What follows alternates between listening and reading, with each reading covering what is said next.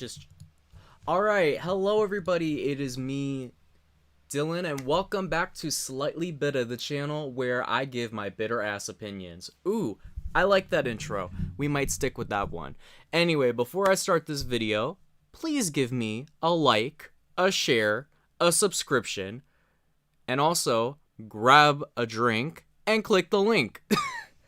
Bear with me, y'all. I'm trying to work out these lines. Like, please ignore all the corny shit. Anyway, we are here to talk about the cast for Big Brother 23. Now, I do want to apologize to all the people that wanted to see me on Big Brother 23. Nobody. But I unfortunately will not be a part of this season. Wah wah. And from the looks of it, I am disappointed. And I'll tell you why. This is a really great set of people. They look like normal people, and I appreciate that. As someone that has really gotten kind of sick of seeing the same people on rotation, I'm going to try to hide this top part. Let me see if I can hide this. Can I hide it? No, I can't hide it. Whatever. But as someone that has kind of gotten sick of seeing the same people put on Big Brother every single year, these model, fit, steroid-ridden, horny people put on the show, it's really a great change to see normal-looking people here.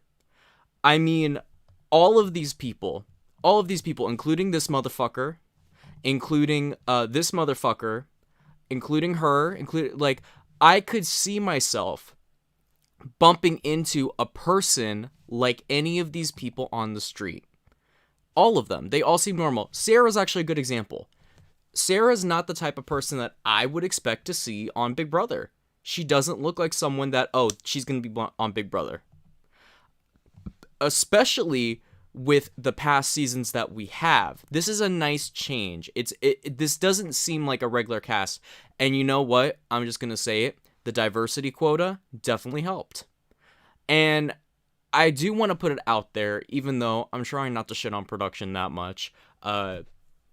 It does speak volumes that this cast really did meet the bare minimum. And I know some of you hate when I talk about race on this channel, but we do.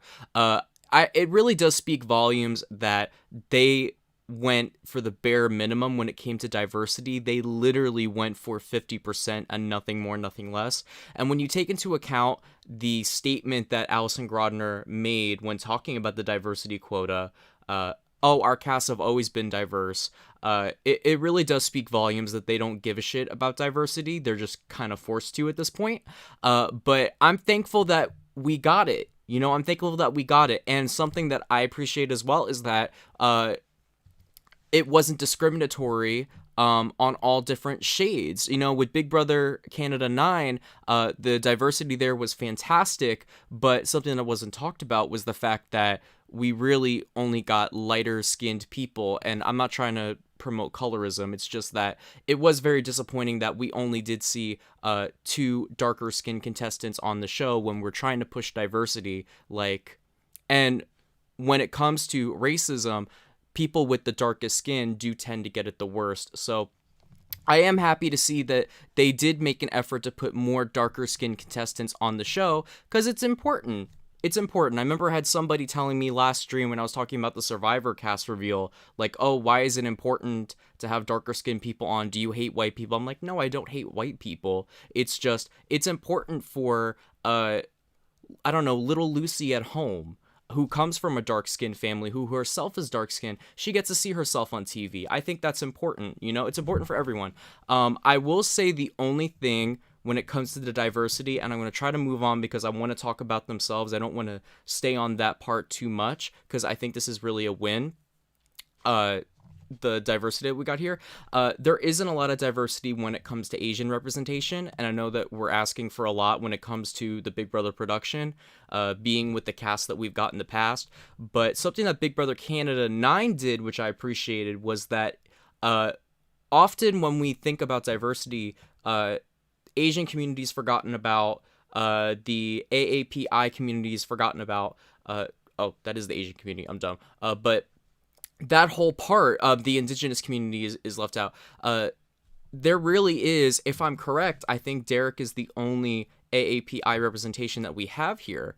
And you know what? It's a step in the right direction that the cast is not 90% white, but it would be nice to have more AAPI representation. That's all I'm going to say. I'm just putting it out there. I know that my audience tends to side with me on these things, and y'all are fine with me talking about diversity.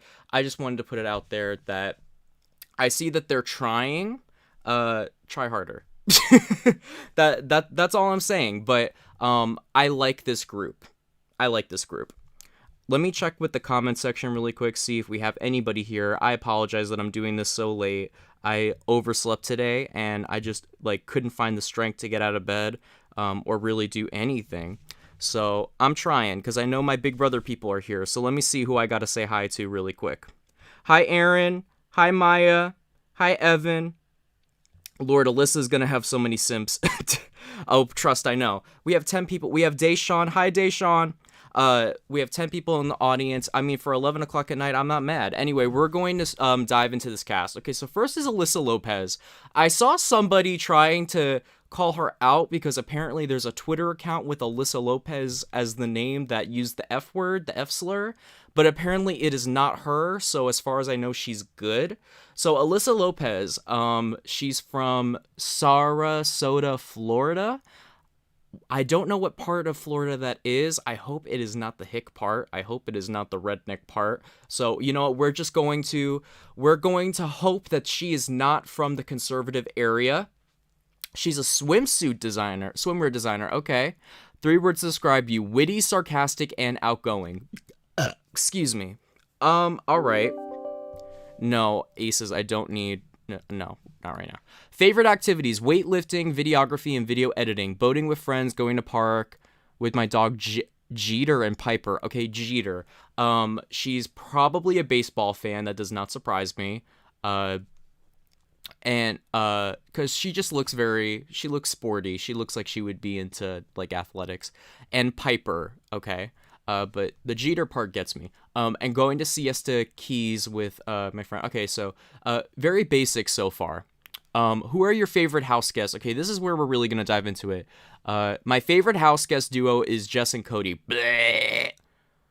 Bleh. Okay, I'm not going to dog on her too much because I have to remember that not all these house guests are privy to the feeds. She doesn't look like someone that would be a feeds watcher. She's very young. I don't see her being a feedster, but you never know. But I appreciate the fact that she was a Jess and Cody stan, because more than likely she does not know that Cody is transphobic. And hopefully she just saw the show and was like, yes, I like badasses that stand up to a house full of sheep. And I'm hopeful that this means she won't be a sheep, but we don't really know. If I had to go based off of first impression, she's giving me an anal lice right now, an Angela, a Rachel. She's just giving me very pretty girl that's just gonna, go with the flow, maybe get into a showmance, but I hope I'm wrong.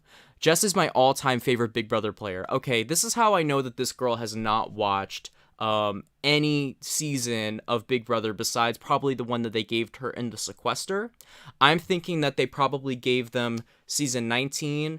I know that they used to give them 16, but maybe they're moving on up and now they're giving them 19, which, why? I'm thinking 16, 19, and 20 are probably being put on their screen because there's certain seasons of Big Brother that are given to them because they do try to, because they have these questions, they do try to make the contestants watch at least some of the show so they know what they're talking about. And when I skimmed through some of the bios of who their favorite duos are, I saw a lot of Derek and Cody and Jess and Cody. I saw a lot from 20, 19, and 16. So I'm assuming 19 was one of the seasons they were given. Because, I like Jessica outside of her romantic choices. She used to follow me on Twitter, on my old Twitter account before that shit got banned. But Jessica as an all-time favorite is a weird choice. I don't know, but she played her own game and not Paul's game. I do like that, though, because I'm hoping that they watched 19 and they saw that a herd mentality can happen, and I hope that her not liking Paul means she won't be part of it, but you never know. I think if Paul didn't have that secret power, she and Cody could have gone far in the game. I actually agree with that. I think that if Paul didn't have so much rigging in his favor, I think he would have been a first boot. She stood up for herself, and Cody and I can oh god, and herself and Cody, and I can relate. Oh, I thought she was gonna say she can relate to Cody. I was gonna be like, bye, because who's gonna want to relate to cyborg Cody? What are you most excited about for Big Brother House? I'm excited to just live out my number one bucket list goal. I've religiously watched Big Brother since I was 11 years old. Okay, so she's been watching for 13 years. That means that she's been watching, that'd be 2008. So she's been watching since, season 10. If I believe her is the thing. And I've applied 4 times. She has applied a couple of times. I have a photo of the Big Brother logo on my vision board, and I'll be excited to meet new people around the U.S. and live somewhere different than Sarasota. Wait. Oh, okay. You know what I'm reading that as? I'm reading that as she's moving to California, but no, she's just like acting like she's gonna live in. She's gonna be living in a house. Okay, so she's small town girl living in a lonely world right now. I'm surprised to hear that she's been watching the show for this many years, and this is where I think that a stunt is being pulled, because sometimes they do tell, I've heard, they do tell people to say they've been watching the show, and that they've been watching since they were 11, or since they were this, or that, so that people don't get onto the fact that they were recruited. But again, I'm going based off of her picture and her answers in the bio, so we don't know what this girl is really like, honestly, until we see her in the house. The video could give us a good idea, but I think we're gonna have to wait till she's in the house. What do you think will be most difficult part about Big Brother? The most difficult part for me will have to be sucking up to house guests I may not get along with. I have a very hard time putting on a fake smile because I wear my emotions on my face. It's on my sleeve, but okay. I always say this in my mind. Is she Puerto Rican? Because that would make sense, because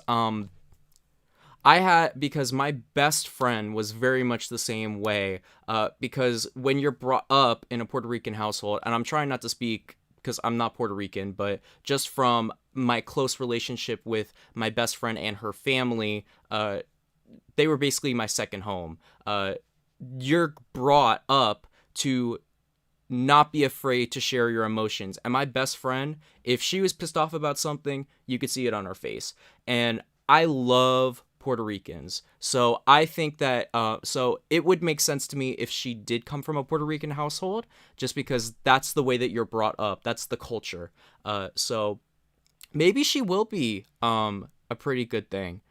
And I'm trying not to be ignorant or controversial when I say that. I'm just saying that's my experience with my best friend and her family, who I basically grew up living there. But that's a whole nother story. What is your favorite past moment on Big Brother? Okay, so this is a moment. My favorite past moment was on season 11. Okay, maybe she is an avid viewer. That's just so weird to me that was season 11 2008? Season 11 might have been 2008. The first season I ever watched. Okay, so that probably was 2008. When Jeff used his secret power to put Jesse and Natalie on the block. That the power shifted him and Jordan. Okay, alright, you know what? You had me and you lost me, Alyssa. You had me and you lost me, because what? Girl, what? My favorite moment? That's your favorite moment? From 11 to 22? That's your favorite moment? The coup d'etat? It wasn't even that much of a power shift. Honestly, I'm just gonna say this. I don't understand how Jeff was America's favorite player twice. And I believe it's because the majority of Big Brother viewers are moms, are older women. I know that the age has gone down because of Frankie Grande when he came into the picture, and all the Ariana stans started watching the show. But back in the day, it was mostly moms and older women that were watching the show. So when they see this young, salt and pepper haired guy on the show, and he has a showmance, of course they're going to root for him. And it's like, people chalk Jeff up so much. Jeff is a goddamn homophobe and a racist. Go look it up. Go look up his tea. So I'm just I'm not here for that. How, that's your favorite Big Brother moment? How many iconic, legendary moments have there been on Big Brother? Like, and you picked that? It's giving weird. What is your strategy for winning the game? My strategy is to win the very first HOH. I actually agree with this. I think the HOH is very important. I'd then be able to align myself with physical and mental players.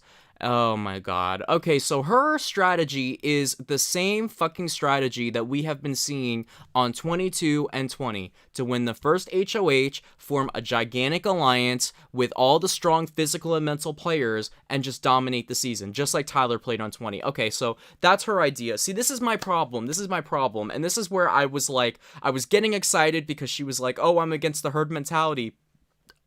No, you just don't like it on the TV. She's going to do it. I guarantee you that this girl, if there is a major alliance that forms that first week, she'll be roped into it.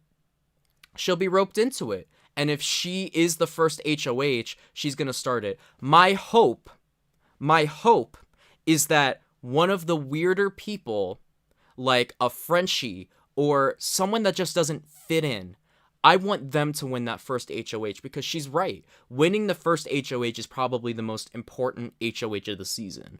I know people would probably say the final 3 or final 4. It's the first one. The first one sets the tone for the game. A lot of people throw the first HOH. I would not. Why? You get to nominate people and be like, and you have nothing to go off of, so no one can be angry at you. And you have everyone going up to you being like, I want to be your best friend. Oh, I want you in this alliance because you have the power. So having that first HOH is fucking pivotal. And I mean, she's not wrong. Her strategy is not off. But for my sake and the season's sake, she better not win that first HOH because she's just going to form a level 6. That's what she's going to do. Or level 666 is the way I would put it. Life motto, invest your energy in things you can control. I actually like that motto. That's giving me very Jewish energy. And if you don't know what I'm saying, one of my favorite things about my culture is that we have all these great sayings. And this is something that I would hear from the temple or my mother. But that's very true. Invest your energy in things you can control. Like, there's no point getting bitter about, I mean, pun intended, because that's my channel name. But there's no point being upset about something like, oh, I don't know, like you missed the bus. Like, you can't control that. I don't know. But I actually like that motto. I thought it was going to be something stupid, but I actually like it. What would you take into the house and why? My dogs, Piper and Jeter. I actually agree with her. I would probably take my pet into... I'd bring Coco in with me, my rabbit. Mental relief. My best friend, because we talk to each other 24/7. I tried to see if I can fit her in my suitcase. Okay, that's cute. Yeah, I'd probably do the same. And a DVD of The Office. Okay, so she really is basic. I'm sorry. I like The Office, but that's so fucking basic. I like The Office. I like Friends. I like The Office. I like Friends. Okay, get a personality. Fun facts about yourself. I was featured on a Hooters billboard and a taxi top. I don't think that's something to brag about. I have my drone aircraft license. Okay, that's cool. I guess. Drone? Okay, so you can spy on people. I have my bachelor's degree in broadcast production. Okay, so that's just what you majored in. I gymnastics for 10 years. Okay, that's something cool. I'm launching a swimwear line. Okay, well, we can kind of tell from your thing. Okay, so what this is giving me, maybe she really will be the next Tyler, because I know Tyler just went on Big Brother to fucking start selling jewelry, so maybe she's gonna be the next Tyler, and instead of selling us shitty jewelry, she's gonna sell us shitty swimwear. Woohoo! Alright, well, I'm gonna give these people rankings out of like 10, so we're gonna give them lemons, because this is that's my thing, is lemons. I love lemons. Slightly bitter. I'm gonna give her, out of 10 lemons, I'm gonna give this, I almost said the B word. I'm trying my best. I use bitch all the time. I'm trying my best not to refer to people as bitches because I know people get offended. But I'm gonna give her, I'm gonna give her 5 out of 10 lemons because I see potential with her. She gives very basic, but some of her ideas are good to me. My hope for her is that she doesn't fall into a comfortable position in the house. I think if she falls into a comfortable position in the house, she's just gonna coast. And no, not float. I need y'all to understand floating is when you float between different alliances. Coasting is when you're a non-entity in the house and you're just like you're safe, so you're coasting. I want her to be in a position of struggle to where she has to fight for her life. And I think if she has to fight for her life and runs an alliance, I think she could be a powerful player because she seems like she has a good personality and she could probably fit in with people. She's cute. She's 24. She's quirky. But I really hope for her sake she doesn't become furniture and just ends up as a number in this dominant 6-person alliance. And as for prediction for her, I'm gonna say a juror, like maybe like mid jury, early jury. I hope I'm wrong. So then we have Azah Awasam. If I said it wrong, I apologize. But I want to say Azah is her name. I love her. Immediately, I love her. Just from her answer for who's your favorite duo of all time, she said June and Allison. That tells me all I need to know about her. The fact that she didn't pick a modern pair and she picked June and Allison specifically shows me that this is not a woman that's going to let the men dominate the game.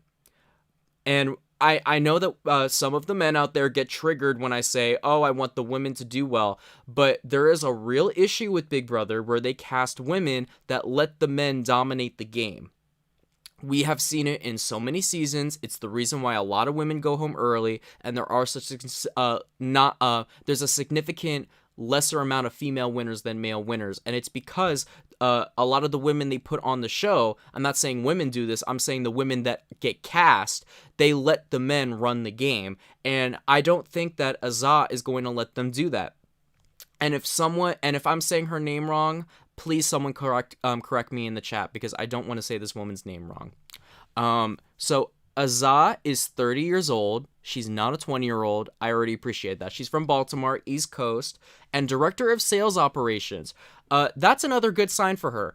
I feel that salespeople are going to have a leg up in the competition because it is your job to sell things to people. And having that background is going to help you in convincing people to go along with your plans. And if she's the director of sales operations, I hope that she has some psychology background because if she can convince people that, buy this she basically some salespeople are so good that they can convince people to buy things and make them think it's their idea. If she can translate that to the game and make people think that her idea is their idea, she's going to be dangerous. And East Coast does it best. Sorry, not sorry. 3 words to describe you: charismatic, crafty, and clumsy. I like the alliteration. And these words are great. And you know what? Charismatic, crafty, and clumsy. It means that she's going to be a strong player and she's going to be an entertaining player. And it's very rare that we get players like that. Favorite activity. I love cooking. It's one of my favorite pastimes. I'm also an avid biker. Just completed a century earlier this year. I don't know what that is, but that sounds tough. And a world traveler, 26 countries and counting. Okay, so they better watch out because she is going to dominate in challenges. She's going to be a physical threat. Physical threat. Who the hell is messaging me on Skype? Oh, it's just like the millions of things. Oh, speaking of which, this is an alumni chat there's a woman named Chanel that's going to be on Survivor. She's in this alumni chat with us. Like, every now and then someone will pop in and say, congrats, Chanel. You know, being all fake. Because, once someone has some type of clout, people are going to be fake and try to get that clout for themselves. But,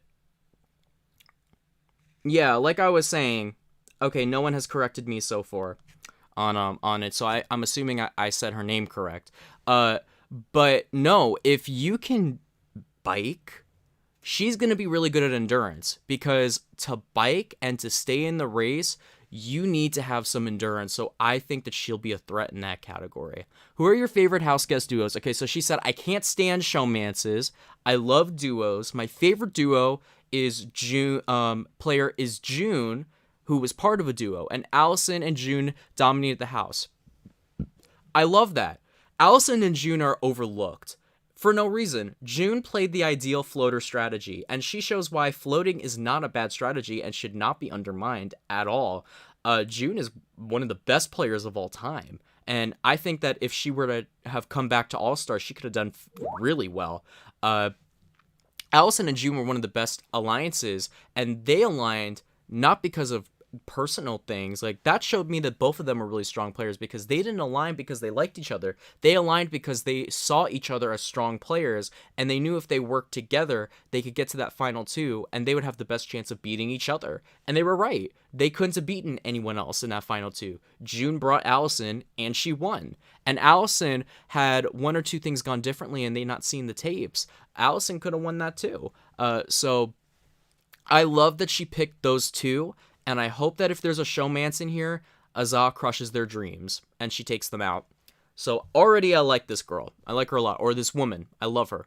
What are you most excited about living in the Big Brother house? I'm looking forward to competing in OTEV. I am a beast at musical chairs, so I hope to get the veto in the bag. I think that this it further confirms, I think she's going to be competition heavy. My hope for her is that she wins that first HOH and she gets herself in a good position. And she forms an alliance, a good alliance. Not one that steamrolls, but a strong alliance, an undercover alliance. I hope she finds an undercover partner. If she wins that first HOH, she could find an undercover partner. Like, imagine she aligns with, I don't know, fucking Frenchie or Christy or someone that we wouldn't expect. Like, I would live for it. So I hope that Azah is a beast in competitions. I already see it.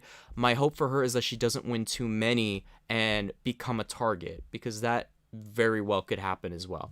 What do you think will be the most difficult part about living in the Big Brother house?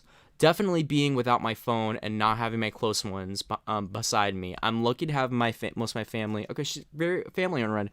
And my 7 best friends. Okay, once again, that is great. 7 best friends. That means that she knows how to make lasting connections. If you have 7 best friends, you know what you're doing. So she's going to be good at the social. What's your favorite moment of Big Brother? Keisha, I really hope that she spelt it that way and the Big Brother page CBS didn't spell it that way. Because if they did, fuck y'all. Because y'all just had Keisha on and you can't even spell her name right.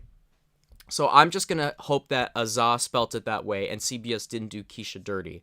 Keisha's birthday and BB10 is one of my hands down favorite moments. Too many iconic moments. Lisa screaming her accolades to Jerry. Jesse instigating. Dan staying out of trouble. That sad happy birthday. Okay, to me, this shows that Azah is a Big Brother super fan. Sorry, Alyssa, but the fact that you picked the coup d'etat. Like, you're not a Big Brother fan. Fuck you. Oh, let me take that back. I don't even know this girl, and I'm saying fuck you. Watch me be a big fan of her on the show. But this is what a real fan picks. An interesting person picks Keisha's birthday. And it's such an overlooked moment by the general audience because they all focus on the newer seasons or the showmances. I love Azah already. What is your strategy for winning the game? Spot the power players early and annihilate. Can we just talk about that she used the word annihilate? Well, spot the power players early and annihilate or divide them one by one. I love this woman because that's exactly how you play. Spot the power players early and annihilate them. Maybe I'm just getting so hyped because this is the strategy I would have. I put it in my tape. If I went into the game, I would play as either Daenerys Targaryen and June Osborne from The Handmaid's Tale. Sometimes you gotta lay low. And what June Osborne did in The Handmaid's Tale is she laid low, she was undercover, and when she saw her time to strike, she did little things to divide the people in power. She turned the Waterfords against each other. She got Serena to flip for that 1 second so that her baby could be set free to Canada. She was able to free an entire airplane of kids because she bided her time and stayed in the country. Y'all probably don't even know what the fuck I'm talking about, but she stayed in Gilead. and bided her time to save her daughter. She could have just left. She was smart about it, and she divided the country. And now all of those assholes that were in charge, now they're not in charge. Now her allies, Nick and Commander Lawrence, who were allies, now they have the power, and she has control over Gilead, basically. She has a heavy influence in it because her two allies are in power over there. And she, I don't know what, the show hasn't ended yet, but she divided them. And same thing with Daenerys. Daenerys saw the people in power, and she said, I need to take them down. I need to reclaim that Iron Throne. She annihilated her enemies until she got the Iron Throne. She went mad with power, but that's on fucking George R.R. Martin for writing it so terribly and the show. I think that she should have just kept the Iron Throne, but when you're in the Big Brother house, you have to spot your competition immediately. The ones that are going to be in a position of power, and you have to take them out early, and you have to divide the house early. You have to turn people against each other. That way, they go after each other, and you can watch the chaos and be there at the end and survive and reclaim that Iron Throne. And the fact that she used the word annihilate, she said annihilate. She didn't say eliminate. She didn't say take out. She said annihilate and divide. Those are the words of a smart, strategic player that knows what they're talking about. I'm loving Azah already. That's how you play. And if more people played like that in Big Brother All-Stars, the All-Star season, if they saw Cody's a threat, Tyler's a threat, Nicole's a threat, they're at the top. They're going to be the strong ones. They're going to be the ones that are here towards the end. Cody's going to win the competitions, and he has a lot of friends. Tyler makes final twos with everybody and is going to be the social. Nicole always is silent in the beginning and then coasts to the end and gets people on her side. If people would have seen that and taken those power players out earlier and taken the shots, then the season could have went a lot differently. So I love that Azah is thinking this way because that's how you should think in the Big Brother house. You need to take out your enemies and divide them early. Play for myself, not the house. Thank you. Thank you. I hope that more players have the same mindset as her. Too long have we had players going into that house like fucking Christmas, the entire cast of Big Brother 19, talking about some, oh, well, the HOH wants this, so I'm going to have to vote with the house. Oh, I'm sorry, I want you to stay, but I got to vote with the house. How many times has there been a possibility for a flip, but too many people were afraid to open their mouths and say, I gotta go with the house? As someone that has played these online Big Brother games, I can't tell you how many times I've survived an eviction because I've literally had to bring people together and say, you all want to go with the house, you've said you'll keep me, if we all vote for me, I'll stay. And once I put the numbers right there, they all were like, okay, we can do this. If more people played for themselves and not for the house, we would see more flips and blindsides. That's why old school Big Brother is so great. People need to stop playing for the house. Play for yourself. Now, enough of my fucking manifesto. Let's move on. I'm hoping my amiable appearance will cause the guests to let their guard down. Daenerys, I'm telling you, Daenerys, I want every house guest to feel like they have me in their pocket. Finally, I make really good decisions as long as there's no romance involved, no showmances. Showmances should be the first ones to go. The first ones to go. The first ones to go. The showmances, because they're never going to turn on each other. Except for rare instances. The showman's got to go. If you're fucking someone, you're not going to vote them out.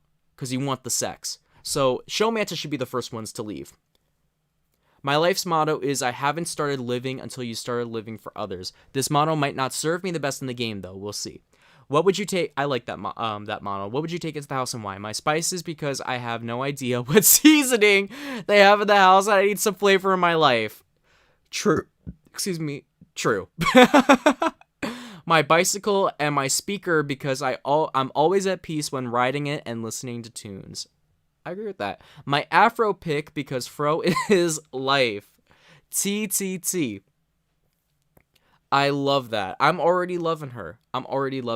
Fun facts about yourself. My grandfather was a polygamist with 6 wives and 47 children. I have over 300 cousins. Oh, I want to hear that story. Was he Mormon? I want to hear about that. My name means able to make friends. Oh, that's so cool. That's so cool. Avid traveler. Prior to COVID, I visited 4 countries per year. I'm just relating to this woman so much because I'm the same way. Afraid of manholes. She's not wrong. Attended Messianic Jewish school for primary upbringing. Is she a Jew? Oh my God, is she a Jew? Wait, I don't know for a fact, but the fact that she went to Jewish school. Listen, I'm not a religious Jew at all. Is my culture. But if she's a Jew, I'm writing hard for Azah. I'm writing hard for her. Okay, so now we gotta rate her. Okay, I'm giving Azah a 10 lemons out of 10.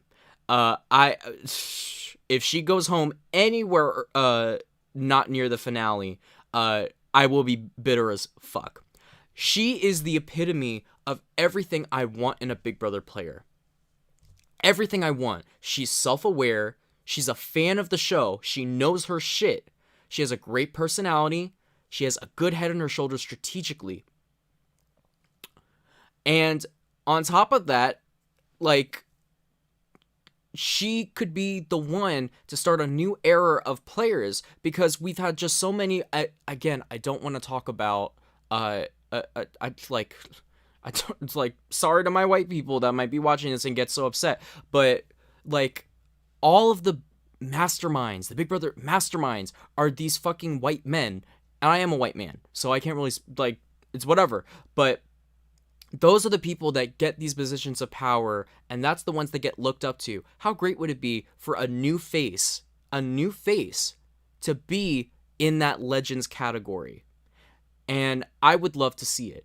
This girl is everything that I want in a Big Brother player. She's smart, strategic, cutthroat, great personality, and we haven't even seen her in the house yet. We haven't even seen her in the video yet. Like, her bio is everything. This is one of my favorite bios of any Big Brother season. I really like her. I'm giving her a 10 out of 10. She's my winner pick right now. She's my winner pick. I really like her.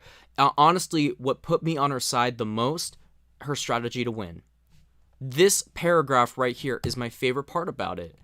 And I really hope that and on top of that, she's Jewish. So I really hope that Azah does really well. I really do. I like her. Next up is Brent Champagne. And what is so funny about this is that he's wearing the same tank top that Brett was wearing when Julie misspoke and called him Brent during that double eviction. So I love that. Let me check in with y'all. Hi, Frank Hicks. Nice to see you back. Aaron's here. Deshawn's here. Let me see what some of y'all are saying. I'm tired of men winning BB for real. No, exactly. That's why Azah would just be a great. It'd be a great. I mean, I thought Tyshawn deserved the win regardless, but the fact that he won after this new diversity quota, like, it sends a positive message. Big Brother, sorry not sorry, you've had a really bad history with racism, and this is a foot in the right direction. And I think it's time for a new generation of all-stars and legendary players that don't fit the same mold and look the same as the past winners. And again, my haters that tell me I hate white people, I don't. I'm all for everyone being a legend, like everyone being an icon. Like, I'm looking at your personality and you as a player. I'm just stating the obvious that it would be fantastic if we could see a new face, a new demographic, a new look to the Big Brother superfan. I mean, the Big Brother mastermind. Because right now, look who's in that category: Dr. Will, Dan Giesling, Derek. Bleh. That's all I'm saying. I'll try to keep it to a minimum. I'll try to keep it at a minimum. I have a good feeling that she's gonna win. I hope. I want some rebelling this season. I want to flip on an HOH. Agreed. Enzo's a perfect example of being a wuss on BB. Agreed. Duos would be used to be deadly in the game. Now they're just lovey-dovey. Agreed. How about a duo that isn't romantically involved? How about that? I just looked at the dudes duo section. Ew. Oh, is this the one that said... oh no, this is not the one that said Brett and Winston. Or as I call them, the bromosexuals. Alright, so we got Brent Champagne. He's 28. From Cranston, Rhode Island. Rhode Island, the tiniest state. He's a flight attendant. That makes sense because who wants to stay in Cranston, Rhode Island? No shade to my Rhode Island people. Okay, so he's a flight attendant. He's probably worldly. It means he has to have some sort of social capabilities if he's a flight attendant, as someone that knows flight attendants. Adventurous, passionate, confident. I mean, I can tell that from his picture. Is he Italian? I could see him being Italian. I don't know. He looks Italian. If that makes sense. He has like Italian features. I don't know how to describe it, but I don't know. I'm not trying to be offensive. I'm just saying I think he might be Italian. Maybe the last name too. Italian or Greek. He's giving Italian or Greek energy from his picture. Favorite activity: sports, working out, stock, trading. Okay, he's giving me used car salesman on top of the photo. Stock trading. That specifically is what's giving me a used car salesman. Stock trading. Okay, so this is the guy that thinks he's going to be the villain of the season. That's what it's giving me. It's giving me that. I think this guy and Travis are going to be a bromance. That's what I see. The fact that he is a stock trader, and this is not shade to stock traders. The stock traders I know, and I'm sorry if you're a stock trader out there, are slimy people. And I'm really not trying to shade you if you are a stockbroker. I mean, fantastic, good for you, but this is not his profession. This is an activity, a side hustle for him, stock trading. And my experience with stock traders is that they're slimy people. And that's what I see from him. What's your favorite house guest duo? Those who became Tyler, Crispin, and Angela. Really? I just like how they became a power couple inside the house. That is such a fucking lot. Hashtag showman's goal. Oh, shut the fuck up. Hashtag. Honestly, anyone that puts hashtag anything is really fucking cringe. So already I'm not here for him. Angela and Tyler is just such a weird pick because they were not a power duo in the game until like literally the last few weeks. For a majority of the game, it was Tyler and Casey that were the power duo. Angela and him didn't even become a thing until like the jury stage. So this is like a really weird thing to say, but again, he probably is one of those people that looked at social media or was shown the season and probably wants to be in a showmance. They were not a power couple in that house. Angela, again, no shade to Angela, but there wasn't exactly a lot to get from her. She was a try-hard Ice Queen. And I've always liked Ice Queen characters, but there's a difference between being an Ice Queen and trying to be an Ice Queen. And those fucking cheesy lines that she would say, like, "This is 3 steps ahead. Well, Bailey, we know that you're the hacker." Meanwhile, Haley's the fucking hacker. Like, I don't know. And Tyler and Angela, again, I'm going to give him the benefit of the doubt that he does not know what Tyler did about using Black Lives Matter to his advantage during Big Brother 22, or the fact that Angela said point blank to Bailey, "A black woman has never won this game, so I want you to win this and do very well." Meanwhile, she backdoors her that same fucking week. Like, I don't respect Tyler or Angela in the slightest because of their usage of that. Like, the fact that you can say something like that and then you literally go back on it, just keep your fucking mouth shut. That's all. That's all. If you're not gonna do it, don't fucking say it. Like, don't speak it out there. And especially when you're gonna put that much stress on Bailey that they literally cause Bailey to miscarry. On top of that, I don't appreciate people that use the Big Brother platform just to be famous and just to sell jewelry. I don't know about Tyler, but Angela most definitely only went on there to further her modeling career and to sell fucking jewelry. Shitty jewelry at that gave people mercury poisoning.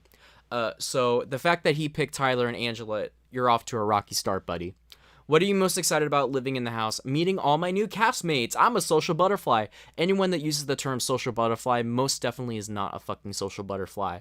Like, what are you getting that from? Like, that's a word that they feed to these contestants, is social butterfly. It's on fucking Brand Steel. Nobody uses that term. I've never heard anyone say, "I'm a social butterfly." Like, nah. This guy is most definitely not going to be a fucking social butterfly. I truly live for these moments. Also, being the single young man that I am, I'd be lying if I said the women didn't add for my excitement. Okay, here we go. Okay, he will probably be in a showmance. The question is, will he be in a showmance with Alyssa, or will he be in a showmance with Brittany, or who was the other pretty young girl? Or Whitney? That's the question. Will he be in a showmance with her, or will he be in a showmance with her? That's the question. Continuing. That was so obnoxious. No. So this is gonna be one of those fucking guys that's just here for pussy. All right, good to know. Thank you. Moving on. I think it's very. What's the most difficult part about living in the house? I think it's very normal to assume that personal privacy no longer exists. No duh. Okay, so he's all. But it's the price to pay for an opportunity of a lifetime. So sign me up. I can tell that this guy has not seen a single episode of Big Brother in his life until applying for the show. What's your favorite Big Brother moment? I wouldn't say a favorite moment, but more of a guilty pleasure. I truly enjoy watching the faces of those who are rightfully backdoored. In other words, you didn't watch a fucking season. The reaction is just so genuine regardless of being on camera. I feel it's one of those few times where contestants fight their honest emotional nature. I hope he gets backdoored. Okay, this is just so fucking annoying because it's really obvious that this guy has never seen Big Brother. I don't know. Look, I'm not going to say that you need to cast everybody that has been on Big Brother. I mean, like, the cast doesn't need to all be fans of the show. Because honestly, most of the fans suck. Point blank. Most of the super fans that go on the show are not really fucking super fans. They watch like 2 seasons of it and they're like, I know everything. But there are just so many really great personalities out there that are fans of the show, that are strategic, and that will shake the game up. And I do understand that you need to throw in people like this that don't know shit about the show. But I don't know. I just don't feel like this is... you know what? Brett's a good example. Brett is a fucking douchebag. I don't like him. He was one of my least favorite people on the show, but he was entertaining. He had a personality. He had something different about him, and I could tell that from his fucking bio. This guy is just here to eat some pussy. He's here to eat some pussy, to get some Instagram followers, to bro it out. That's what he's here for. And I can already tell it from his answers. His answers say it fucking all. And the fact that this guy most definitely has not seen an episode of the show proves it. If he had seen an episode, he would say one of my favorite backdoors was ABC. The fact that he's not even saying, like, who thinks to say my favorite past moment? If he was a real fan of the fucking show, he would have at least said some moment, some past moment. I don't know. It just really pisses me off that someone like this is on the show and I'm fucking not. Like, I'm just saying. I'd rather do Survivor, don't get it twisted, but I know so many people that would love to go on the show, that would be entertaining, and that fit his category. Fit his category. Shit. I had this guy Craig that was on season 3 of my show. No shade, Craig. I like you, but he looks almost identical to this guy. He likes girls, obviously. But he is all about broing it out, but he's strategic. He is kind of goofy, and he probably is clumsy. He doesn't have it all up here, but he has some type of strategy, has a great personality, and he would fit this guy's archetype. He even is a business stockbroker, whatever, used car salesman asshole, and he is a big fan of the show. And like, I'm not even best friends with this guy. It's just he played my game like 2 years ago, and like I somewhat kept in like Facebook friend. But someone like that would fit this category that you're trying to fill, and it's just you're passing up people like that for this fucking smarmy bitch. And this is a lot of energy for someone I haven't even heard speak yet, but I'm just not here for putting people on that, like, aren't even really fans of the fucking show. It's different for Love Island or these other shows where it's like they've only been on for a few years. Big Brother has a cult following. It's been around for 20-something fucking years. And I don't like the fact that some of these recruits don't even watch the show. If you were given an opportunity to take a math test, and if you got all of the questions right on that math test, you get $500,000. Wouldn't you spend, and you have a month until you have to take the test, wouldn't you spend that month studying everything you know about math? Wouldn't you take every outlet that you possibly could to find everything out on math so you could win this, so you could get all the answers correct on this test? Because I would do that. That's what a smart person would do. Same thing for Big Brother. If you find out you're on Big Brother, wouldn't you go ahead and watch all of the seasons? Wouldn't you go ahead and find out everything that you can? See who's won the show. See what strategies they've used. See what kind of people could be on. There could be returning players for all you know. There's 22 goddamn plus the 2 celebrity and the over the top and the Canadian version. Like, wouldn't you watch some of those episodes? Not even a whole season. And the fact that we're still in fucking quarantine. Things are getting lifted, but we're still in quarantine. And I can guarantee you that in that fucking 14-day quarantine that they have to take, because they do it even before COVID, you're doing nothing but sitting in the fucking hotel room. And while you're being interviewed, you're sitting in the hotel room. You're telling me that you had no time to go on Paramount Plus and watch every fucking episode of all the seasons? You had no time to do that? I don't know. I really hate to go off on a tangent because I'm supposed to be talking about the house guests, but it's just, I hate people like this, that you're recruited, and it's obvious you're recruited, and if you aren't recruited, you just, like, don't know shit about the show. You don't even take the time to understand the show you're fucking on. Perfect example. I don't watch The Challenge. I've seen bits and pieces. I know some of it. If I were to get a call, we want you on The Challenge.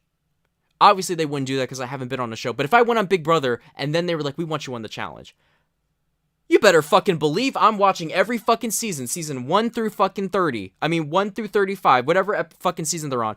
And the spinoffs. And I'm going through profiles. And I'm going to ask my friends about it. And I'm going to see if I can talk to alumni.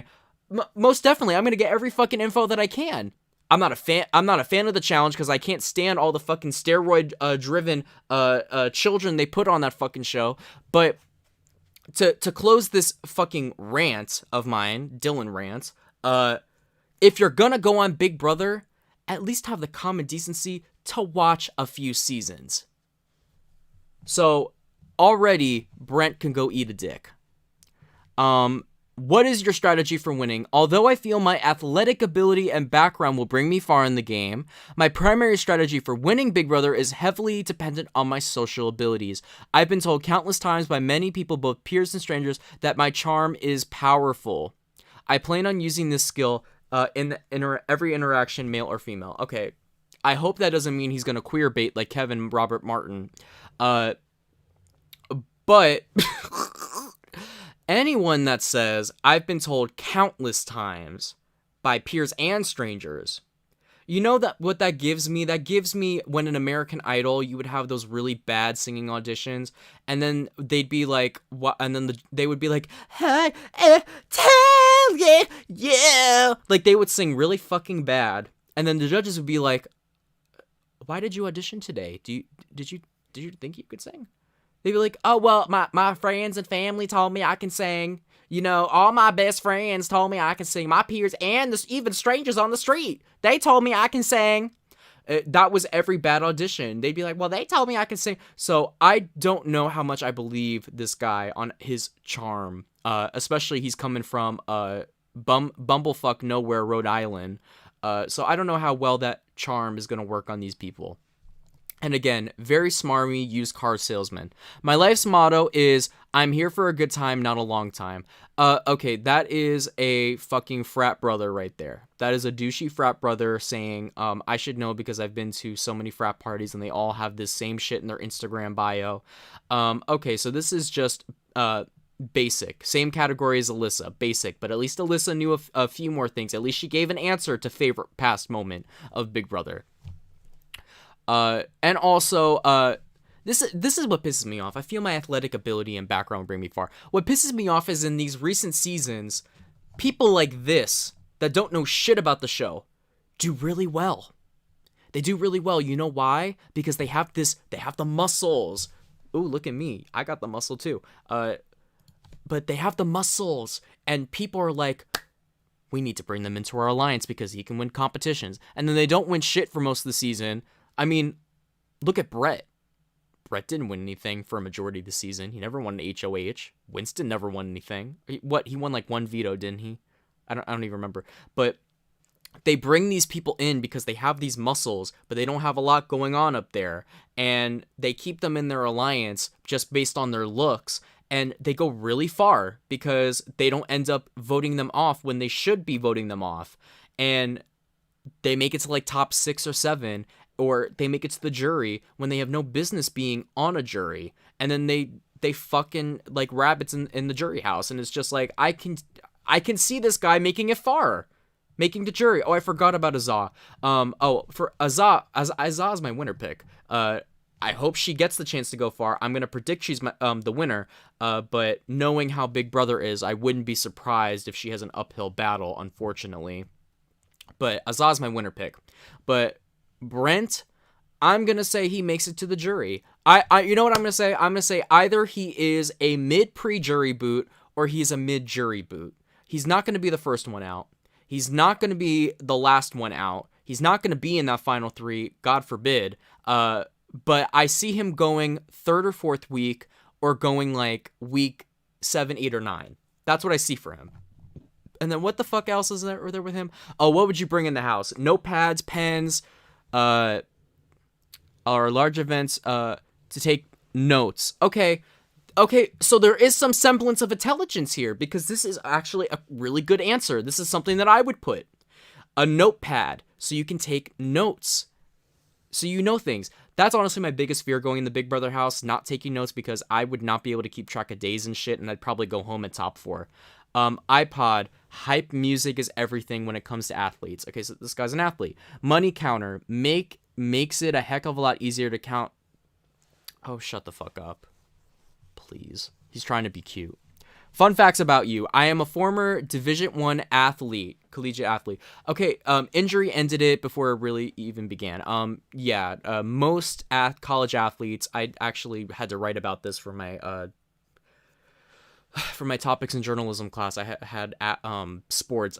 I didn't know it was about sports, but most student athletes don't end up actually going pro because of injury, so this does not surprise me.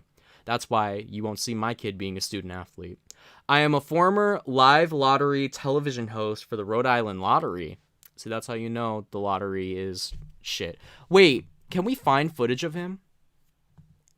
I want to find footage of him. Brent Champagne Lottery. Oh my god, you're kidding me. Casino. This is tonight's Rhode Island Lottery. Oh, I hope I don't get copyrighted. Good evening. Oh my god. And now, your winning number. Oh, that's his YouTube. Oh, he got a YouTube page. 4, 3. Thank you and have a great night. Oh, he's so boring. Even his thing is boring. Sportscasting. Deep sea fishing. Oh god, this guy's gonna suck. Jumping 8-foot table in a tuxedo. This is the last video we're watching of him. I can't stomach this guy.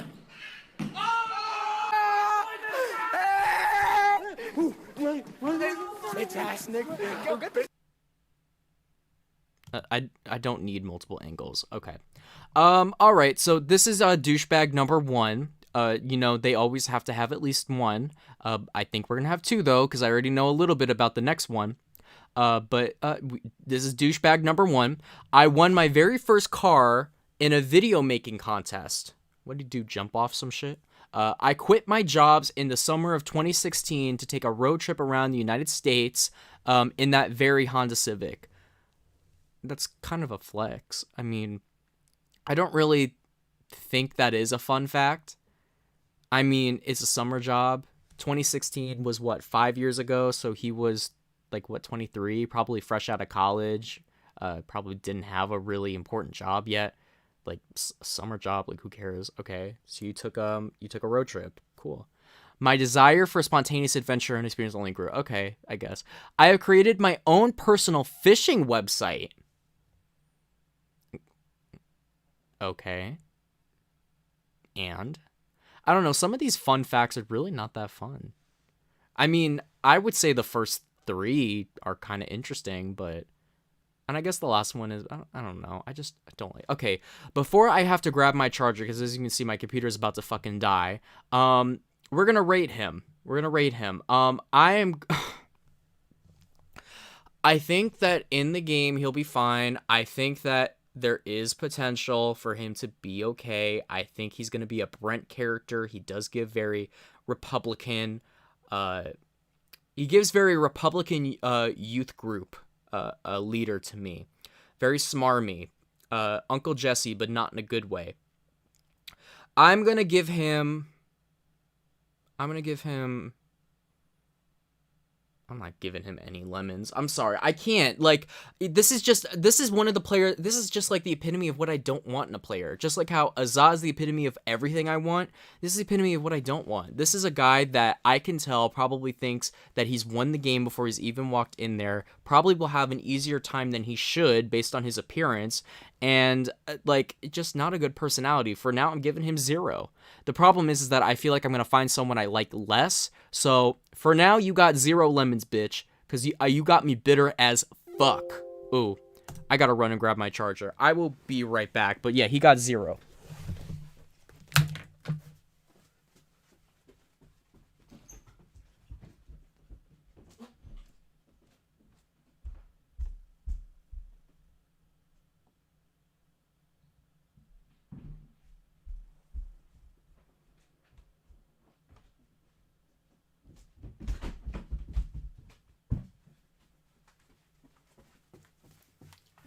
Alright, I'm here. Oh my god, please do not turn off.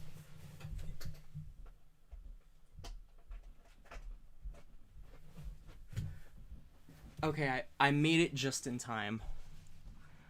Alright, let me read your guys' questions. 1 second. Ooh. Ooh, Lord. He got me really in my feelings, though. Alright, let me see what y'all have to say. Okay. Aaron Hughes. I just looked at this dude's section and ew. Yeah, this guy's gonna be a wannabe villain. Yeah, exactly. Speaking of showmance, Rat Cole got me fucked up for making Bailey the target because of that comment. Oh yeah, but honestly, that boot order was predetermined. Hi Andre, how you doing? Yo Dylan, it looks like we've got a very diverse cast. We do. That was something I was talking about earlier. I am very happy with the diversity that we got this season. It is a little disappointing that they literally did the bare minimum by doing only 50%. But I am proud of CBS because, I mean, this is a big step for them compared to the very white cast that they've had in the past. So it's something. I'll give it to them. They're doing a step in the right direction. I love the fact that we have Dylan Rants mixed in with this stream. Petition to have him taken up by Azah. I hope, you know what? This is the kind of guy that Azah will bury. I hope that Azah has a Vanessa type of vibe, but not crying. And I hope that she takes people like this out. That's my hope. But yeah, you got 0 lemons, bitch. For now, you got 0 out of 10. Okay, next up is Brittany D'Angelo. Brittany D'Angelo. What I will say is that it is I don't know what her background is, but oh, she's got a couple. Okay, so this might be a keeper. All right, also 24. That guy was 28, right? Okay, so far we're in the 20s, but Azah is 30. So she's the same age as Alyssa. I don't know, maybe they'll be friends. Ooh, this girl's got a big fucking bio. What is with all these fun facts? Okay, I can tell that this girl might annoy people. She might annoy people, and the reason why I'm saying that is just looking at this bio. She wrote a whole fucking book for this bio. I can tell she's going to be talkative. She gives me Bridget vibes from Big Brother 18. I hope she does not get on people's nerves, though. She seems like a very nice person. She's from Niagara Falls, New York. Okay, Niagara Falls is not New York. Niagara Falls is Canada. I know where this is. This is literally like right at the edge of the Canadian border. If you don't know, Niagara Falls, one side is Canada, the other side is New York. So she is really north. But you know what? She's a native New Yorker. Because hometown New York. So you know what? Me and Wendy are right there with you, Brittany. So me and Wendy. I got to root for Brittany because she's native New Yorker. Native New Yorker. So I have to root for Brittany just on that fact. Kindergarten teacher, I really hope that you're not like Nicole Anthony.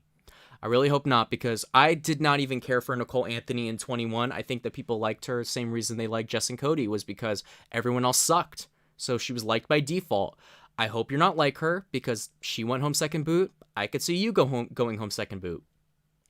3 words describe you: driven, compassionate, and loving. This is going to be the nice girl. I can tell that she probably has a really nice heart, quirky, but I see this girl going home pre-jury already. I just see it. I don't think she'll fit in unless she wins a competition. I see competitions down below, so we'll just have to see, Brittany. Dancing, karate, softball, tennis, theater, spending time with friends and family, swimming, biking, running, fitness activities, playing Mario Kart. Okay, I like her on that. And making TikToks. You lost me there. Yeah, this girl is all over the fucking place. What I like about her, though, is that, you know what? She has that New York energy. New Yorkers were always doing something. We're always on the run. And she's giving me that. And you know what? She's a Mario Kart fan. I might play Mario Kart later tonight on Twitch. Stay tuned. She lost me at TikToks because I'm not a TikToker and I don't really care for TikTokers. But you know what? I'll give it to her. TikToks are kind of fun. Maybe I should get into it. Oh my god. Okay, this is where she did kind of lose me, but she did get me back. Okay, so she said favorite duos. Derek and Cody. You lost me there. Derek and Cody, honestly, I hate to admit this, but they were the second coming of Chilltown. They just were the less likable version of Chilltown. Because Derek won his season, and then Cody won All Stars, and that's what happened with Mike Boogie and fucking Will. However, Derek and Cody had to cheat to do as well. Derek literally had to be handed that season and play against terrible players, and then Cody had to come back with a setup alliance. No shade to Cody. I've met Cody filming those Hallmark movies because I was a associate on that, production assistant on that. And Cody's very nice as far as I know. Met him on the show, can't stand him. But no shade to y'all, but Derek fucked up that entire era of Big Brother by planting people in that house and getting them to do what he wanted. It was really weird how controlling he was. Also, all cops are bastards. Cody just was handed that All-Star season as well. It was ridiculous. I appreciate that she made up for Alyssa's era. Was it Alyssa that said Tyler and Angela were favorite? Or I think it was. And I think also that fucking douchebag before also said that.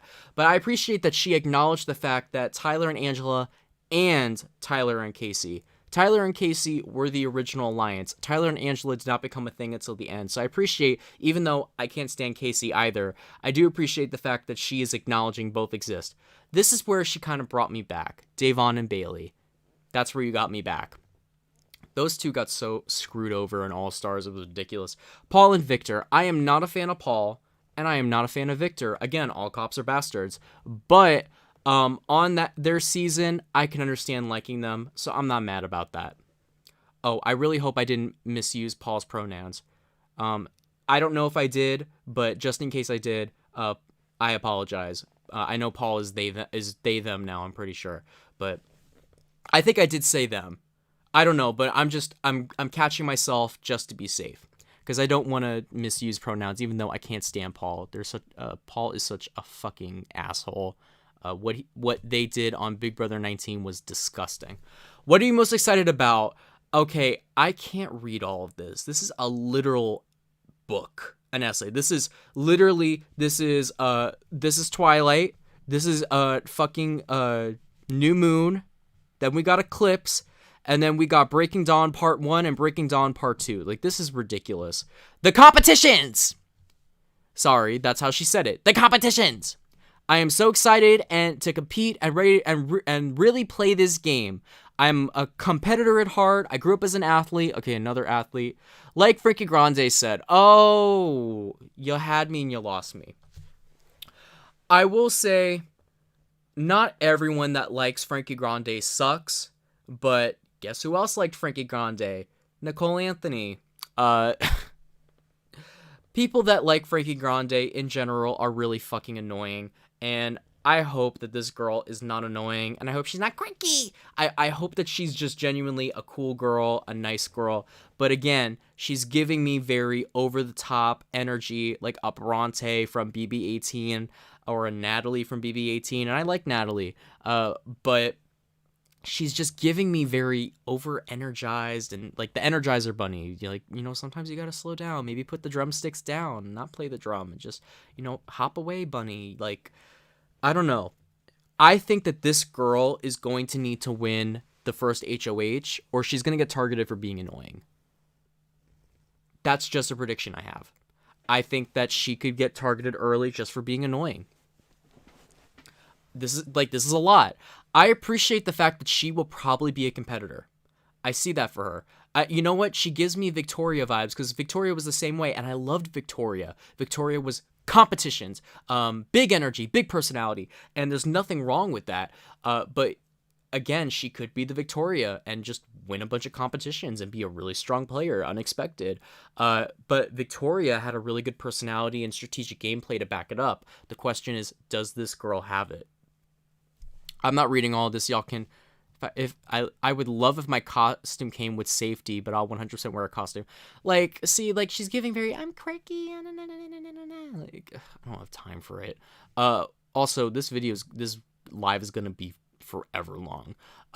What is the most difficult part about living in the BB house? For me, the hardest part is navigating through downtime. I don't think this girl can get bored. I think she'll always find something to do, but I actually agree with her. What I'm actually liking about these bios is I think I get a pretty good idea of these people just through these questions. Shit, I might need to steal this for I Love Money 8. These are some good questions because I'm getting her personality. She's definitely someone that probably can't stand boredom, and hopefully she keeps the house entertaining. It's these kinds of people that bring the drama, and I like it. Okay, here we go. Favorite past Big Brother moment. Did she pick an actual moment? I always go back to this moment because it's iconic. BB14. Dan gets Danielle to use the veto on him at the Final Four. Okay, when I saw Dan, I thought she was going to say Dan's funeral. Nobody talks about this. No one talks about Dan getting Danielle to use the veto on him at Final Four. And he blindsides Danielle and gets Shane. Ian stays the house, wins final HOH, and then goes on to beat Dan. Well, that part, no, absolutely insane. But I actually really like the fact that she said that moment because to me, that shows that she really is a fan. Just like how Azah picked Keisha's birthday, which again is a really iconic moment, but most New School fans don't talk about it, even after Keisha was on All Stars as a last minute addition, which is so dumb. But the fact that she said this iconic Final Four moment over the Dan's funeral, which honestly, the Final Four move was the move. It wasn't Dan's funeral.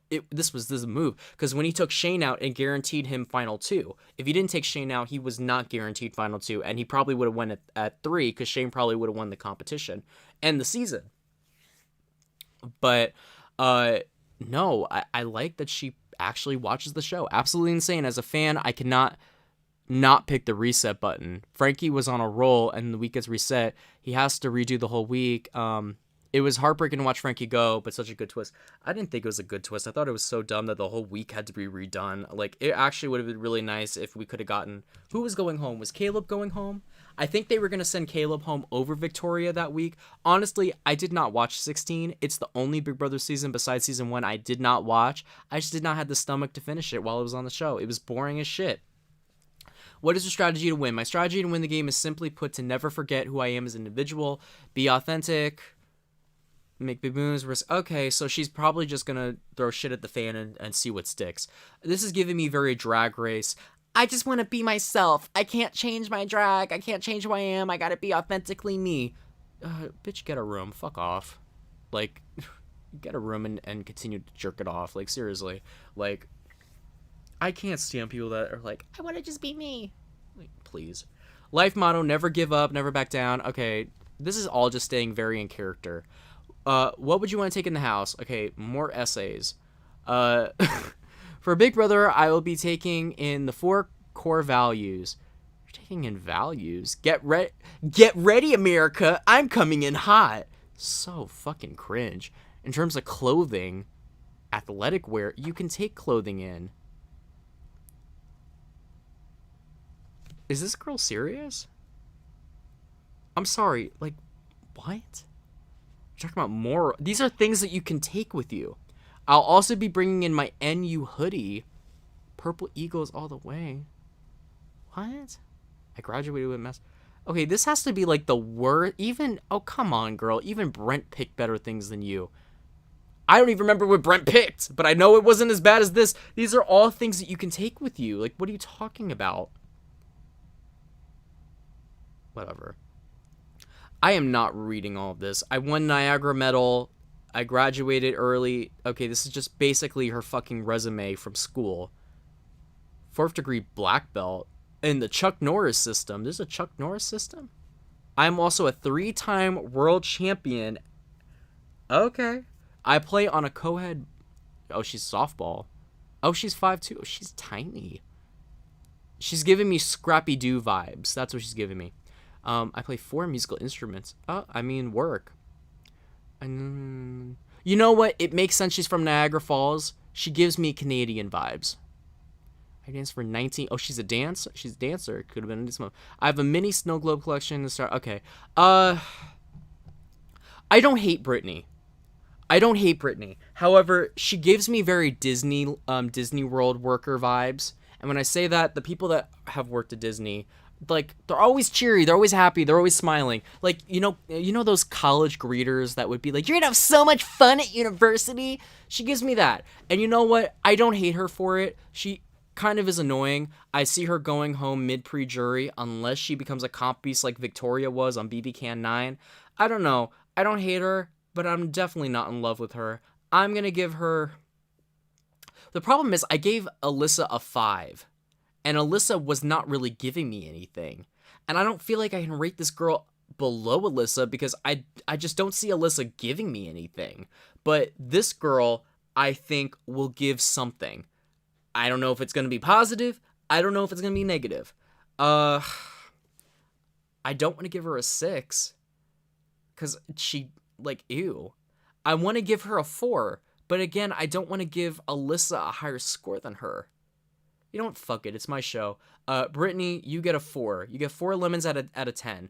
You get a 4 because I like your energy. I think you'll be fun to watch. You're from New York, so that gives you some brownie points, or in this case, lemon points. However, what got me bitter about you are some of your duo picks. The fact that you already are too much, and we haven't even seen you talk yet. You liking Frankie Grande and putting his eviction as heartbreaking, and your picks for things you would take in the house, like, you've kind of gotten on my nerves already. However, things can change, and the fact that I think that you're gonna go home early, like, to me, you so far have screamed early boot. The rest have not screamed early boot, so you're gonna get a 4 for now, okay? Moving on. This guy looks homeless. Let me stop. Let me not judge. But, oh god. And I can't even judge him for the hair because my hair's fucking long right now. I haven't gotten a haircut. I see Zanky. I already don't like him. Christian Birkenberger. I'm hoping he's a Jew. He could be Jew. The curls tell me he could be one of my people. And the last name tells me he could be one of my people. I was hoping there'd be some Jews in here, but let me look up that last name. Oh my god, he's a model. Oh, girl, please. Let me see where it comes from. No, I'm not paying for historically surname. No, I don't need, just give me something easy. Can I get something easy of where that comes from? Free last name origin search. Okay. Birkenberger. Where does this come from? Germany. Okay, German. That's what it is. One person in the United States. Really? It's that small? Oh shit, he's one of the only Birkenbergers. Okay, congratulations, I guess. All right, Christian Birkenberger, German. Okay, the enemies of my people. Well, actually, no, a lot of Jews actually are German, so he could be Jewish. However, I'm not holding my breath. Sorry. Anyway, he's from Connecticut. Okay, he's one of my people. He's from the East Coast. He's 23. Okay, so youngest person we've had so far. General contractor assistant. Okay, so I guess he works on houses. He honestly, that's probably a fancy way of saying he like works on construction. 3 words to describe yourself: charming, friendly, determined. Anyone that calls themselves charming is not fucking charming. Favorite activities: being with friends, disc golf. That's a weird choice. I've only heard of disc golf at summer camp. Mini golf, basketball, fishing, flirting. Flirting's a favorite activity? Oh my god. Favorite house guests: those who became Zach and Frank, aka Zanky. Okay, so what this is giving me is he's gonna be the queer baiter. He's gonna be the one that's gonna think it's cute to be friends with the gay in the house. And honestly, can we talk about that really quickly? Firstly, let me check in with my YouTube chat. Let me see how y'all are doing. See if y'all have asked me any questions before I continue. We got 9 people in here. How y'all doing? Petition haven't taken. I done thought that description said Swaggy C and Bailey. Can't stand Derek. To this day, Paul wouldn't admit that they tried to do blackface. I know, and they literally said blackface. They knew they were doing black. Like, ugh, I hate Paul. Yeah, she's gonna be the person who's over friendly and annoying and goes home real quick. Not the mini snow globes. Dylan the Shade. Ellen Modell. I don't know what I said, but I said what I said. Yeah, but. This guy's gives me queer baiter energy, and to be honest, I'm really sick of it. We had Tommy and Nick in 21. I guarantee you, if that alliance, the KK committee, was not pre-made, I said what I said. Like if that was not pre-made, it was pre-made. I said what I said. If it wasn't pre-made, I believe Cody would have done that with Kevin, because they were talking about a down low man, whatever the fuck that stupid shit. I think he was planning on doing that same thing, but Kevin just didn't end up in his alliance. 20, we even saw Fessel and JC doing that shit. I don't know, it's just every season it seems that there's some straight guy in the house that likes to buddy up with the gay guy and like hump him or like pretend to be in a showmance with him because they think it's cute and they think it's funny. I don't know. I just think it's disrespectful, and I think it's like it's kind of degrading to that person. I thought when Nick was humping Tommy every instance and acting like Tommy was gonna like it, like it was degrading. Like, no, just because someone is gay, it doesn't mean they're gonna like every single advance from a fucking guy. Does every single woman want every guy to advance on them? Fuck off. I don't know if he's like this, but his answers already are giving me that. The fact that he called himself flirty, that flirting is one of his favorite pastimes, and that Zach and Frankie are his favorite duo, that's what it's giving me. And I'm just looking at him. Look at him. Look at the material. Okay, what are you most excited about? Making new friends and competing in comps. Okay. Well, he said comps, so maybe he is a real actual viewer of the show. Isolation from loved ones. Okay. He's giving me hippie vibes a little bit. Jeff using his coup d'etat to backdoor Jessica. Backdoor Jessica?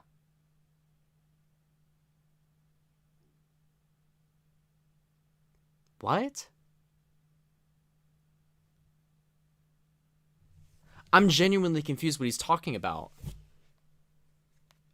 Was there a Jessica on season 11? Big Brother 11. Jessica? The fuck is he talking about? Jessica. Does he mean Jesse?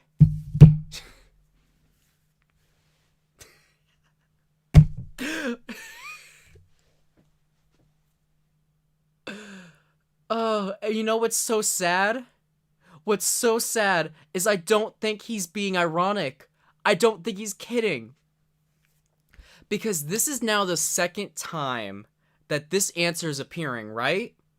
And didn't I just say that Alyssa probably was told to say that she is a Big Brother superfan?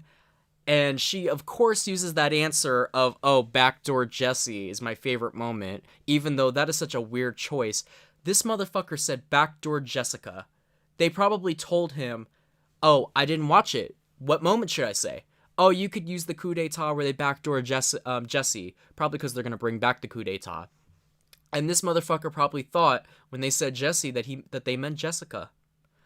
I don't think he's being ironic. I don't think he's kidding. I think he genuinely does not know what the fuck he's talking about, and he just said Jessica because he didn't even bother making explaining why it's his favorite moment.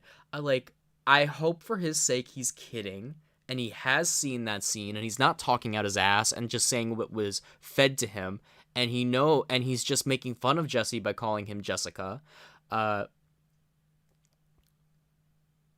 He doesn't even know that his name is Jesse. His name's not Jessica. Okay. You know what? I don't know what to think of it, but we're going to move on. Ultimately be myself because I'm a joy. Not to me. I would like to appear fun and clueless. Okay, so he's just going to do the Tyler strategy where he acts like he doesn't know what the fuck he's doing. He's the surfer dude, and hopefully he'll make it far. Pre-jury, hopefully, schmooze the house. My life's motto, sometimes your ice pop falls on a penny. Is that a saying? What does he mean? Ice pop falls on a penny.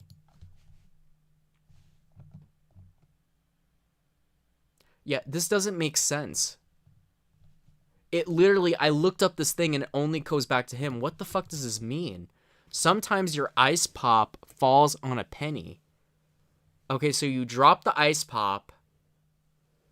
Okay, what I'm going to assume this means is that, you dropped your ice pop, but at least you found a penny. Penny is not worth anything, though. Okay, let me guess. This is going to be like the idiot that we love. This is going to be the aw shucks, as Courtney Yates would say. I'm good. Bucket hat, I look good in it. Again, you can bring that into the house.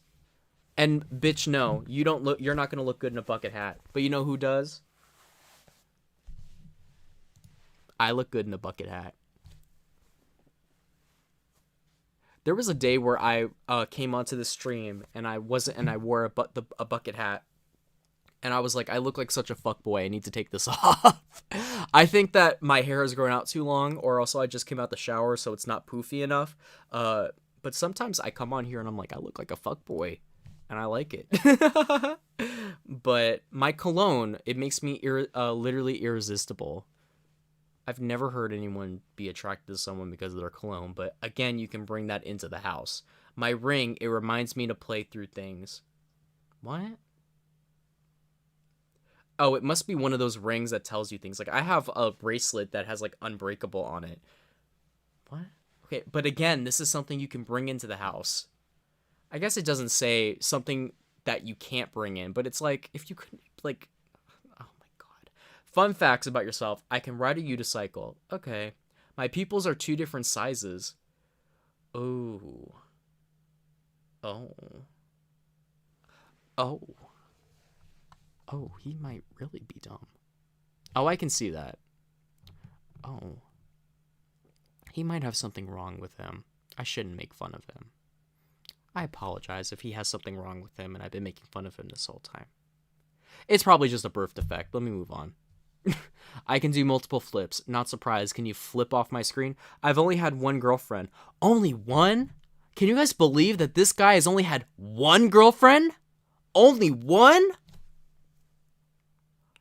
I am flabbergasted.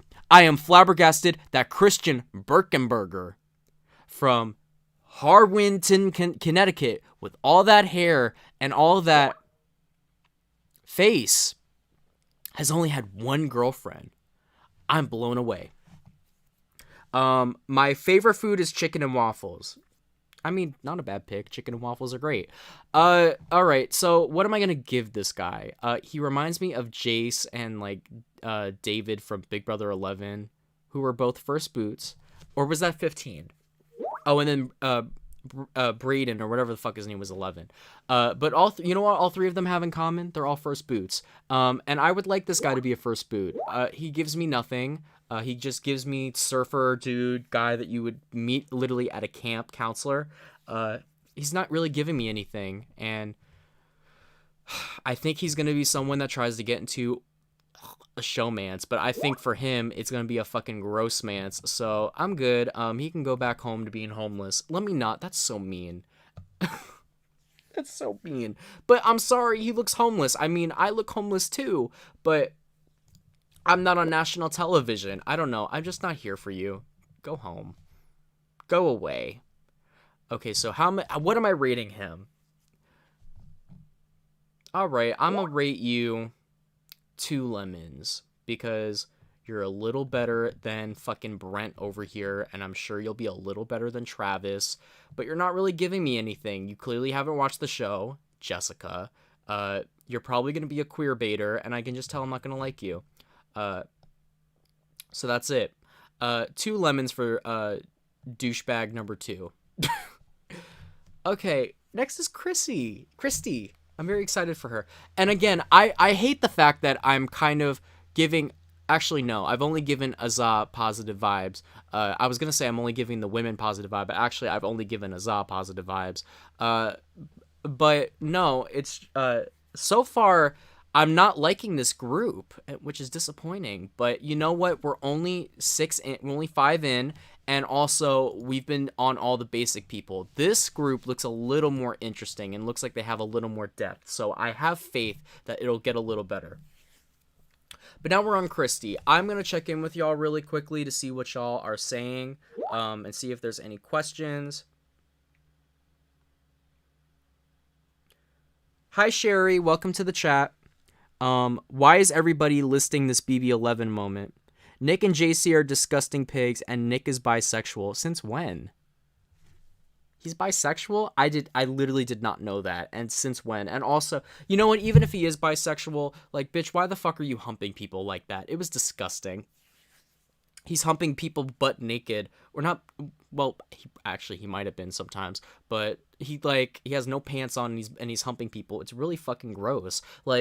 I would always say that he's not the therapist, he's the rapist. You just needed to split if you literally take the word therapist and split it in 2, you have the rapist, which is what he actually is. And it's really, honestly, concerning that that's his job. Like, I hope he got fired, because I don't want that motherfucker being my therapist. I'm weak. It makes no sense. Bruh, my dumb loser self has more GFs than him. I'm not surprised. Lemons over numbers. Thank you, Aaron. Yeah, lemons. Moving on is Christy. So if y'all don't know, this is a good time to tell y'all. I haven't gotten exact confirmation from Sheila, but if y'all remember last season, me and Sheila Kennedy and Janine from I Love Money, who I actually don't talk to anymore, me and Sheila did Big Brother recaps. We did an episode with Rennie, but then we stopped because Big Brother 22 was not entertaining and it was disgusting. So we may be back for recaps. If I'm not back with Sheila, I will be back with some people. If you want us to get past house guests to bring on the show, let me know and we will reach out to whoever you guys want. We have our ways of finding people. So yeah, recaps will start. They'll probably be weekly, and they'll start very soon. Anyway, Christy. The reason why I bring up Sheila is because Sheila is friends with Christy. And here are some behind-the-scenes tidbits that I got about her. So Christy she's a professional dancer, and she has alopecia. She has alopecia, which is... I'm actually very excited that they put someone on with alopecia, because we've never had someone on that has alopecia. Does she even mention it in her bio? She does not even mention it in her bio. I was wondering how people knew about it, because there was someone on Twitter that was making fun of her for alopecia, which was really disgusting, to be honest with you. But I'm glad that she does not look like other women that have been on the show, and I think having her on will be really positive. Someone said that she counts for the diversity quota, which she fucking does not. Hairstyle does not make someone diverse, but I appreciate the fact that there is a unique perspective being put on the show. I hope that her personality is not shaped around her having alopecia, but I love the fact that someone like that is on, but she's a professional dancer. Her strategy, apparently, she told Sheila, is that she's going to wear wigs on the show, and she's going to wait until the last minute to tell people that she's actually bald. So she's going to try hiding the fact that she's bald for 99 days. Yeah, that's not going to happen. Sorry, Christy, but in the Big Brother house, you're bound to slip. There's going to be a moment where you take your hair off because you have to shower. Maybe she's going to wear a shower cap and she'll keep the wig on. I don't know, but there's going to be a minute where she takes the hair off. And Sheila's like, that's going to be hard. I'm like, yeah. And the problem is that if she tries hiding the fact that she's bald, no one's going to care that you're bald. It's not going to make you different. Tamar Braxton was bald, and she did really well in the game. It's going to make her different and stand out, for sure. But if she wears a wig, people are not really going to remember in their head that she's bald. You know what I'm saying?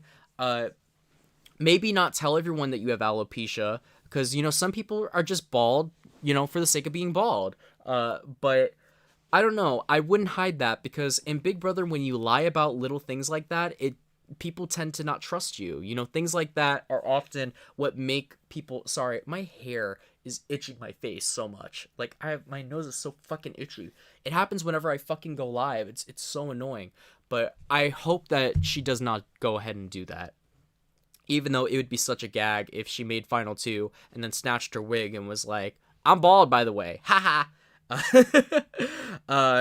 But yeah, Sheila thinks that the producers probably put that idea in her head to do, and I wouldn't be surprised. I really hope she doesn't go through with it, and I hope it doesn't end up biting her in the ass, but she seems really nice, and you know what? If she's a friend of Sheila, she's a friend of ours. So where's she from? She's from North Hollywood, California. Okay, that makes sense to me.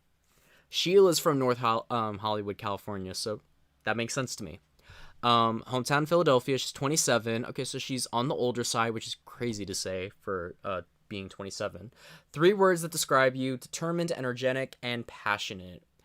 Dancing, teaching. You know what? Dancers, I think she'll do very well in competitions. If you're a dancer, you have to have really good endurance and physical capability. For someone that has taken a dance class or two, these people are crazy intelligent and crazy good athletically, better than any person you put on a football field. So, I have faith in her. Okay, this is where she kind of loses me. I love Derek and Cody from 16. I really appreciate how loyal they were. Okay, I can get that if you liked how loyal they were, but you loved them. All right. What are you most excited about? A part of me is excited to live with no phone and be free from all responsibility. I'm also really excited to challenge myself. I actually agree with her. I think that, you know what, it would be hard for me to not have my phone, not because I need to be connected to the world, but I have a really hard time keeping my attention on things, and I get bored very easily, so I constantly need to be stimulated, and I think it would be very hard for me to not be stimulated all the time. I'm the type of person where I love being social, but I definitely need my breaks. I need my downtime to watch something, keep to myself a little bit, and just, have a good time. But I actually agree with her, having no phone, and also the fact that she's wanting to challenge herself. That gives me good feelings from her, good vibes. What do you think most difficult? Being contact. Very true. I live 2,500 miles from my parents. Aw. She talks to them every day. What's your favorite past moment? I love Haley. Okay. Although maybe it wasn't her best move, I said a lot of her character when she was honest about Bailey being the hacker. Okay, so Christy is giving me... You know what? There's always one. She's giving me the integrity and loyal vibe. Christy, I didn't mention this about Brent, or maybe I did, that he would be a number in the Big Person Alliance. I think Christy would be a number in the Big Alliance. She's still in that younger age group, and she's the perfect person to have as an alliance member. She gives me Casey vibes. Casey was all about that loyalty, and this is the type of person you bring in your alliance. And I said this to Sheila, and I said this to my Twitter people. If I was in the game, before I even read this bio, I was like, Christy seems like someone I'd be friends with. And I hope that she doesn't become problematic and that bites me in the ass, but She's the type of person you make a final two with. She's the type of person that you bring far in the game because she's going to be loyal to you. And if she's in the opposite alliance, she's the type of person you get rid of because she's going to probably sink her own ship to be loyal to her group. I just hope that she doesn't fall into that 6-person alliance and be like die hard for that alliance because it's really fucking boring to watch. I'm not picking my nose. I'm just like really, my nose is itching the fuck out of me. What is the strategy for winning? Following my gut and being myself. I get to know. Oh. I also plan to use my hair loss secret to my advantage. What is she gonna like?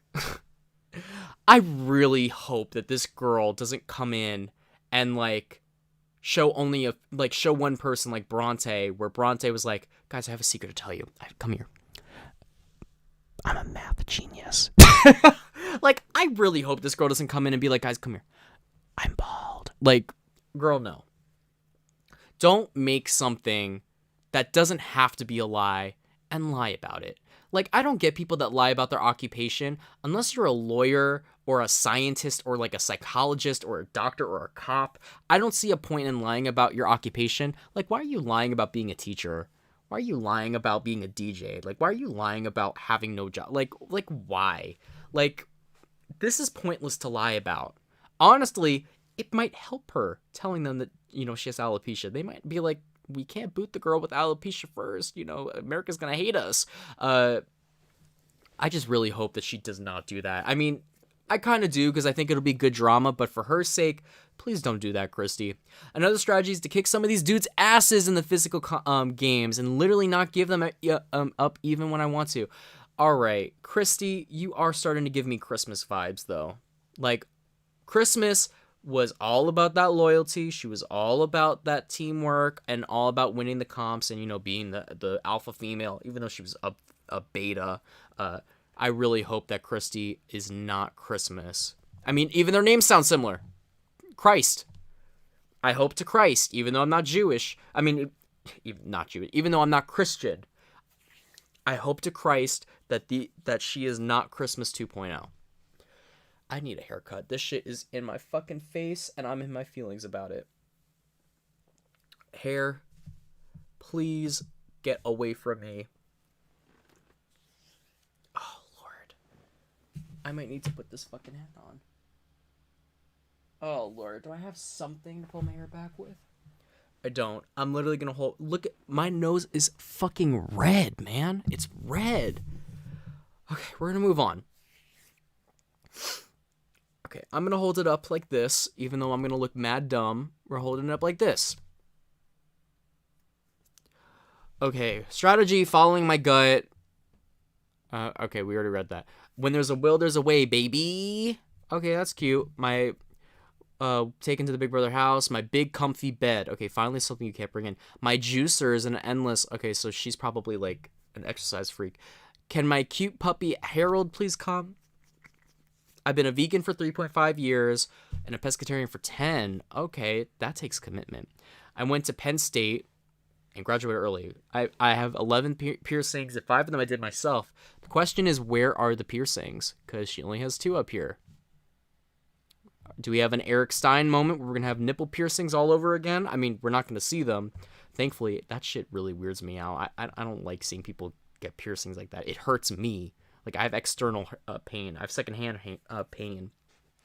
In high school, I made my basketball team learn and perform a dance at our own halftimes.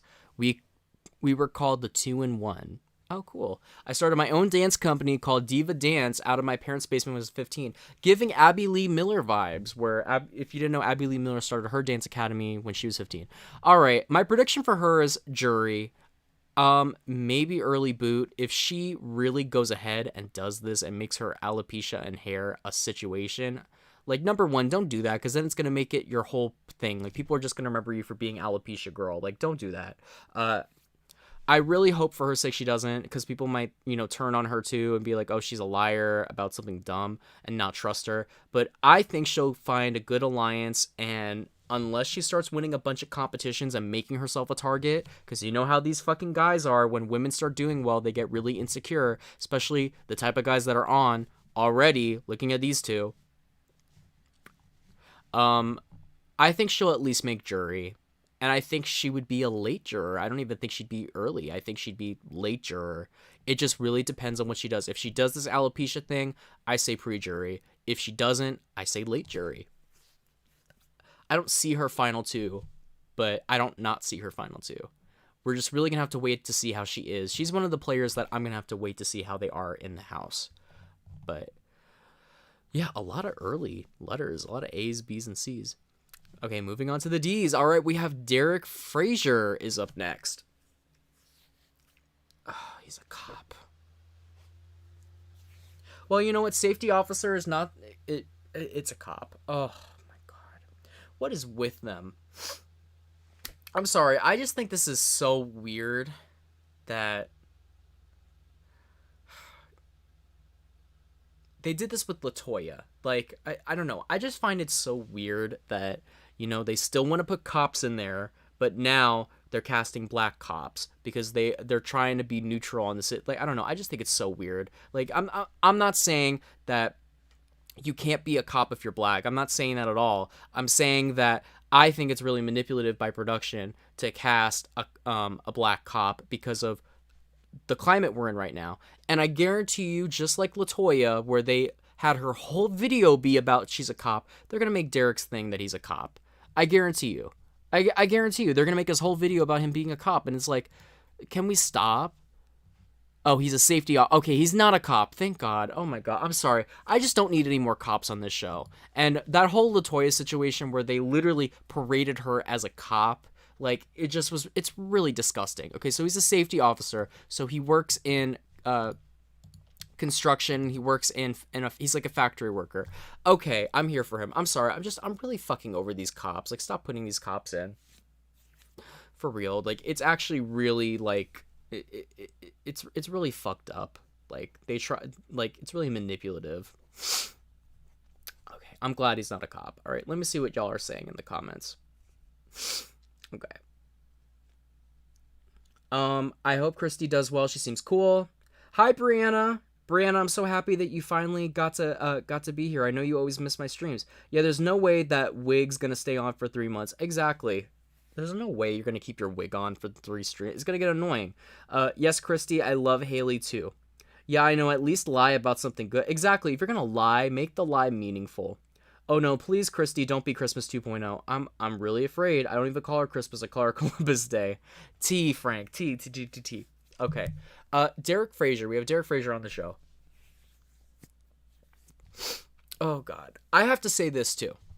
I'm really happy that we have a lot more black men on the show because Big Brother has had a really bad time at casting black males on the show, specifically casting straight black males on their show. And I'm happy that they're changing that, you know? Someone posted some crazy statistic that there's only been, 8 black males to be on Big Brother? And of those black males, only 3 or 4 were straight. And 2 of them were David and Swaggy C from 20 and 21. It's some weird statistic. So the fact that there's 3 on this season, I think is fantastic. And I like him already because he's from East Coast. East Coast represent. He's 29, so he's on the older side for Big Brother standards. Okay. And the fact that he's not an officer, I'm here for it. 3 words describe you: loud, outgoing, and assertive. Okay. I like the loud. I like the outgoing. Assertive. This kind of makes sense to me. From his job as a safety officer, which I completely misunderstood, a safety officer is one of these people that is at the factory making sure that the workspace is a safe environment, that people don't fucking tear their arms off, that there isn't harassment or anything like that. Like, they're the ones that are like making sure everything is safe there. It's in the name. And I could see him being like, he's basically in an HR position where he's coming from a position of power. And I could see that translating to his game in Big Brother, where he may be bossy. And it probably comes from being a safety officer, because that's how you have to be when you're a safety officer. So I am fearful for him that he will be assertive and not in the good way. It's good to be assertive because it means he's going to campaign and he's not just going to let people tell him what to do. And that's a real problem in recent Big Brother, is people just let other house guests tell them what to do. So it is good. I just hope he isn't bossy. I hope he doesn't try to take charge of the game like Cappy from season 6, where Cappy's whole issue and the reason why he became a target was because he was trying to dominate everyone and be bossy. And that's why the other alliance took him out the first chance they had. But anyway, and binge watching. Okay, so going out, dancing, CrossFit, and binge watching TV. CrossFit. I'm interested to know if he started CrossFit when he found out he was on Big Brother, because a lot of people do that. They go CrossFit right before Big Brother because it beefs them up so they can do all the competitions. He seems like he's a good time, you know. If you can do exercise and binge watch TV and go out to the bars and dancing, I like that. Okay, here's another one, Derek and Cody. Okay, I'm kind of worried when people say Derek and Cody are their favorites, because it makes me think he's going to try a lot of these people try replicating their favorite players' games. Derek and Cody, though, like, oh my god, like, can people stop mentioning those two? They're not even interesting. At least Dr. Will and Mike Boogie. I wasn't fans of them particularly, especially Mike Boogie. I actually like Dr. Will a little bit, but Mike Boogie, ugh. And finding out what he did makes me even worse to me. But at least they had charisma, and there was interesting stuff about them. Derek and Cody. Derek had the personality of a dry sponge. Like, what? I don't understand people that love Derek just because he did really well in the game. He played against morons. The combined IQ of that season, minus Derek, was probably 15, which is 1 for each of them. Like, how... like, how was Derek your favorite? Like, he had no personality. And Cody was a mindless fucking alpha male. I guess he's quirky and like funny and like in a frat bro kind of way, but like those are not people to be your favorites, like a favorite duo, like whatever. Like, I would have accepted Evil Dick and Danielle because I actually just noticed that he has Dick on his list. I would have accepted them over these two. At least they have personality. Like, what the fuck is this? Getting the opportunity to win prizes and $500,000. You know what? I appreciate that answer. That's the most candid thing. I'm here for the money. Point blank in the period. I'm here for the money. Not being able to use my phone. Okay. I'm not mad at that answer. Favorite moment. Okay. This is how I know this guy's a fan of the show. And I can appreciate that. You know, you lost me at your first answer, but you got me back with your second one. When Dick and Jen got into a heated argument and she threw out all of his cigarettes. Jen is really underrated. I'm telling you, Jen was a great personality. Like, I would have brought Jen back for All Stars. Like, Jen was great. Like, I really hate the fact that they haven't reused her yet. But, and you know what? This is where I kind of think that the contestants did spell everything and they wrote it out on a little questionnaire because he put Jen with 2 N's. Oh, that reminds me of the one from I Love Money. Off topic. But... okay, I like that he put that as an answer. That's a moment. You know, that's not a moment that's in one of those, you know how there's like those top 10 videos on YouTube? Oh, top 10 best moments in Big Brother from Miss Mojo. Like, it's not one of those moments that you can just Google and then be like, oh, you know, shit, I gotta, you know, put this thing for an answer. Let me go find some iconic moments so people don't think I haven't watched the show. This is a moment. This is a moment on its own. So I appreciate that from you, Derek. Okay, what is your strategy to win? Try to get to know everyone on a personal level so they never put me on the block. I will get everyone to do my dirty work because I'm a good being a leader. Okay, Derek. He's trying to do what Derek did. He's trying to be good to everyone on a personal level, never go on the block, and go to the end. Okay. So far, what I'm getting from him is that he's going to want to be the leader. He's an alpha male. He's going to want to be in charge. He's going to want to be the leader of the alliance. That's not good for the first week. If you go into the game trying to take control immediately, a target's going to be on your back. Unless you get in with the group. And the problem is that I don't think that he will be able to let someone else take the lead. The reason why Derek and Vanessa were all really good players, even though I can't stand Derek. The reason why they were able to succeed was not because they were, taking their targets out and like running the game. They ran from a back seat. Vanessa's not as much, but they let the others do the work and think they were in charge. They had the HOH, they want to do this, but they would be persuaded to do something else because it's good for their game. I don't see Derek doing that. I see Derek being like, I want this person gone. We all need to do this. We need to win this challenge. We need to work together. This person needs to go in the block. And that's not going to fly on Big Brother. And right now, I feel like Derek's going to go home pre-jury. Just because being bossy is not going to work in Big Brother, and that's what he's giving me right now. My life's motto is, at the end of the day, I see through it all. Okay, some of these mottos are really either hit or miss. Like, some of them are like cool, some of them are like, what the fuck are you talking about? And some of them are just like, like, real. Honestly, you know what sucks is that the one that I remember the most is that fucking popsicle bullshit, which was the worst quote, but I guess it was the best because it kept me remembering him. What would you take into the house and why? My phone, so I can keep in contact, my cologne, my PlayStation, because I misplay video games. Okay, I'm not mad at those answers, but again, the cologne, like, you probably can bring it in. Or maybe you can't.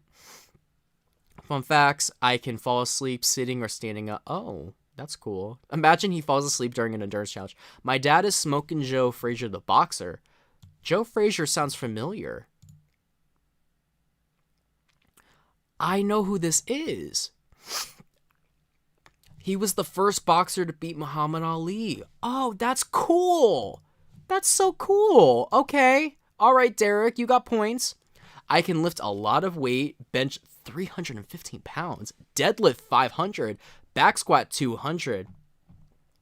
Okay, he might not do good in endurance challenges just because a lot of those challenges are not built for people with a lot of upper body, but physical or some kind of endurance challenge that does require strength, they better watch out for him. Like, they may put him on the block, but they might not be able to send him home. However, there are a lot of challenges that are more settled for smaller people, so he might have bad luck if they're not putting physical comps in like they have, because a lot of people have been complaining about the physical comps. So if they keep them the same, he might go on a streak, but if not, he might be in trouble. I went to military school. Okay, that makes sense. That makes sense. A lot of military people are authoritarian. They are all about rules and structure, and I'm the leader, I'm the boss. So it doesn't surprise me that he went to military school. It doesn't surprise me. I went viral on TikTok once for a video I didn't post. Huh? I need to Google that. Someone send me that video, that TikTok. I want to see what it is. I don't have time. Like, I'm spending too much time. I can't be searching for that shit. I know how to box in a boxing ring. Well, that's not surprising because his dad was a boxer, a famous boxer. But you know what? I'm going to say I see him pre-jury. Right now, I'm seeing as clear pre-jury. I see Brittany and Derek as, this Derek as clear pre-jury boots. And then this guy is a maybe pre-jury, but I'm not 100%. But, oh my god, I need to get a drink. Okay, I'm going to finish this guy and then I'm going to get a drink because something just went down my throat, like a hair. And I need to pull the hair up. No, but Derek, I hate to say it, but I think Derek will be pre-jury because I think he's going to be bossy. And if he doesn't find an alliance, someone is going to... The alpha males are going to get angry because he's probably a bigger alpha male than them, and they're probably going to be territorial, and they're probably going to want to get rid of him. He just needs to find a good alliance and get in right. Unfortunately, I think he's going to rub people the wrong way like Brittany, and I think he's going to go home pre-jury. I don't think first boot, but second boot, there's a real possibility. But I like Derek. I do like Derek. And the fact that he... the fuck was that? I heard like some noise. I'm just gonna hope it was my brother or something, but I heard someone yell. But yeah, like I was saying, I like Derek as a person. He seems to have a pretty good personality. I think he's gonna bring in the entertainment, and I do appreciate the fact that he is probably going to be a competitor in the house and be a personality. However, I don't see him making it far. he's going to be too bossy. He's going to rub people the wrong way. However, I'm going to give Derek 6 lemons. And the reason why is the 5 are for I like his personality. I think he's going to be a good addition to the show. You know, actually, I'm going to give him a 7. I'm giving him a 7 because I think he's going to be entertaining to watch. The 3 points off are for bossy, the potential to get on my nerves, and him probably not making it far. But other than that, I actually like Derek, and I'm excited to see how he does on the show. I hope he does well. I hope I'm wrong, but that's my opinion on him. Okay, before I grab a drink and a hairband, let me see what y'all have been saying in the comment section. They all really saying Derek and Cody. That's what concerns me is if they're saying Derek and Cody, like, were y'all just told to say that by production? What did Mike do? So apparently Mike and Will were supposed to do Amazing Race, but Will was like, fuck that. I'm literally a doctor. Like, I do plastic surgery. I make millions. Like, I don't need to do Amazing Race.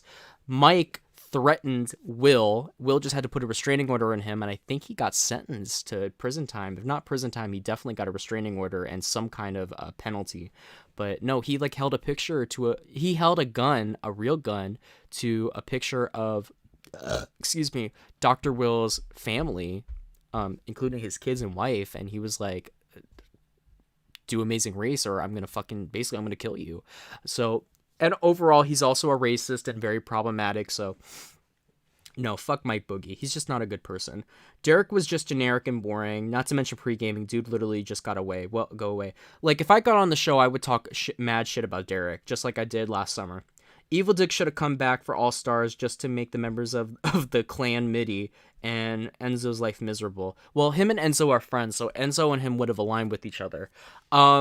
People are not big on Evil Dick. Evil Dick talks a lot of shit about production, but I would have put Evil Dick on All Stars. Big Brother 13 practically was All Stars, but they chickened out, and they were supposed to do All Stars, but they couldn't get the people back that they wanted back, so it just ended up being a mixed season. But I think Dick would have been exactly what we needed on that cast. Agreed, he's badass and blunt, plus I miss the rocker music background. Yeah, I'm a fan of Evil Dick, but Evil Dick has done some things on Twitter that are really problematic. So I understand why people aren't fans of him, and I can't even say that I stand behind him completely. My personal experience with him, he's been nothing but nice to me. I've known him, 2017, 2016, so it's been a couple of years now. He's been nothing but nice to me, but he does say things that are like, what the fuck? And I do get why people don't like him, and there are some things that I'm like, what the fuck with him? But as a Big Brother personality, I was a fan of him. Okay, what I'm going to do is I'm going to grab a buff or something to put over my hair, and I'm going to go grab a drink, but I will be right back. Give me some questions in the comments, and let me know what you guys think about the cast so far.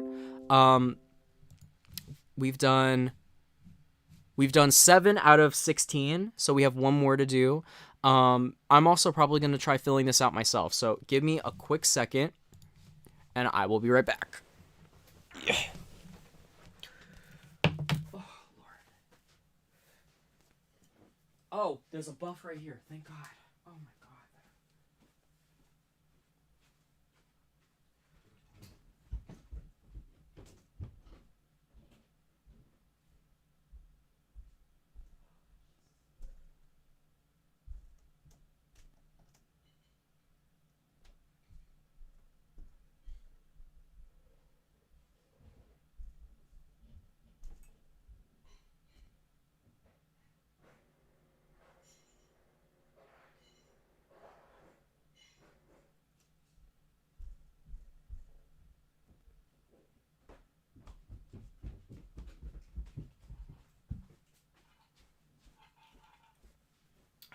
Okay, I'm back.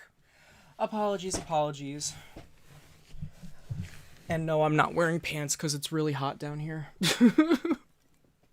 Whenever I put this ring light on, it's hot, but luckily y'all can't see my legs or anything, so I'm good. Oh, God. Alright, keep this out my fucking face. Do y'all like my mug? I just got this from Disney.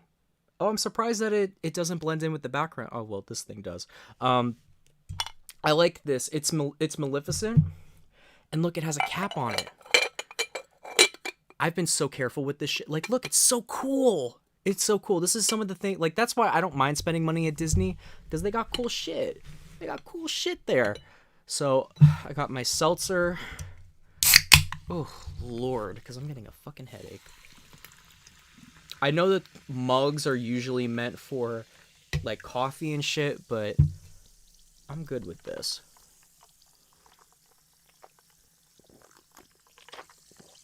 Sipping that seltzer. Alright, let me see what y'all had to say in the comments. Do you think Frenchie is going to go far, or do you think he's going to get screwed over by the older guy group? Also, I'm definitely rooting for Azat and Derek F. You know, it's hard to say. It's really hard to say. Also, 1 second, I'm going to quickly turn off notifications for Skype, because I've just been hearing bloop, bloop, bloop every 5 seconds, and I'm good on that. I don't need to be listening to that all night. Also, let me close that, so now I don't have to have that at the bottom of my screen. Okay. Okay, my thing with Frenchie is that, and we'll get to him, but I actually at first didn't recognize him, but then when I looked at him again, I was like, oh, this guy did video mailbags for Evil Dick's show, Dick at Night. Which, if you don't know, Dick does this thing where he lets fans interact with him. That's how I became friends with Dick, was because I did video mailbags, which, you know what? I might start sending them in again. I don't know. I know Dick has a problematic past, but I don't think that he is, like, I know it's not my place to judge, but I don't think he is, like, racist, and I don't think he is sexist. Like, everyone's entitled to their opinion, and I'm not going to sit here and say he isn't racist and he isn't this, not that, because it's like, it's not my place to judge that. You know what I'm saying? Like, I'm fucking white. Like, I can't deem whether someone is racist or not. I don't think so.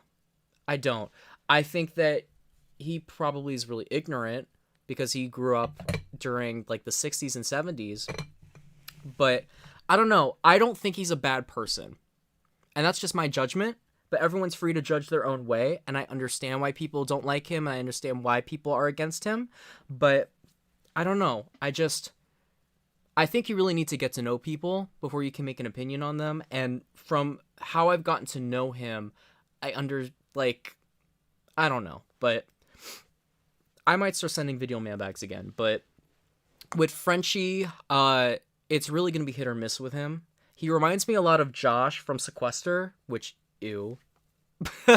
But, no, I think Frenchie's really going to be hit or miss. It just really depends on if he meshes or not. But if he takes Dick's advice, and he takes the advice of Twitter, which it looks like he's going to, because he is a Twitter person, who knows? I think he could do really well, and I hope he does. I hope he doesn't make the same mistakes that our house guests have made.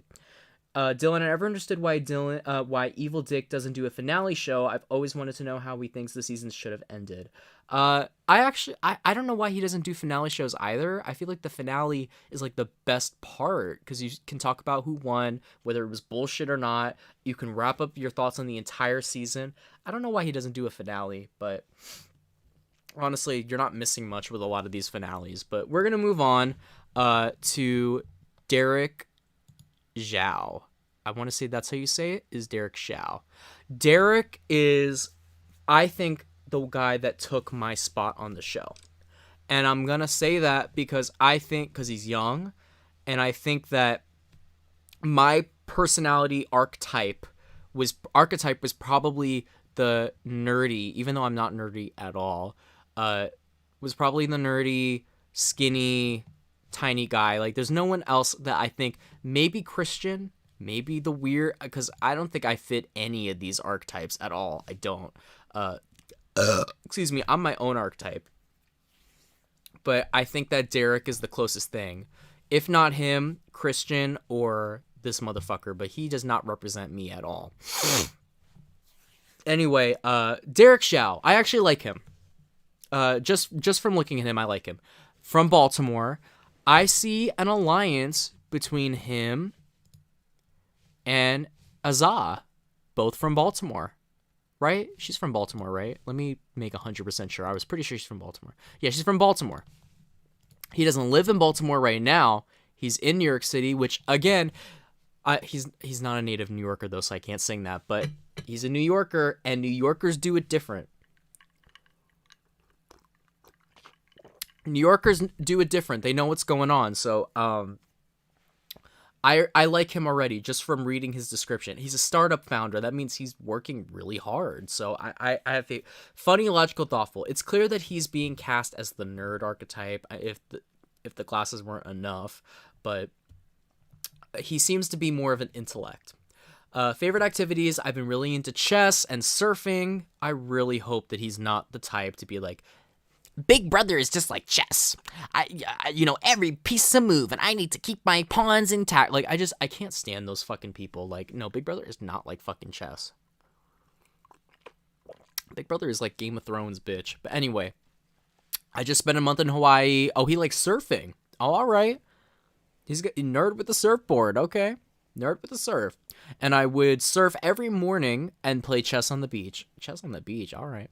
Growing up, I fell into typical Asian stereotypes. Oh, he's self-aware. Okay. I like that he's talking about this. Okay. Growing up, I fell into the typical Asian stereotypes. Play tennis and piano. Play tennis and piano. My mom only cooked Chinese food growing up. Okay, I actually appreciate this. I don't think we've had someone on the show that really talked about their Asian background since June and G, which is all the way Big Brother 4. We have, you know what's really weird? He's only the third Asian male, or I should clarify, East Asian male. He's only the third East Asian male to be on Big Brother, period. The third. There have been 23 now. There have been 23 seasons. The first Asian male to be on the show was Curtis in season 1. Second was G, who was cast in tandem with June. The fact that this is only the third, and Kevin counts too because Kevin is mixed, but he's only the third East Asian male who is doesn't pass for any other race. Like, that's really crazy to think about. And when someone brought up that statistic to me, I was like, wow. And I genuinely feel bad for the AAPI community because they have little to no representation on reality TV or like TV in general. They get overlooked all the time, and it's really sad, to be honest with you. Like, just to be serious for a minute, like, it's actually really sad. And I mean, oh, I forgot about fucking James. Fuck.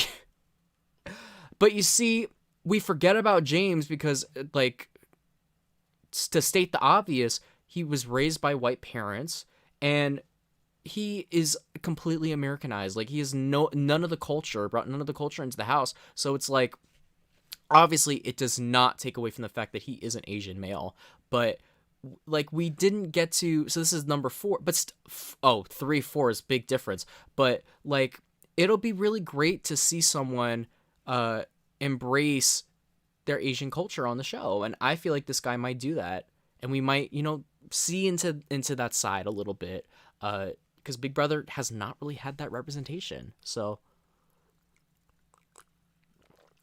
I'm really digging this guy already. My mom only cooked me Chinese food growing up, so I started learning how to cook so I could make random food that I craved, like mac and cheese. Now I love cooking and trying new recipes. I hope he cooks for the house. I hope he makes them some really good dishes. I love Chinese food. Really, anything Eastern Asian is delicious. Korean food, I literally, if I had to pick my favorite type of food, it'd probably be Korean barbecue. There's this really good Korean barbecue place in New York City. Oh my God, to die for. Like, I would literally eat there every single day. But Chinese food is delicious. So I hope that he cooks for them and he gets a segment on it. How great would that be? That's my hope. I'm just putting it out there, Big Brother. If I have some Big Brother people watching, I think it'd be great if you let America see a little bit of Derek's culture. That's all I'm saying. But I don't want to make this all about his culture. I don't. I want to make this about him. Who are your favorite thing? Dr. Will and Mike Boogie. Okay, this I can take. So this tells me that he's a fan of the show. To me, Derek and Cody are knockoff Will and Boogie. I don't like that I hope he's not a fan of Boogie, but if you're a Chilltown fan, I'm here for you. They looked like they were having a great time in the house and were playing extremely well. I mean, accurate.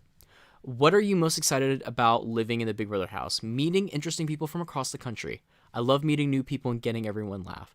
I really hope that this guy does well. He just seems like a really, like, I don't know. I get a really good energy from him. I don't know.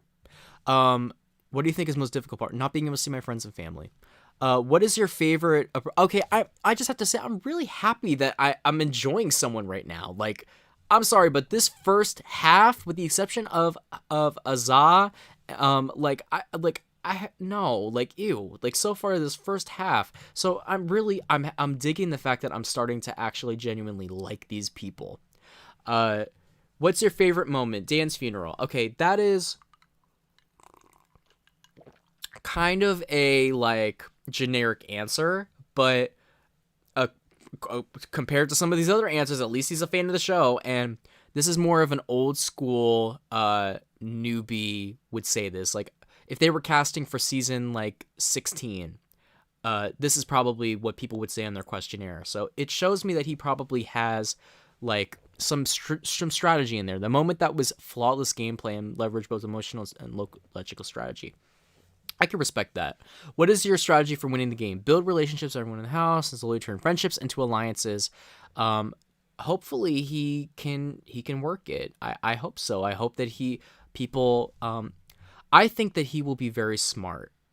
I think he's going to be really smart. The fact that he is a startup founder and he loves chess and it's just the fact that he's a startup founder. Like, if you are the founder of a startup company, like I feel like he has to be smart.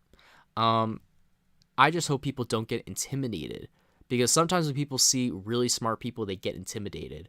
And I hope that people don't get intimidated by this guy.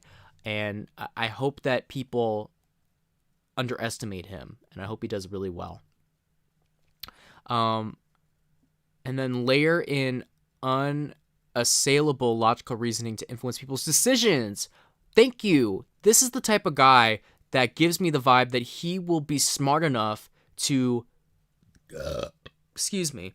He seems like the type of person that would be smart enough to make people think that his ideas are their ideas. And if he can do that, I was saying this about Azah, if he can make people think that his ideas are their ideas, he's going to be a force to be reckoned with in the game, and he's going to be a strategic mastermind, and I would be here for it. My last motto: if you laugh at yourself first and everyone is just laughing with you.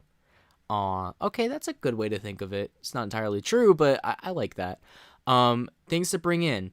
A journal so I can keep track of funny stories. I actually think that's really great. I would probably do the same. My laptop so I can keep working on my business.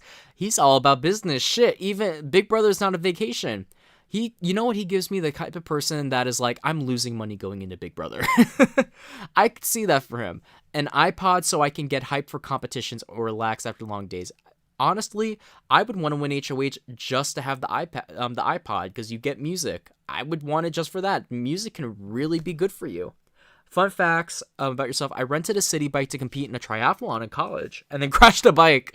Okay, I like that. Giving quirky energy, but like actually quirky, not quirky, like trying to be quirky. He gives me actually quirky energy. I was stung by a jellyfish in Thailand and then was later forced to eat the jellyfish. I want to hear that story. I was one of 2 Asian guys in my high school graduating class. Oh, wow. Congratulations. I started a company that ships meal kits by food. Oh, that's what his company does. That ships meal kits by food influencers across the country. Wait, what? That ships meal kits by food influencers across the U.S. Okay, I at first read it as he owns a company that like gives food to like the needy or something, but oh, is he just like a food influencer? All right. I took hip hop classes in New York. Oh, okay. Okay, this is my type of guy. Because he can be funky with the computer and get his startup company, but he can also bring you the funk. This is my type of guy. I take hip-hop classes. I love hip-hop classes. You know what this guy shows me? He has a game face. He's strategic. He's all about business. I mean, shit, he wants to take his laptop into the thing, but he's not afraid to laugh at himself. He's not afraid to be goofy. And on Big Brother, you have to be strategic. You have to, be cutthroat, but also you have to be able to laugh at yourself and not take everything so seriously, because it is a game and, it's a show. He is, honestly, my favorite male contestant we've had so far. I really like him. I'm going to give him a 9 lemons out of 10. I really like him. He's someone I think I really will enjoy. Genuinely, I think I'll enjoy him. As far as placement, so yeah, 9 lemons out of 10. As far as placement, it's really hard to say. I think that either people will be intimidated by him and he'll go home midway. I don't think he'll be pre-jury. I think he might get jury. If not, I really hope not first boot, because nerds have been going home for, not to say he's a nerd, but nerd archetype have been going home first boot for quite a few seasons now. But if he's not first boot, I think he'll make maybe first juror, second juror. But I think that if he gets himself in a good position, he could be final 6 forward.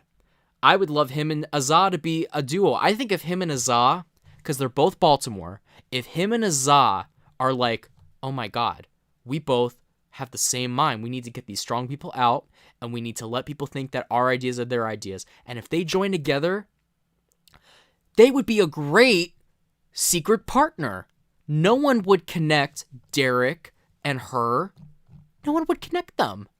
She's this beautiful, statuesque woman, and he's this nerdy business guy. People wouldn't put them together as long as they don't both mention they're from Baltimore, which they probably will, and people don't hold on to that. They could have the Baltimore Alliance. They could be Miss Baltimore Crabs, or they could be the new kids in town. I'm trying to think of a Hairspray reference, but I would love those two to be the final 2. You know what? Azaz's the winner. Derek's the runner-up. And you know what? If it goes either way, I'm happy. So I really like Derek. I'm going to give him a 9 out of 10 just because I'm having Azaz as number 1. You know what? No, fuck it. I'm going to give him a 10 as well. No. I really loved Azah. Azah had one of my favorite bios of all time, so I can't give him a 10. I'm going to give him 9 lemons out of 10, and I'm putting him at second place. That's what I'm doing. And it'll be a bitter juror against him. So that's my thoughts on Derek. I really like Derek. I really like him. Okay, let me check in with the chat really quick. We have 11 people watching. Hello, 11 people. Let me see what y'all got to say. Dominic was half Filipino. Is that Eastern Asian? I'm sorry, I don't want to be ignorant right now, but is that Eastern Asian? I could be wrong, but I'm going to say that you're correct. Derek Zhao and Azah. Exactly, Derek Zhao and Azah, Frank. I'm rooting for those two.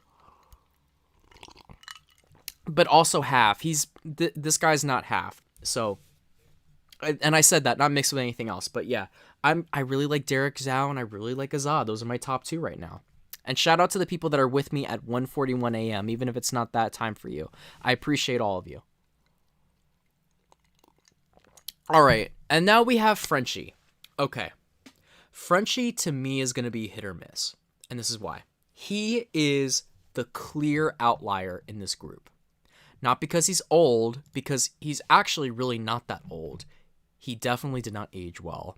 I'm just going to say he definitely did not age well for being 34. But he's not that much older than the other people. He's not even the oldest person in the group. Tiffany's the oldest. But this is a pretty young group of people, actually, in hindsight. But, I mean, Big Brother 17 was the best modern season of 16 and forward, in my opinion. And the oldest person was Shelly, and she was 33. Excuse me. Sorry, my apologies. But Frenchie, he's either going to be an early burnout or he's going to be the quirky dad that makes it pretty deep. But it really depends. I think he has it up here like a Donnie. He knows what's going on. Because this guy is a fan of the show. Probably been watching since season 1. He's on Twitter. He sends in video mailbags to Evil Dick, so he watches podcasts. This guy is a fan. He is our representative from Big Brother Twitter. This is our guy, guys. I know you probably didn't want him. You didn't expect him. You didn't pick him. But this is our guy. And the problem is that he is the clear outlier. If there's a day one eviction, which we know there will be because they've been doing it since literally season 18, which is just, it's so, can I just say I hate that. Like, you're gonna do it's almost a year, the casting process. It's so much work. You're giving up your whole summer because you have to plan it out early. You have to pay off bills before things even go on. You're leaving your family. You're leaving your kids. Maybe even quitting your job just to go home the first night. Like, I don't like that. I really don't like that. Even the first week, at least you get a week in the Big Brother house. At least you get a week experience. Like, yes, it makes the first episode more entertaining because there's stakes, because someone's going home. Like, I do it in my org, in my reality show, but the difference is that my game is online and it lasts 40 days and people aren't giving up anything to play it. This is Big Brother. Some people dream about this, and the problem is I see Frenchie going home first. I see him going home first. I think he either goes home first, gets targeted early, or sticks it out and pulls a Karen and makes it pretty deep in the game. It all depends on if he meshes with the house guests, which I think will be hit or miss. I think that he either will be, funny, the quirky dad, the fatherly figure, like people will like his weird personality, and he'll fit in with people and take on basically what Dick did, which I know people just think of Dick as like this belligerent player, but Dick was able to mesh well with the younger crowd and make them kind of look up to him, even if it was only for a few weeks. If Frenchie can do that and put himself in a similar position, Frenchie could do well. The problem is I just don't see Frenchie doing that. I think Frenchie will just be weird, but we'll just have to see. So he's 34 from Tennessee. He's a farmer. Probably doesn't get out much. 3 words to describe you: supercalifragilisticexpialidocious. See, I love that answer. Compassionate and exuberant. Like, that's probably the best answer to that question. That's the best one. So I like him. Favorite activities: yes, days with the kids, fishing, playing with baby animals, and grilling out. So he's a dad. That's what he is. This was my favorite answer of any of the answers. I like this even more than Azaz's answers. Favorite house guest duo: definitely Brittany Haynes and Rachel's hair extensions. This should be all you need to know, that this is the super fan. This is the guy that has seen every single episode. The problem is that might work against him. He knows the in-jokes. Like, he's just part of that crowd. But if he can play the way Dick played, it might work out for him without, the screaming and yelling. I see him being funny, though. I see him having great diary rooms. I see him making fun of people. I see him being a riot. He could be the Kevin, Donnie, whatever, but younger and more able to win challenges, maybe. I mean, being a farmer is not fucking easy. He probably is going to be really good at endurance. I hope he's not problematic. Someone said that he is problematic, like that he flirted with someone. I don't know how real that is. Honestly, I don't even see anything wrong with it, even if you're married to someone. Like, I mean, it's kind of weird that you're flirty with someone. Like, it's kind of weird energy, but I don't think that's cancelable. But I hope he's not problematic. Like, please don't be problematic. Please don't be our one fucking Twitter representative in the history of Big Brother. Be problematic. It's not our one. I mean, we had fucking Audrey, and look what she did. Flopped. No shade, Audrey, but you flopped. What are you most excited about? Living out my dream. And when he says it's his dream, I know it. And this is another reason why I like him. I learned life is way too short, passing on my son. Oh, his son. Oh, that's so sad. Oh, I didn't know his son died. I want to hear more about that. I don't, because it's sad, but I want to know how old the son was. I'm here to win and not get famous. Thank you. Too many people come on this show not to win, but to get famous. To be honest with you, if I went on the show, the fame is the biggest turnoff. I know how toxic you people are, because look at me, I'm toxic. Well, I wouldn't say I am. I would just say that I'm fiery. But I know how the Big Brother fan base is. Y'all are the type of people that will make fake shit if you don't like a house guest and then send it to people's jobs to get them fired. You'll make a fake screenshot with them saying something problematic and then send it to their jobs to get them fired. That's the kind you'll send death threats to these people's family if they evict someone that you like. I know how problematic y'all are. That's my biggest turnoff of going on Big Brother. I'm not directly shading my viewers, but the community in general does not exactly have the best track record. So like I appreciate the fact that this guy wants to win, not get famous. That was my biggest reason why I didn't like Swaggy C, because he literally said in his bio, I'm here to make money off of YouTube, basically, and be famous and be social media famous. Like, no. Big Brother should not be your means to make money. Like, no, unless you're here to win $500,000. Like, fuck off. What do you think would be most different apart? Being away from your kids and the farm. Could have done without the farm, but okay. Dan's funeral on my daughter's birthday was legendary. Okay, what I like about this is that he's mixing the two. Dan's funeral and on my daughter's birthday was legendary. He's like making a joke like, oh, it's on my daughter's birthday. But he's referencing Rockstar, who he's friends with, by the way. Rockstar was tweeting about him. Again, I like him, but Rockstar didn't do so hot on Big Brother. So maybe he'll do the same as she did. Maybe he'll make it decently far, but not all the way far. He probably just needs to lay low the first week, to be honest with you, and let these other kids fight amongst themselves and let someone make themselves a target. Strategy is building relationships with everyone, not just your alliance. Bingo! You should be making relationships with people that aren't in your alliance, because guess what? Anyone can win the HOH, and if someone in the other alliance wins HOH, you could be screwed. To me, that's why Casey won. Casey made those alliances and relationships in the other groups. That's why they voted for her to win, and why she didn't go on the block until she literally volunteered. And then as a pawn. Like, that's why Tyler fucking lost. So I like that idea. Being a farmer, no 2 days are the same. You never know what to expect. I always have to change day. Exactly. Set strategies are overrated and crumble, so my lifestyle fits perfectly the Big Brother house. I like this guy. I like him. My life motto is you will always go through rocky times, but together we can crush those rocks into fine sand and create our own paradise. That's actually really beautiful. I'll probably forget it, but it's beautiful. What would you take into the house and why? A picture of my son who passed away because it motivates me like no other. Oh, if he wins HOH, he's probably going to get a picture of his son. That's so sad. I feel bad for him. Honestly, losing a child has to be the hardest thing, no matter how old they are, no matter how old you are. Like, that's so sad. A fishing pole because it would be fun catching other house guests from the HOH balcony. I mean, probably going to poke someone's eye out with that shit because of the hook. But, okay, a voice recorder because everyone in that house lies and I'd have proof of what they say. Okay, I like that. Okay, I like that answer. He's gonna American Horror Story Asylum that shit when fucking Sarah Paulson took that fucking doctor and like recorded his shit. I like that. Okay, he said Nancy Drew on this shit.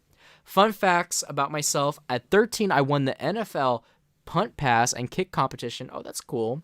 We have a 2-time Grand National Champion show, but that bull that lives better than most humans. Oh, we have a 2-time Grand National Champion show bull that lives better than most humans. Okay, so he has a bull that they treat really good.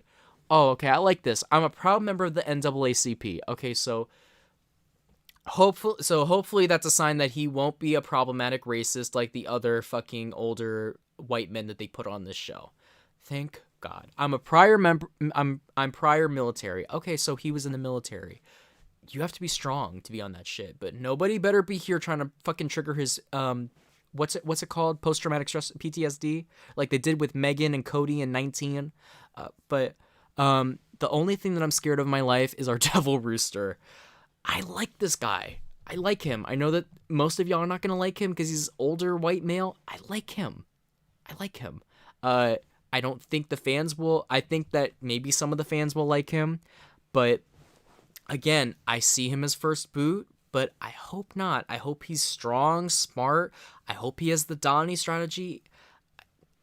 I want him to do good, and he's one of our people. So I'm going to give him 8 lemons out of 10 just because I like Derek better, but I like this guy.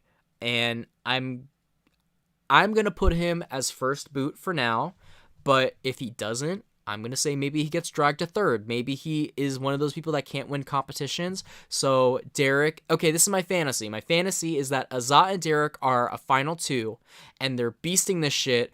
And then at the end, they start winning comps and Frenchie is not winning shit. So they take Frenchie with them to the final 3 so they can cut him easily and then go to final 2 together. That's my fantasy. So my fantasy is he gets third place, but I'm guessing he's going to get first boot. But if he doesn't, I'm going to say he makes top 3. So that's my thoughts on Frenchie. All right, let me see what else y'all are saying in the comment section. Fame ruins people. It really does. I really hope Frenchie does well. I hope everyone's doing well. Shout out to the 9 people that are watching. Boom. And I hope I'm not annoying y'all.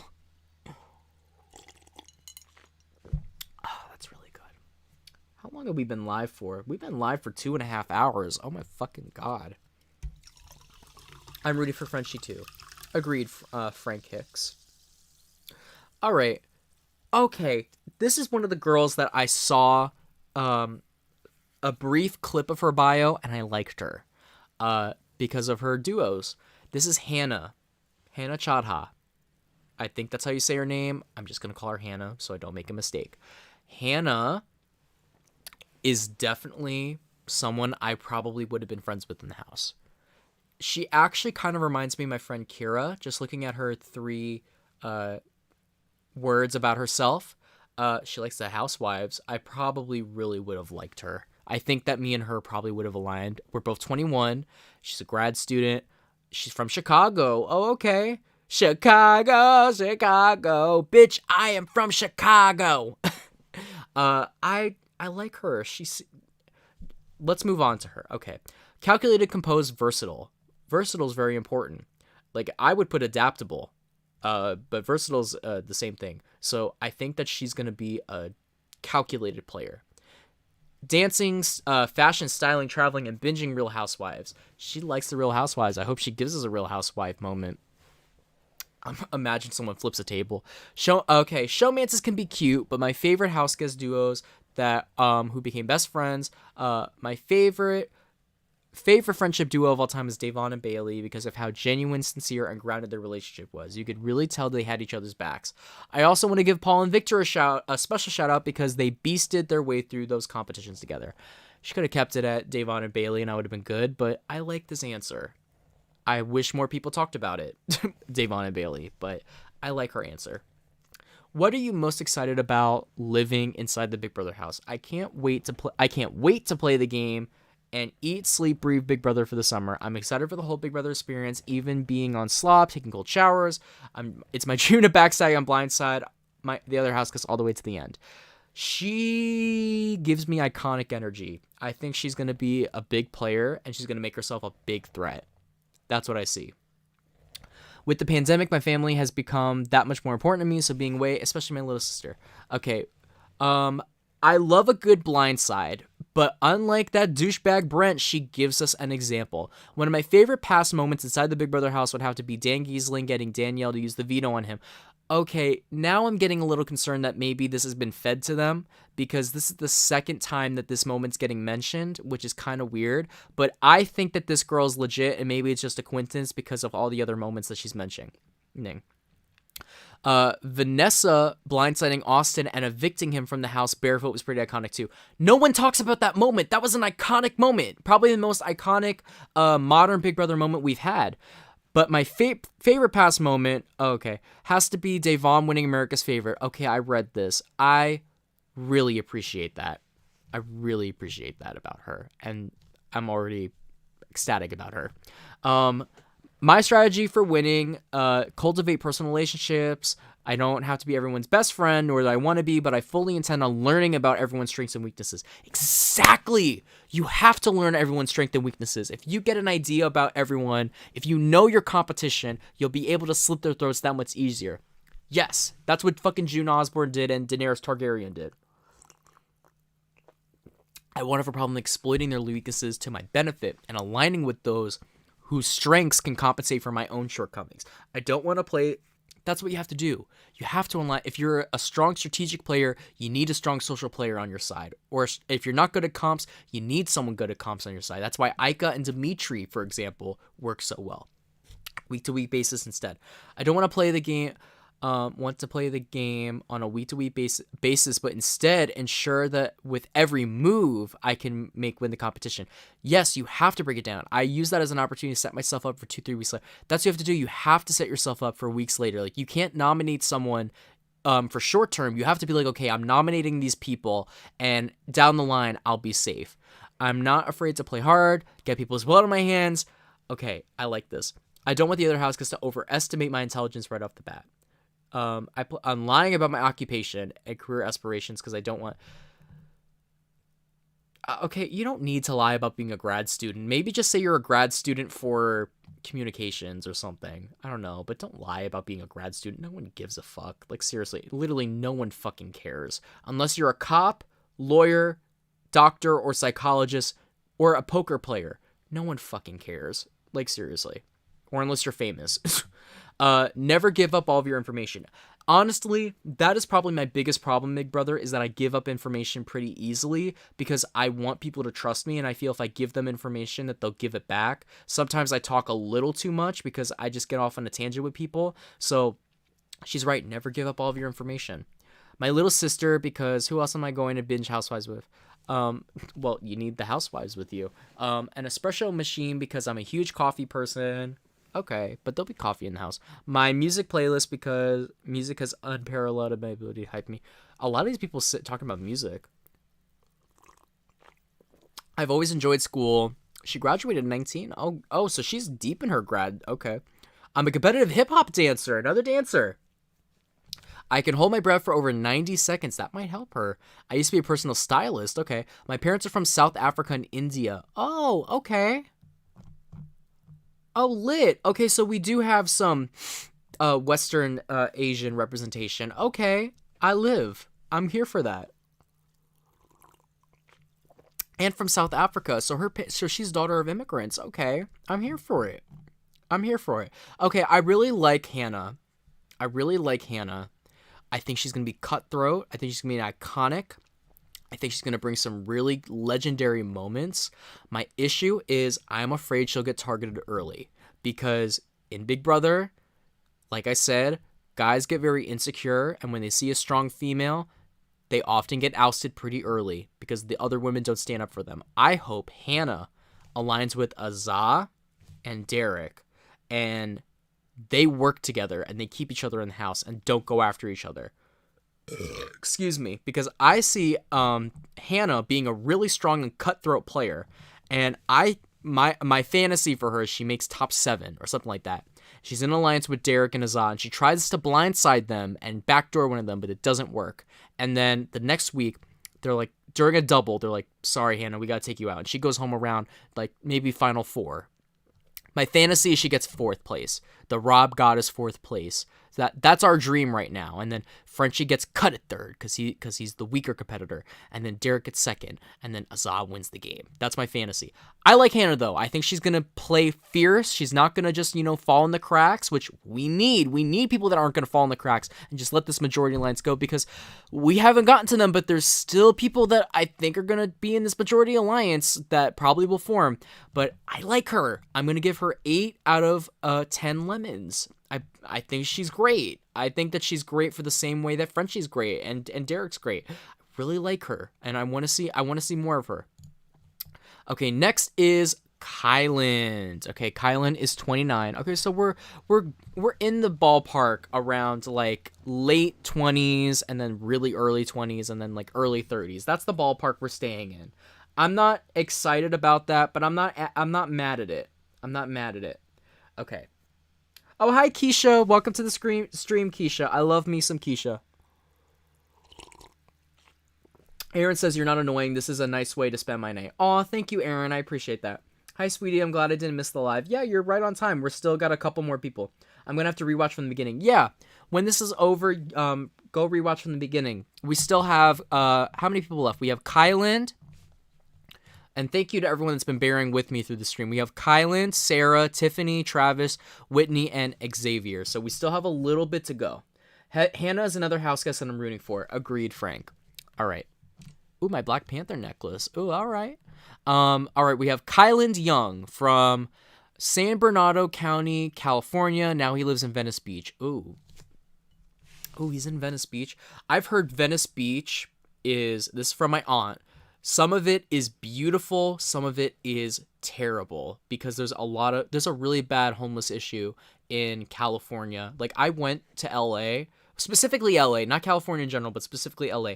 I went there and literally there was literally shit on the ground. When I say shit on the ground, I don't mean like garbage or whatever. I mean literal clumps of shit. A turd. A big dog turd, but it wasn't a dog turd, it was a human turd, and I almost stepped on it. And there wasn't one, there wasn't two, there wasn't three. I saw at least a dozen shit on the ground, and I don't mean a little bit. I mean probably the size of this goddamn mug.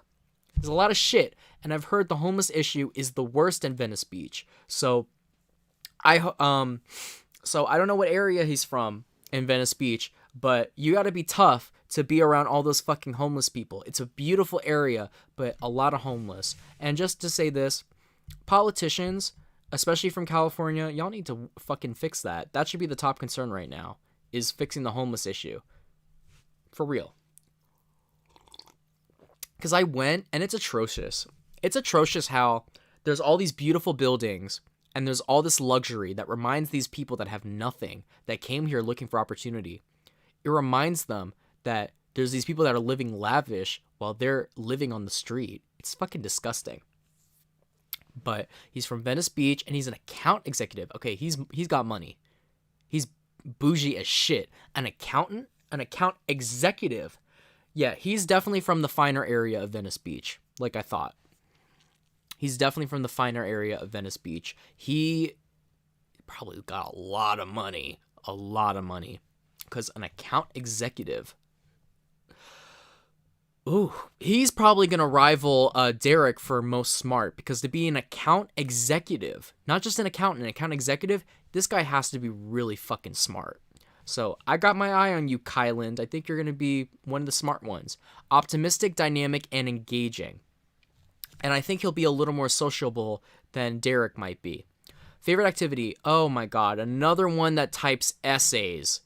Oh god, you know what? Him and Brittany will be best buddies. I hope that he isn't a loudmouth like she is, though. And see, I don't even know these people, and like I'm already getting a good idea of them.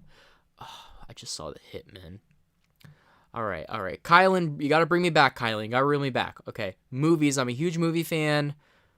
Popcorn's literally my favorite food. Okay, a lot of information we don't fucking need. Chess, escape rooms. I love to compete. Okay, this is like literally everything that you do. Have tried all these things. Okay, so he just does a lot. Okay, he's giving me Californian.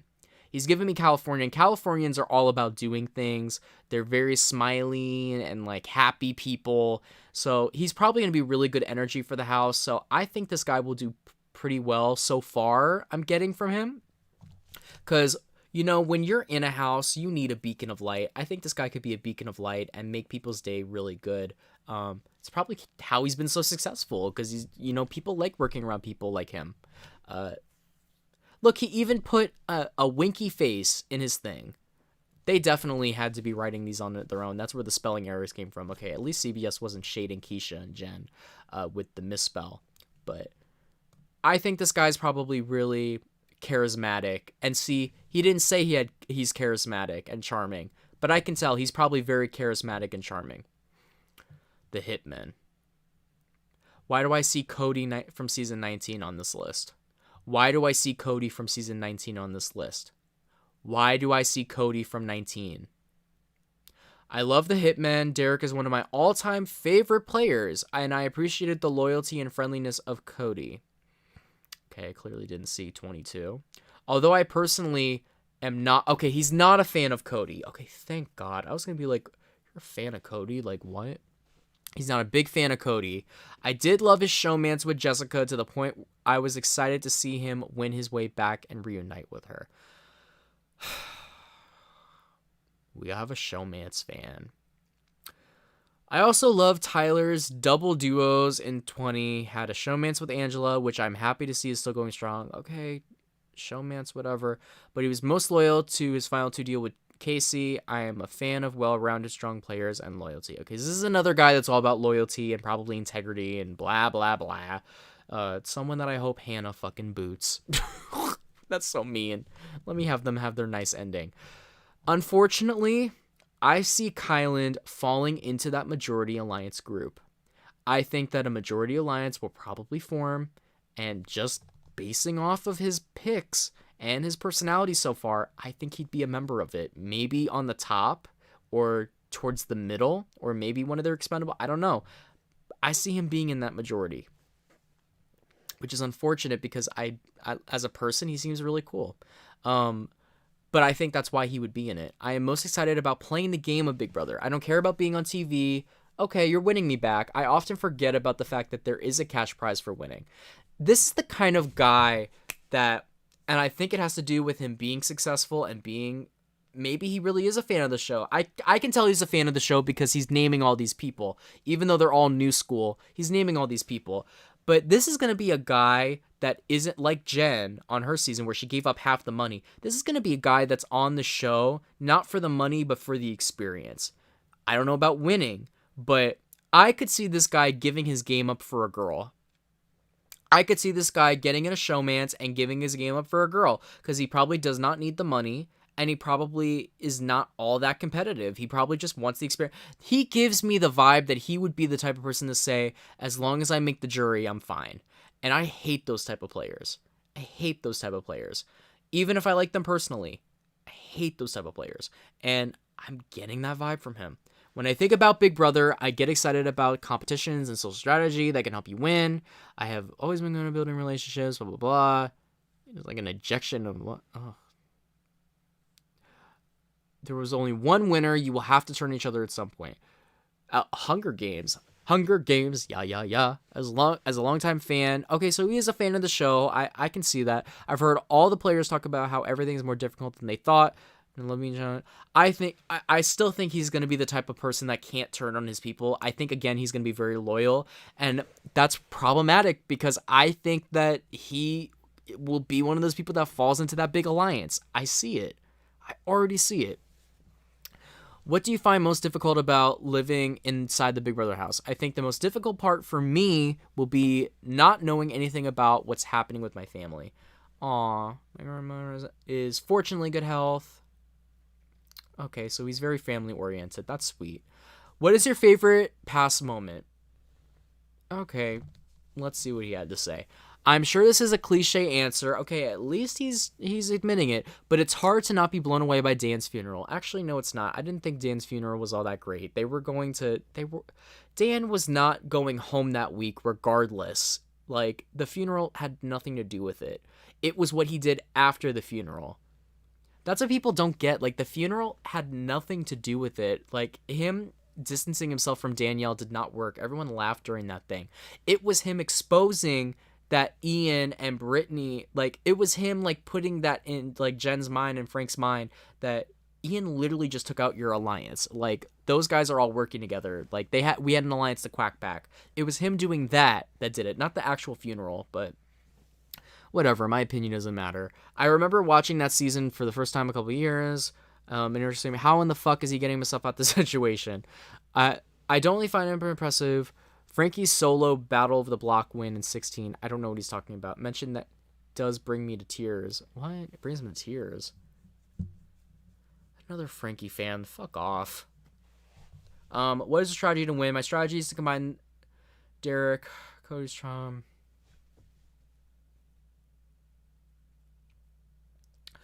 Okay, so he is going to try. Oh my god. I wish this had alcohol in it. Okay. He's going to try being Dan, Derek, Cody. You're going to make a bomb squad. There's going to be 16 people in the alliance, even though there's 60 people in the house.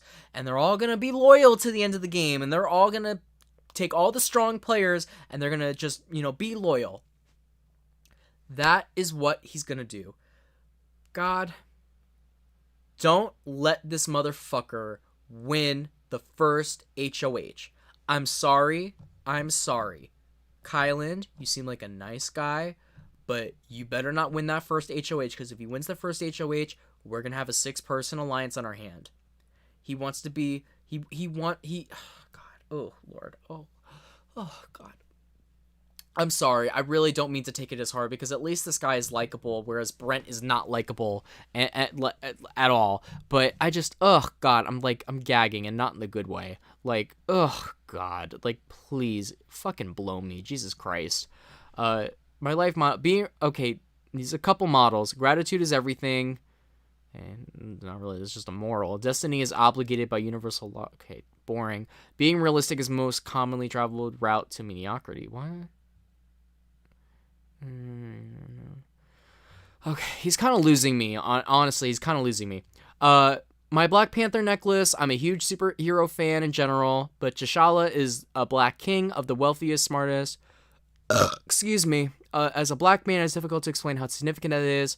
No, I understand it, and how the necklace helps me feel more empowered. Okay. No, I understand that totally. I think that see, and I don't want to dive into this again, because I know some of y'all are probably boring hearing this fucking from me, but no, this is, again, it's a great reason why representation matters. Having T'Challa on the TV screen, the leader of a wealthy, smart, black nation, is important for people to see. And like, I think that this answer is actually really, really nice. And it furthers the opinion that I have, where as a person, I like Kyland. As a Big Brother player, I already know I'm not going to be able to stand him. But I like this. And I also like that this cast, like Big Brother Kanan and I, is talking about these things, because we never saw any of this stuff referencing the fact that, like, hi, I am a black man. I am an Asian man. Like, culture was not talked about on past seasons. I think Davon really, broke that barrier. And like, I like that we're going to probably learn a little bit more about like why representation matters, or at least the people that need to learn about it are probably going to learn about it this season. So I appreciate that answer from him. My bracelet that says unrealistic, I have not taken it off since I got it 5 years ago. Reminds me of my motto. I have something similar. I have unbreakable. But again, someone else had something like that too, I'm pretty sure. Motto I mentioned in the previous question. Being realistic is most commonly traveled route to mediocrity. Okay. My favorite popcorn, that actually is a good saying now that I think about it. My favorite popcorn, if I can't watch movies all summer long, I like to have the snack. I would live if someone made popcorn and ate it while watching people fight. That's some shit I would do. Fun facts, I've done 2 fire walks across coals embers heated to more than 1,000 degrees Fahrenheit. How the fuck did your feet not get burned? Good for you, damn. I've read all the Twilight books. That's not exactly a flex. Started in high school to have conversation with some senior girls who loved them, but finished all of them because I got hooked. It's not a flex. I have 4 sisters. Okay. I went to skydiving school. Oh, that's cool. I'm pretty sure I'm a Jedi, and any day I'll be moving objects with the Force. Okay. He's a nerd. Oh, he's a nerd. Okay. I really like him as a person. I use a fake police badge to skip all the lines at Comic-Con, since it's the only place where you can legally pretend to be a cop. That is fucking hysterical. Why has no one thought of that? That is so fucking... Okay, I like him.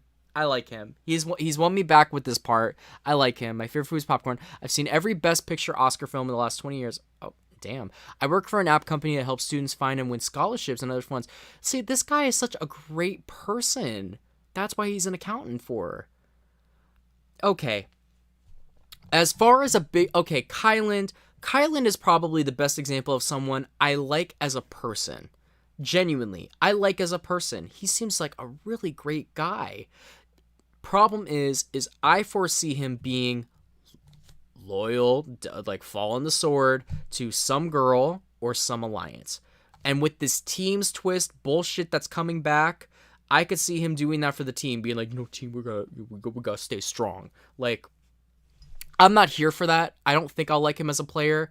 Hopefully he's not in a position of power and he has to find together a group, and it's kind of like an Iatu 4 or I-2 4, whatever it was, in Cook Islands, where they were the minority and they had to work their way, and he was loyal to a group of people we enjoyed. My fantasy is that he's loyal to Azah and Derek, and he gets brought pretty far but cut at like 6 like Jetson was in Big Brother Canada 9. Because as a person, I really do enjoy him. I like him, and I think I will enjoy him in the house. As long as he doesn't get too big for his britches like some of these alpha males do. But Kyland, I like you. I'm going to give you a 6. You get a 6 because you're a good person, and you definitely are not going below 5 with the other assholes. But you seem like a good person. I like you. You get 6 lemons out of 10. You lose 4 lemons because I know I'm not going to like you as a contestant. I'll probably like you as a person, and maybe you'll be in the running for America's favorite, but you're probably going to irritate me with your loyalty. But hopefully, you know what? Hopefully I'm wrong. And for guess, I'm going to say he gets 6th place. He's too likable to be booted early. There's no way they're going to boot him early unless he gets screwed by the night 1 twist. Or he gets targeted for being so likable. There's just no way. So he has to make jury. I'm going to say mid jury, late jury, something like that. I like Kylan though. Okay, I'm really digging this end. Okay, then we have Sarah. Sarah seems like someone that I would see in the supermarket. Is that shady? All right, let me see what y'all are saying. I'm going to check the comment section now like I usually do. We have 10 people. We have Donald D. Nice from Twitch. Hello, I think be huge drama with this cast. Welcome to the channel, Donald. It's nice to meet you. Sorry, I'm just assessing whether you're a fake account or not, but I don't think you are. I don't think you're that guy. I always do that with new accounts. I have to now. You're not saying anything weird, so I think that you're good. Keisha Glaves, it really is out of control here in Cali. I know. Oh, you're from Cali too, aren't you? Aaron says, imagine loving Derek. He win a lot of comps. I see him in Final 5. I could see him in 6 or 5. It just really depends, again, if he wins a lot of comps. But you know what? Sometimes with these big, beefy guys, they don't win as many comps as you would expect them to. So you never know. Jess and Cody are really overrated. Come at me. No, they are overrated. Honestly, I think if Jess and Cody, if Paul wasn't on that season, not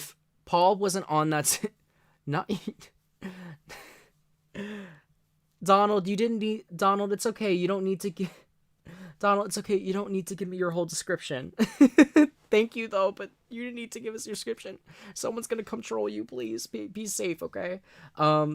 Jess and Cody are really overrated. Come at me all you want. They are, though. I think they would have been the most unlikable people if Paul was not there to stop their parade. Imagine liking Frankly couldn't be me. Okay, thank you, Donald. Okay, we're going to move on.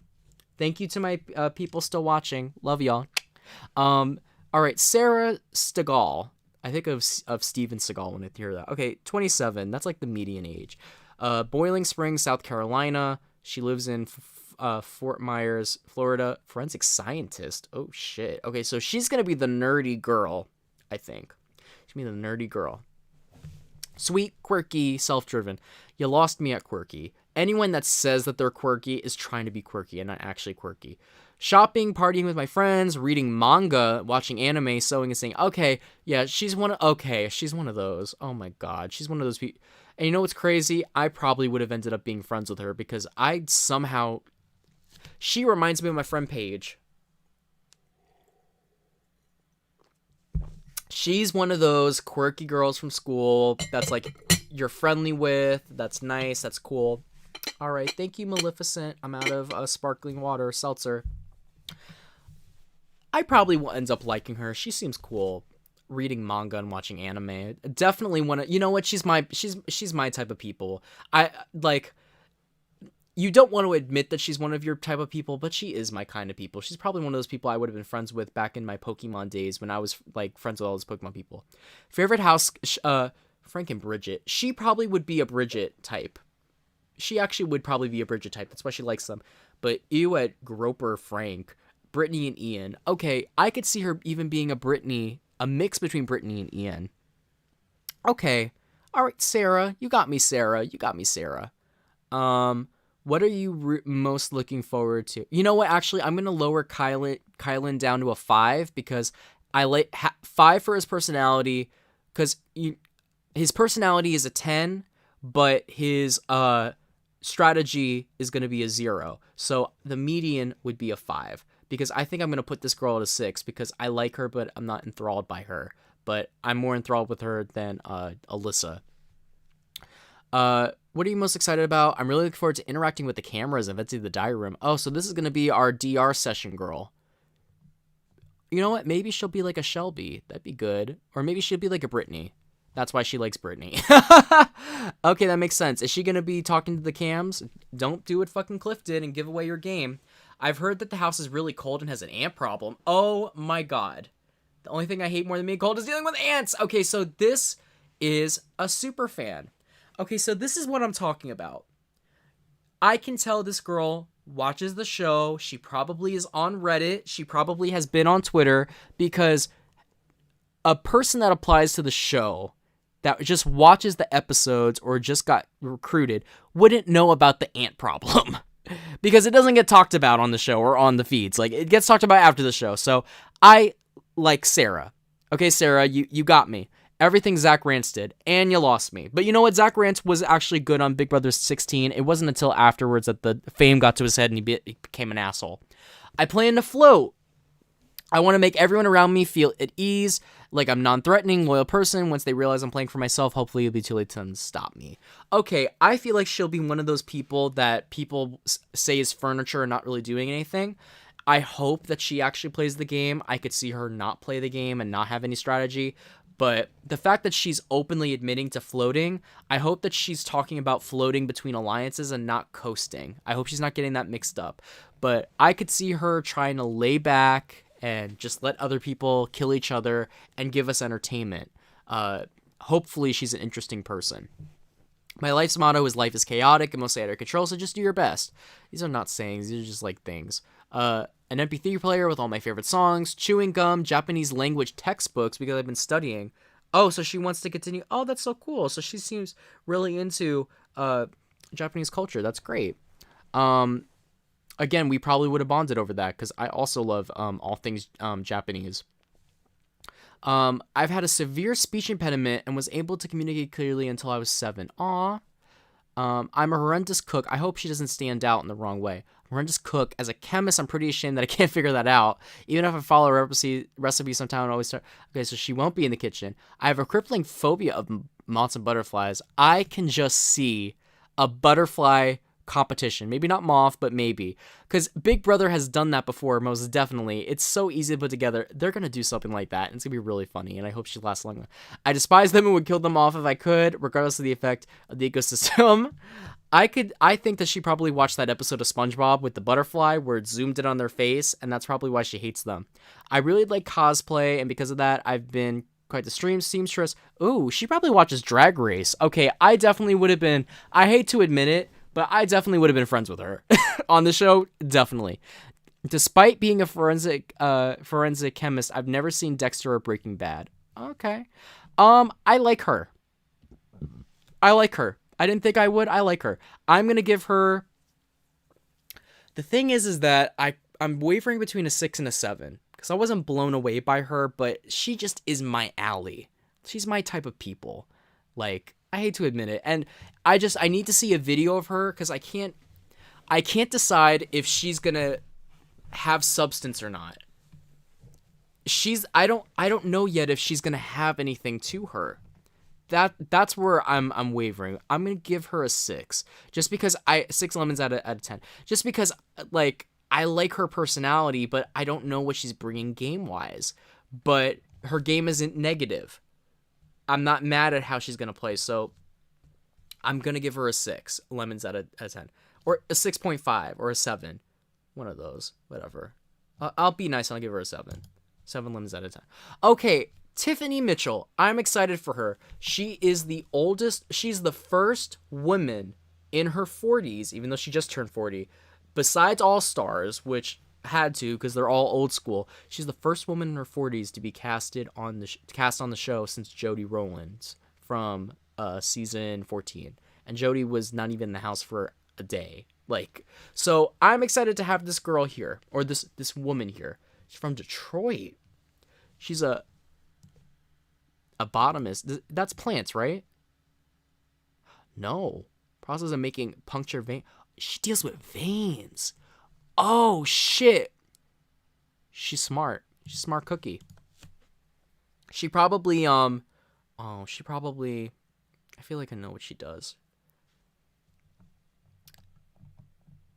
I don't want to predetermine, but I'm just guessing from Detroit because I know that Detroit has a real problem with drugs and stuff. She's probably one of those people that like helps with because that's what, when they take blood, they're testing for like diseases, like if you have like hepatitis or you have like HIV, like if you contract anything. So she's probably one of those people that like is at these blood places and they're taking blood tests to like test diseases, and it's probably really bad in Detroit. That's amazing though that she does that. That's really amazing. I'm okay, Tiffany. I'm here for you already. A phlebotomist, I'm gonna say. Kind, funny, and outgoing. Okay, that doesn't tell me much, but I could see that with her. I like her. All right, let me see what y'all got to say in the chat really quickly. We got 11 people in the house. Hello to our 11 people. Oh, we have a lot of people in the comments. Okay, let me see what y'all had to say. Okay, let me catch up. Clean up on aisle 3. She knew Nicole, I think. Oh God, I hope not. Nicole Anthony or Nicole Franzel. Imagine she pulls a Bronte and just whispers, "I'm a forensic scientist." Please, I hope not. Please don't hide that shit. No one's gonna care. I think she's lying about her job for sure. Maybe. I don't know. I don't feel like people would really care, but maybe they would. Lord, I can't stand Zach rants. I couldn't either. Like Paul, I never got Paul. I thought he was annoying. Or they were annoying. Sarah seems down to earth and really nice. I agree, Aaron. Not SpongeBob, Horsefly, come. Oh, so no, exactly. She could be key side of vote flip. I actually agree with what Donald said. I could see Sarah being that person that people are like, oh shit, we need one more vote. Let's go get Sarah. Sarah could be that swing vote because she's going to try playing the middle. That's actually really good, Donald. Donald, welcome to the family. You should subscribe. I want to see you here more often. But she could be the key vote flip. That's actually a really good point for Sarah. We got Aaron Hughes. I don't know why, but when I looked at Tiffany, I thought about Lauren from Survivor. It's probably the hair. She's the oldest in the cast too. She is? Oh, wow. Can they stop mentioning Cody and Derek? Agree. GP313, she draws blood, and that's what I kind of do in Detroit. Oh, you do? Oh, okay. So is that what y'all do? Are y'all like testing for like diseases and stuff, or like, because I know that's what they do with blood is they when you're doing a blood test, you're really testing to see like what diseases someone may have, and I know that Detroit has like has an epidemic with that. I'm glad that Zach called Nicole a Fruit Loop dingus. Agreed, but that's cool. GP313. So you have more insight on this. So please give us your thoughts, and I will check back with you after I'm done looking at her. My favorite activities are entertaining my friends and family no matter what they're doing, working out, reading, or boating. Okay, so she's all about her family. I'm assuming she has kids. Hitman and Derek. Okay, why the fuck are they saying these people? Okay, maybe she just hasn't watched the show. I'm going to guess that she hasn't really watched the show. I'm most excited to sleep in the HOH room and try swap. I hope you win a competition. Okay, I love her because her answers are short and to the point, and I'm going to get through her quickly. I think the most difficult part about living in the house will be away from my son. Aw, so she can be the mom. Favorite past moment is Dan eulogizes funeral. Okay. My strategy for winning the game is to learn as much as I can about everyone and keep my mouth shut. And you know what? She's doing that with this. Make it happen. I like that. I would take my journal to document the entire process. I like that. My phone, because who can live without that? Recipes, I can cook, but I still use recipes. I'm obsessed with horoscopes. I love my cats, especially mine, Tiger and Puma. My favorite color is Tiffany blue. I like Tiffany's. I do voice impersonations of my family and friends and family. I utilize my alter ego. Oh, she has an alter ego. I think that Tiffany is the hardest one to read because she's not giving us a lot. But then again, she's probably someone that is like thinking, I don't want to put it all out there, and knowing the twist. Apparently the twist is that the captains will get to see everyone's interviews and get a little bit of their strategy. So the fact that she's hiding it, if she doesn't win that competition, it's going to benefit her. And thinking about it, it's pretty smart to keep your hands close to your chest. It's kind of like a Danny Boatwright thing where she wasn't really giving them and telling them what she's going to do. I hope that this is an intended thing, and she's purposely not giving us a lot, just because she doesn't answer questions well, or because she doesn't want us to know.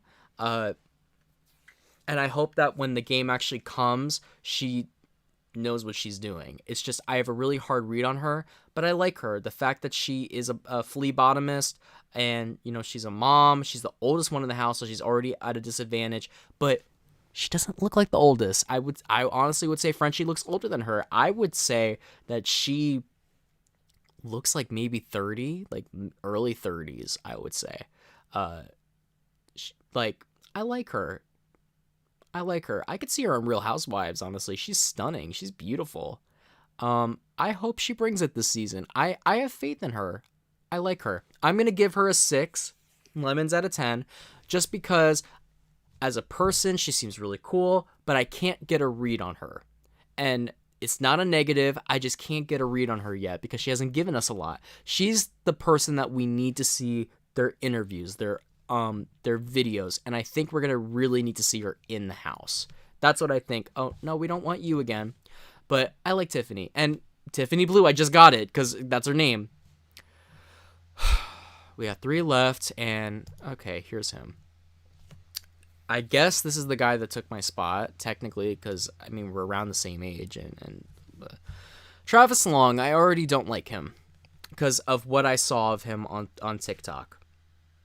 Yeah, she draws it and then sends it, and I test it in the chemistry lab, and yet for HIV, yes, and all those cooties. Okay, so I was correct. I didn't want to say that because I don't want to generalize Detroit as just having that problem, but that was what I was pretty sure a flea bottomist did.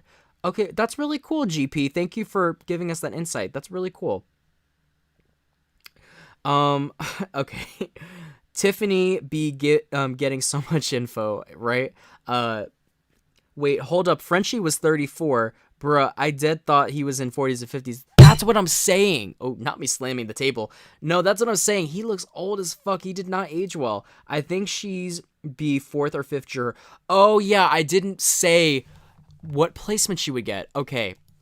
Tiffany, what we're going to say about you is that either you're going to get 3rd or Frenchie's going to get 3rd. I don't know if she's going to do good in competitions, maybe mental competitions, because, to be a flea bottomist, you probably have to remember a lot of shit. I'm going to say question mark. I don't know how far she'll make it. I'm just going to say pre-jury just because older contestants do have a tendency to go home pre-jury, but maybe early jury. Early jury. I don't know. I don't know where to put her because I don't know what her game is yet. It all really depends on how she meshes with people. That's all that matters. But I like Tiffany. All right, let me finish reading your comments. I could imagine drawing blood for this past year. Good for her. Oh, yeah, working for COVID. She must have been honestly, she probably will have that storyline about working in COVID. She probably was one of those health people. I'm giving her a 7 because she had to work during that COVID time because that makes me respect her even more. Even if we don't know much about her. I really like Tiffany now. Thank you for pointing that out, GP. I think 4th or 5th member, I could see that. You sound dead inside talking about Travis because I fucking am. Ayo, another TikTok frat boy. Gotta love seeing them. When you think we getting videos on all these house guests, I'm gonna say because isn't this premiering next week? I don't remember when they said their premiere was, but I'm going to say we're going to get videos sometime over the weekend, probably. But you never know. I don't know. I'm not holding my breath. Okay, this guy's got crow's feet already. That's not a good look. I don't got crow's feet. He's only a year older than me. He's got crow's feet. Probably because he's from fucking Honolulu? Really? He's Hawaiian? Okay.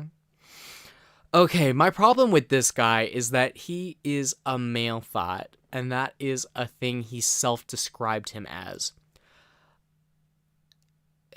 Okay, he has potential to be a personality, but not one I'm going to enjoy. I think the older people might not listen to this asshole. He's the youngest in there, and he's going to come in with a big bravado.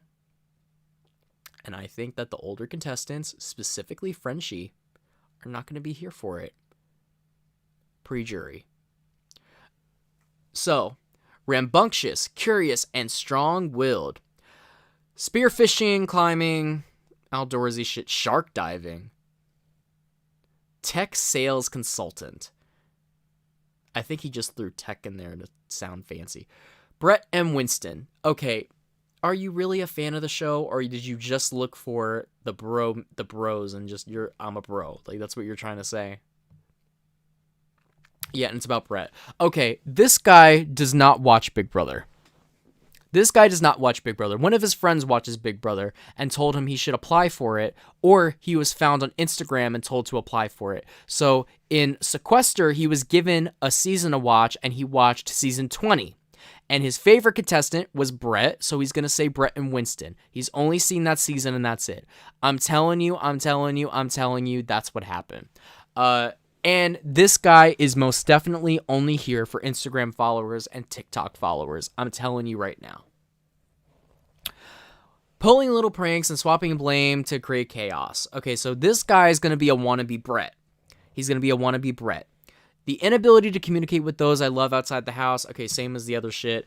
Brett making a last-ditch effort to stay on the show when he lied on the block and said Rockstar was going to flip and not vote for him to be evicted. Did this guy even really watch the season? Because that's not what happened. Brett just made that shit to cause paranoia within the other group. It didn't change it. He was going home he was staying regardless. That wasn't changing. He was just trying to cause paranoia and chaos. Like, at least get it fucking right. You only had one season to watch. Like, fucking asshole. Forming close one-on-one relationships. I will say at least he's not being tacky and talking about girls every 5 seconds. So many brilliant things lay on the other side of... who knows? Maybe he won't get into showmance. Maybe he will be like Brett and just be a bromosexual with the others. And if you don't know what I mean when I say bromosexual, it's bro and homosexual. It's so terrible. It's when you got a bro that's all about broing it out and being overly masculine, but then forms a relationship with another bro that is questionable at best. And not to say that two guys can't have a relationship without it being romantic, because I'm not saying that at all. It's just that you got two overly alpha male guys that, you know, do things with each other that are really questionable, and that if anyone else did, would get the F slur flown at them and hate crimes. But because they are over masculine men, they get away with it. So, and I literally came up with bromosexual because I still, and I said this earlier in the stream, remember in season 20 when Winston woke up from a dream and said that he dreamed about him and Brett like having sex on barbecue sauce. I'm not kidding. Look this up. So that's where I got bromosexual from, because that might be a little bit of internalized homosexuality, and we don't discriminate here. We don't hate that. I mean, I'm here for it. We just had a Pride celebration the other day on live on this channel for the Trevor Project, but don't be over here fucking throwing around the F slur. Meanwhile, you're over here humping your bro. Like, but yeah, this guy's giving me bromosexual vibes. A full-size gym. I thought he said gum. I was like, what? Okay. I'm sorry, working out is not a personality. The ocean, so I have to never have to do my hair, so I could live off sushi. What? Oh, okay. A projector in movies. I am wicked obsessed with cinema. Wicked! This is the 90s. Because he ain't talking about Idina Menzel. Oh, shit. The cap himself. I'm a published author.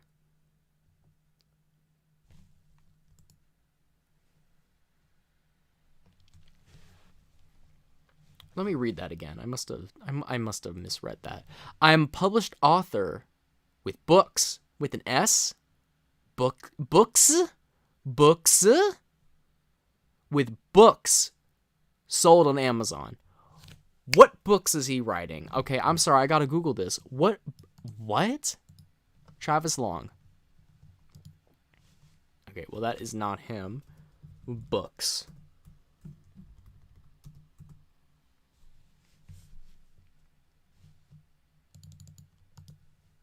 Okay, well, we're gonna need to go on Amazon.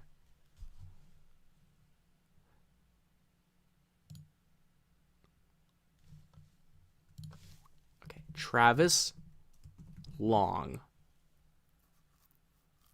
Okay.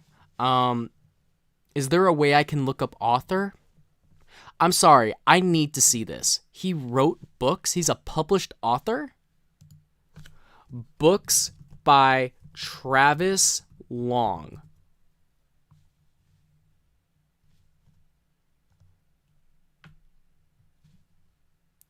I don't see anything. Is he lying? What books is this motherfucker writing? On how to be a fuckboy? Okay. I am almost fluent in Spanish. Okay, he probably just took a Spanish class in high school. From growing up playing... Oh, he lived in Costa Rica. Okay, never mind. I've gained almost 40 pounds one summer. Fat or weight? Probably weight. Muscle. I've started multiple businesses. Okay, multiple businesses. Okay, so you and Brent are going to be best buddies with all your fake businesses since high school and have been sued by massive titans of industry.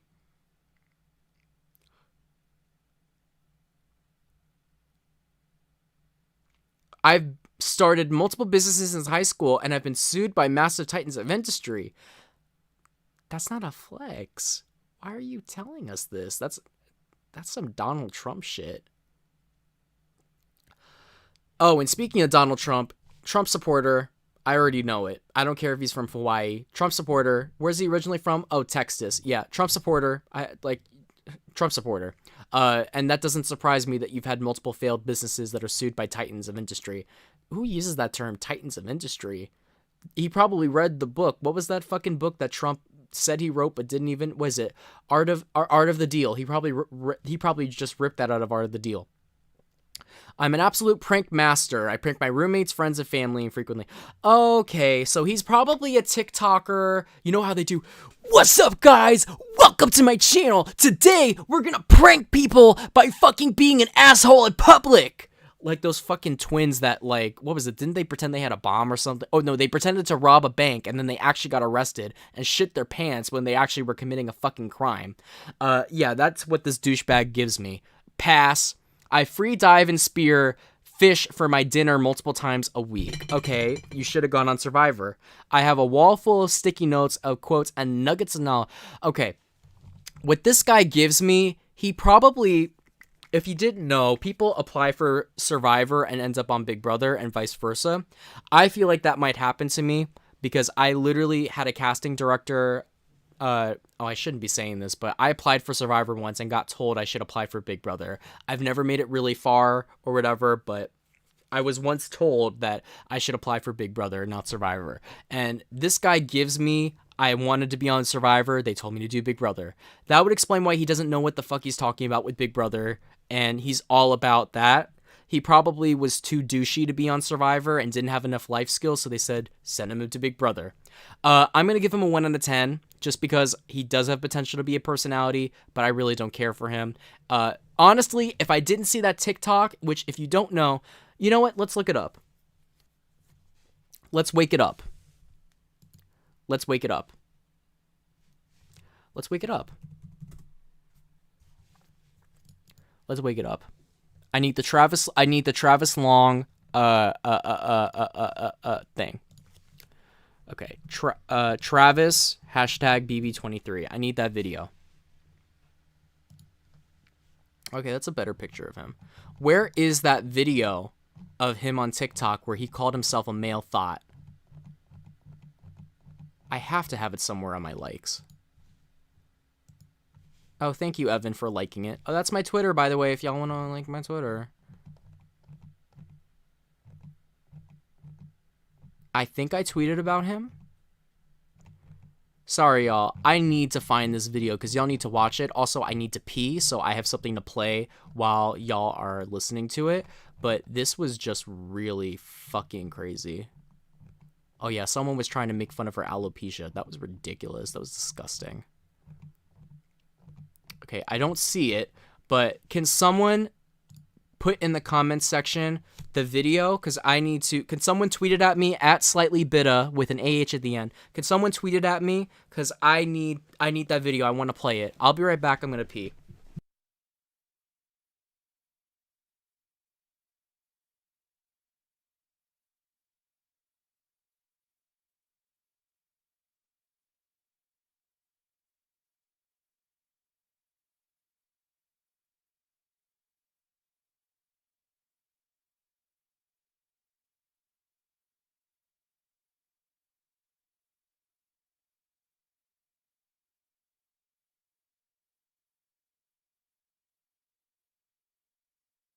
All right, I'm back. Thankfully, there's a bathroom right next to us. We have 13 people in the audience. What's up, 13 people at 3 a.m.?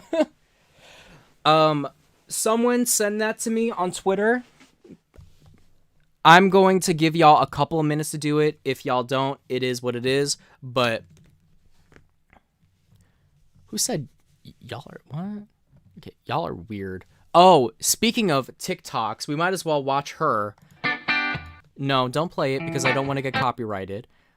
Oh yeah, this girl this girl was trying to be so quirky with her like, I'm a brother. She posted about it. Isn't that breaking the non-agreement or whatever?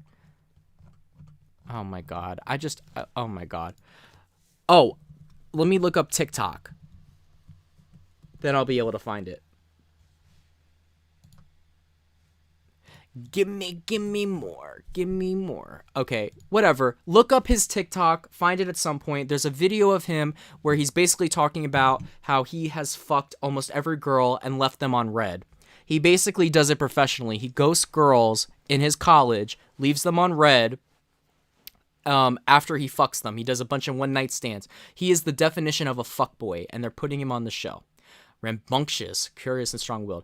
So for that, you lose 9 points for being an asshole. So I'm not rooting for him. He's going to give me Trump supporter Brett part 2, wannabe. So you get a 1 because I think he will bring something to the show. I hope to God he's a pre-juror. I hope your motherfucking ass goes home because if I was in the house with you, you'd be my first target. I see him saying the N-word. He gives me problematic vibes. I feel like he's number one in that race to say it. But luckily we have a more diverse cast this time around, so I hope if he does say it, someone calls his ass on it. But I just see him being the one that we get racism from. He gives racism energy. He does. Or at the very least, sexism. Or misogyny. I see that from him. But yeah, I hope he's not on the show for long, Travis Long. So I'm giving him a 1 lemon out of 10 because I'm very bitter about his inclusion. I was saying this about earlier with fucking Brent. You can cast someone that is unlikable that has a good personality. And I just don't think Travis is the person to put in. But you know what? That's why you need to have someone like him that's not likable. You need to have someone like him of his archetype. I get it. You need someone that's going to make the little girls fucking tingle. That's what you need. You need someone that the little girls and the older women can gosh over and the gays can gosh over. So I get it. You need the body in there. But I'm not here for this motherfucker. Bye. First boot. Okay. Next we have Whitney. Okay, I'm going to check the comments really quick. Jacksonish. That is correct. Very Jacksonish. And, oh no, Jackson fucking won. Oh, if this motherfucker wins. Oh, Lord. Ugh. I'm literally gagging. I gagged at that. Oh, God.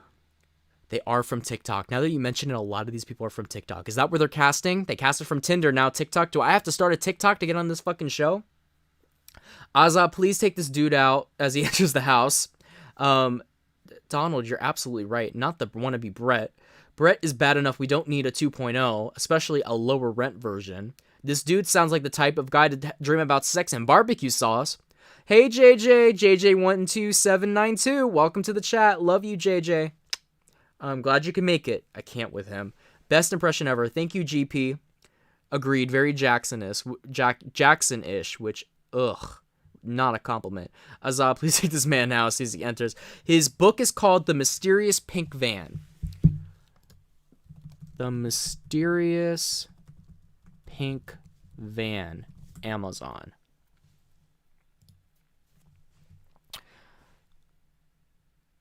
Cookies. Do not tell me that this is a book about predators. Is a humorous children's book that playfully engages kids in the serious matter of stranger danger, creating a lighthearted platform for you to transition into a serious talk with your child about safe. Of course, it's a children's book. That guy's not going to be writing no fucking Stephen King novel or anything spectacular. Look at this cover. This is the most fucking ratchet novel ever. Like, cover. Like, this is so trashy. Oh my god. Like, it looks like a kindergartner made it. It looks like a kindergartner made it in MS Paint.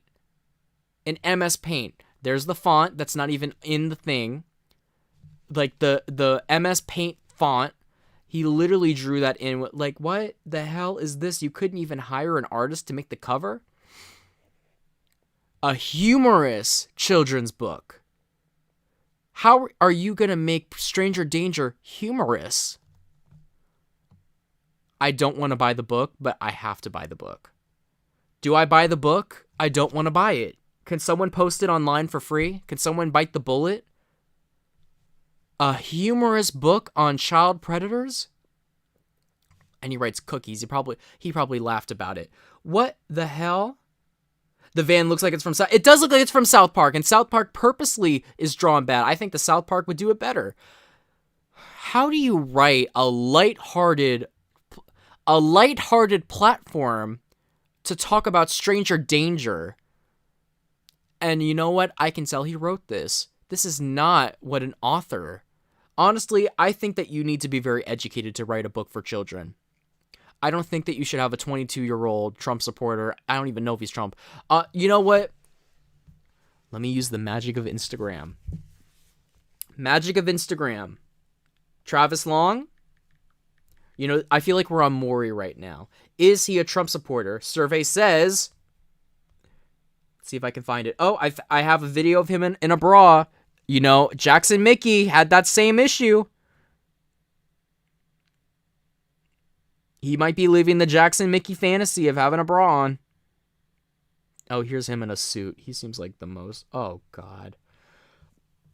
Oh, God. This is fucking disgusting. What is this, grills? He's a fake grill. Justin Bieber. Why am I giving this so much attention? I should not be giving him energy like this. I gotta know if he's a Trumpy, though. I'm gonna go in favor of Trumpy, but I don't know for a fact. Oh god, I had the same tuxedo as him for prom. Alright, well, you know what? My little investigators, my Nancy Drews, find out where he stands. Why is Braden following this guy? Braden from I Love Money. Why the fuck are you following him? And this motherfucker's following him too? And standing him? King, I'll be rooting for him. What do you mean, King, I'll be rooting for him? Who is this? Reality X Jury? Of course you don't even post about yourself on Facebook. Justin is rooting for him? Girl, bye. Unfollow. Okay, well, I'm over this shit. Let's get back to Whitney. Whitney is giving Holly Allen 24 Wyoming. Very much so. This is probably the pageant girl. There's a pageant girl every season. I'm assuming this is a pageant girl. If it's not a pageant girl, she probably is like in that role. I remember Raven was saying something about my friend Raven, who has been on this channel before. She was on I Love Money. Raven knows all about the pageant girls because there's a pageant girl every single season.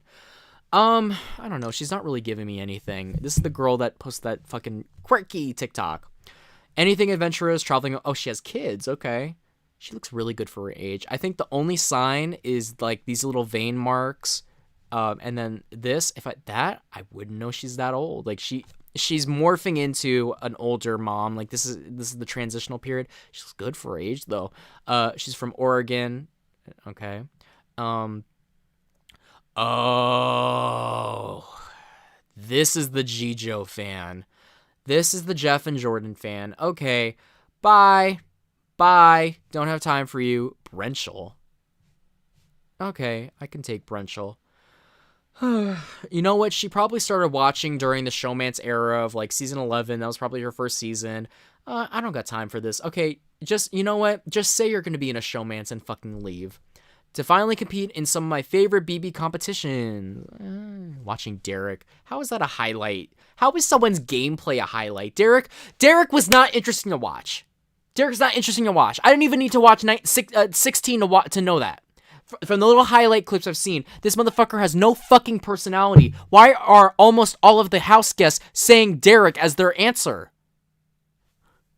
That's like me saying I want to watch the paint dry. And you know what? The paint was so strategic on drying because it was so intelligent with drying, even though it was the easiest shit on earth. I was wowed by that. Like, girl, who fucking cares? Give us something. I'm getting nothing from this shit. Go ahead, give us nothing. Being away from my children. Okay, whatever. Each season and cast is so different. Exact gameplay. No. I want to hold my values. Okay, so you're just going to be the boring bitch that just talks about her Sorry, let me take that back. I don't want to refer to someone as a bitch. You're going to be the boring motherfucker that just refers motherfucker's not even any better. You're going to be the boring one that just fucking is all about it. Okay, just say you're going to be in the 6-person alliance. That's it. Why not? That's not a motto. We didn't ask. Okay, is this whole thing her motto? Photos of my son, music, wardrobe. I can wiggle my nose like a bunny. I thought she was going to say she had a bunny. I was going to be like, oh, I like her. I'm an excellent matchmaker. I developed my own Tillamook? What is this? Oh, I'm over here thinking it's a food. It's a town in Oregon or a county. I didn't even see. What was it again? I literally it's a city, okay, in Oregon. Ice cream flavor. Keep an eye out for white chocolate raspberry. That actually sounds really good. Okay, you get a point. I was named after Whitney Houston, but I can't sing in real life. Okay. Whitney Williams. Okay, she's got 2 of my favorites. She's got Whitney as her first name, and her last name is Williams, like Wendy. Okay, so I like the name. Person, she's giving me nothing. Okay, you know what? You get a 5 next, because you're just giving me nothing. You get average. Okay. All right. Lastly is Xavier, and then my torture can end. You get 5 lemons out of nothing. I don't know. Mid jury. I think she'll make the jury, but I don't know. Mid jury. I can't see her going home early because she just is nothing. I think people will forget she's in the house, and then she'll go home people will be like, oh shit, wait, she's still there. Okay, we got to get rid of her. She'll probably be in some alliance. Now that we've gone through all those people, I'm going, because I don't think this guy would be part of it, I'm going to say the 6-person majority bomb squad alliance is going to be her, is going to be him. So we got those 2. I think her. I think him. Maybe him and her. I think those 6 will be the majority. Because guess what? He's going to get into a showmance with her. He's going to get into a showmance with maybe her. Or maybe her, actually, because they're closer in age. And then he's going to get into a showmance with her, maybe. I don't know. That's what I see. I see already. I don't need my crystal ball to tell me, but I'm using my witchy powers right now, because if y'all know I'm a witch, I'm using my witchy powers to say those 6 will make an alliance, and they'll try picking off the others. I hope to God Derek and Azah put a wrench in that bullshit and don't let that happen. Maybe Christian. I don't know. I don't see Christian joining it. Maybe he will. I don't fucking know. But that's probably what's going to happen. Let me check in with my YouTube people. We're almost done. Oh my God, about fucking time. It's been 4 fucking hours. Keisha said the gagging took me out. I'm literally fucking gagging, girl. Oop, the van looks like it belongs to South Park. Whitney feels like someone I've seen on Big Brother before. She like fucking Holly Allen, 24, Wyoming. Azah, you got a lot of showmates to shut down in that case. She does, and I hope she fucking does. All right, we got 13 people moving on to the final hurdle, which is Xavier. Okay, he's 27 from Kalamazoo, Michigan. All right, I'm here for Michigan. He's from Milwaukee. Okay, he's an attorney. Okay, he's probably gonna need to hide that because you don't want people knowing you're an attorney, but he might bring it. Personable, confident, fun-loving, playing basketball, time with friends. Okay, I'm not really getting anything from him. Definitely the duos. Chilltown, rest in peace, is my all-time fave. Okay, is that him referencing that they are no longer friends? Maybe he knows about the drama. Maybe he is from our world. Maybe he's one of our people. Who knows? Maybe him and Sarah and Frenchie could get along. Closely followed by the Hitman. Bleh. Why are so many people so fans of them? I don't get it. I don't get it. There are so many great duos to pick from. Danielle and Jason. Whether you like them or not, Danielle and Evil Dick. Rachel and Brendan even. June and Allison. I would even give it to Tyler and Casey. I would even give it to those assholes. Like, I don't know. There's so many great pairs. I would put Vanessa and Austin, even though Vanessa turned on Austin. There's so many great pairs out there. Why? Chilltown even. Why these guys? Janelle and Kaser. Davon and Bailey. The Hitmen? Girl, fucking bye. Girl, bye. Like, fuck off with this fucking bullshit. Okay, first and foremost, just getting an opportunity to participate in the game. I appreciate that. He's proud of the experience. That tells me he probably is a fan of the show, which I appreciate. He's not just picked off a fucking TikTok. He's a fan of the show, and I appreciate that. I want to see the design of the house close up and see what random guests, especially Zingbot, will appear throughout the show. Hopefully no one annoying. Not being able to talk to my family. Okay, same answer as everyone. Lived with 50 people. Falling into 2 weeks. Okay. Brittany Haynes' goodbye message to Mike Boogie, or Danielle Reyes' impersonation of her BB3 house guest. Both equally okay. This is a fan of the show. Thank you, Xavier. You're a fan of the show, because that's not something that they would feed to him. I appreciate that. The goodbye message after 14, that's not something everyone's going to say. And then Danielle Reyes, okay, so he's petty. That tells me that he's petty. And hopefully Xavier will give us that petty energy. Not only a fan of the petty. Okay, maybe Azah can be petty, and then he can, or Hannah can be petty, and then he could back them up and laugh. I'd be here for it. From a competition standpoint, only win when I have to. Okay, so he's going to be the one to throw comps, but not really. Avoid bringing personal matters in. Okay, so he's going to be kind of cutthroat. Adapt a twist as they come along. Way it's meant to play it. Make your own luck. I like that. He's a Taurus. Oh, he's going to get into fights. Maybe if he follows his Taurus energy. Picture of my family. Aw. My record player. Ooh, okay. And my cat. Aw. He's awesome and will show people that not all cats are evil. I thought he said not all cops are evil.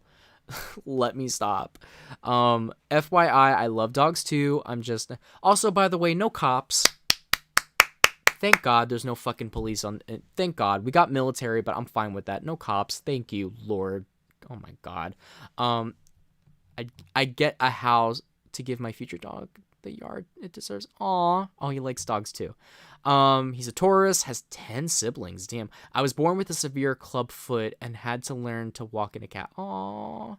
Okay, hopefully we learn about that. I completed a cross-cultural study abroad in England and Scotland. Oh, that's interesting. I am not a fan of coffee. I'm right there with you, Xavier. Coffee tastes like shit. Or piss. I actually made it all throughout law school without even having a single shot of espresso. Well, to me, I have energy drinks. I like Xavier. Seems cool. I like his personality. I'm not getting much from him, but I'm giving him a 7 because he's a fan of the show. He knows the moments. His strategy seems good. He's from Milwaukee and Kalamazoo. He's an attorney, and I think he'll give us something, and I see some petty in him. So I'm giving him 7 lemons out of 10. And that is our big brother. Oh, what do I think he'll make? Mid-jury or mid-pre-jury? I'm going to lean to jury, though. And that is our big brother cast. Okay. Oh, my God. Okay. Tier list. Big Brother 23. Has someone made a tier list for these people yet? Oh, someone already has. Oh, no, they have not. Okay, if I had to rank these people... Okay, let me go to I Love Money charts. And let me rank these people. Also, put your questions in the comments section, and I will get to them really quickly. Okay, as you can see, I'm already planning out I Love Money, which, by the way, if you're a reality show contestant, if you're a reality show fan, I host my own reality show. It's called I Love Money. The next season is going to come sometime this month, hopefully. You compete for cash and prizes. If you want to watch past seasons, go to the playlist on my channel. There's 4 seasons that have aired. I recommend season 4 and 5. 6 and 7 were relatively boring, even though it was an all-star season on season 7. It's a lot of fun, and I'm looking for new contestants. So if you're interested, hit me up on Twitter at Slightly Bitter with an AH. Okay, ranking these people. All right, let's do Alyssa, Azah. Okay, sorry, I'm kind of a OCD. Okay, Brent, Brittany,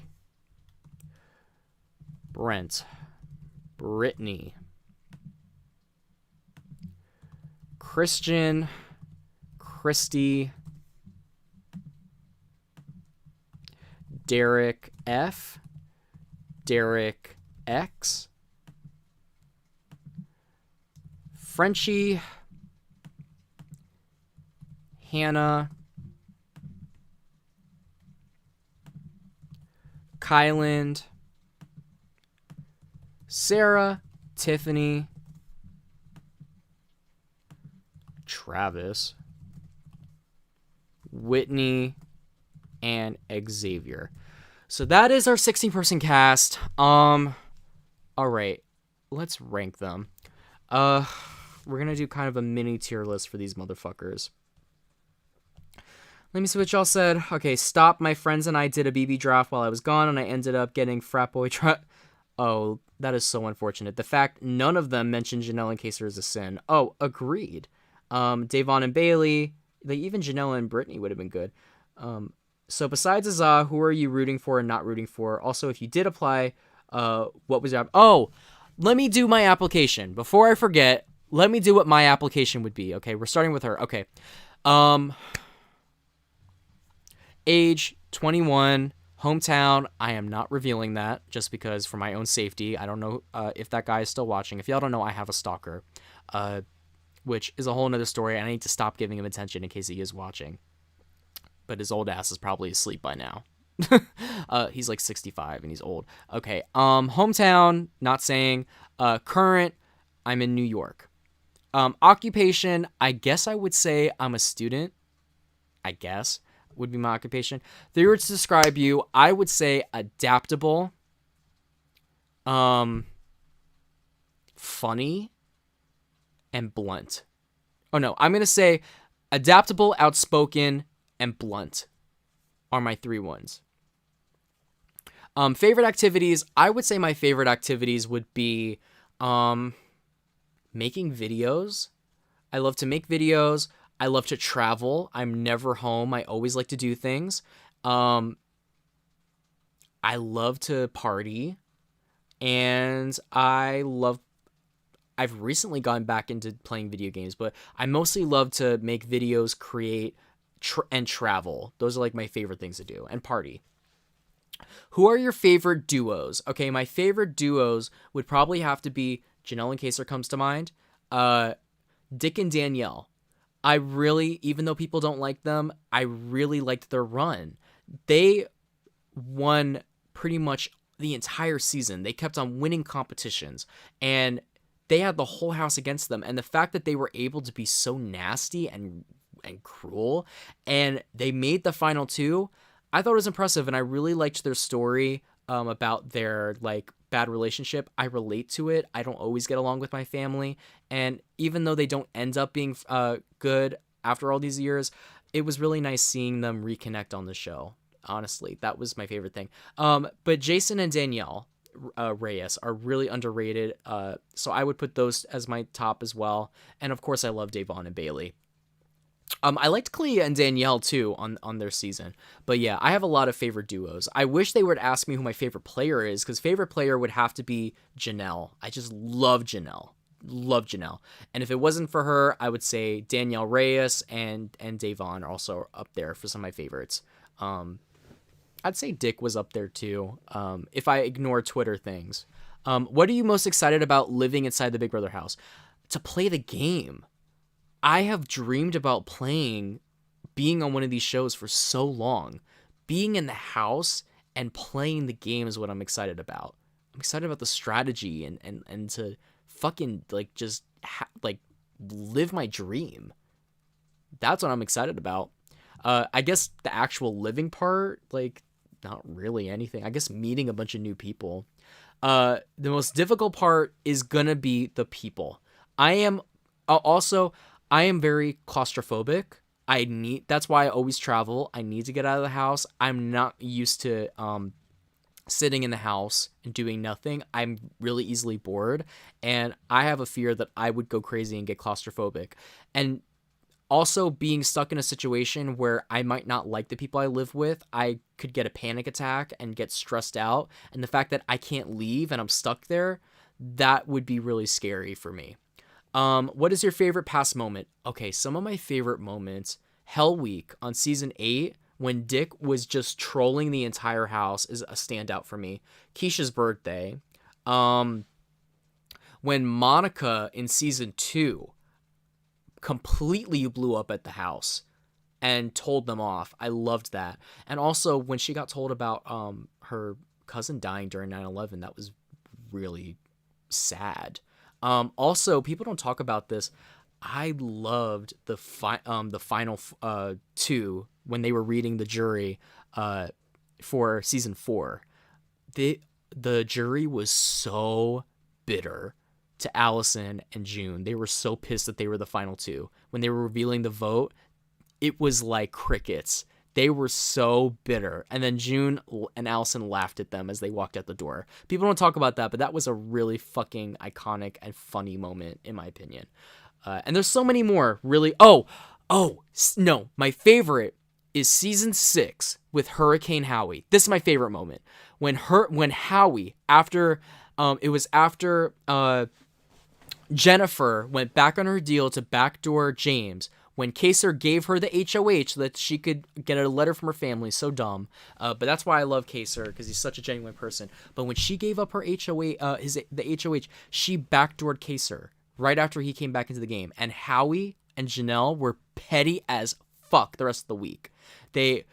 Howie was called Hurricane Howie, and he called her the busted blonde. The big bosom busted blonde. And he said, we should make some pepperoni pizza, and her dog's name was Pepperoni. If you have not seen Hurricane Howie, look it up. It's why Big Brother 6 is like the best newbie season of all time. What is your strategy for winning the game? My strategy is to think of the game like Game of Thrones. I'm here for one reason and only. I'm here to reclaim the title. I'm here to reclaim the Iron Throne. Realistically, I think what's going to get me through the game is being that shoulder to depend on. I'm going to be likable. I'm going to be comical, and I'm going to be blunt. I'm going to be real so that people don't ever not know where they stand with me. Because if people know where they stand with you, even if you're against them, they're more likely to keep you in than a question mark. So as long as people know where I stand and they think they can trust me, then I would work with them. And similar to Azah, I would identify duos or potential alliances and divide them.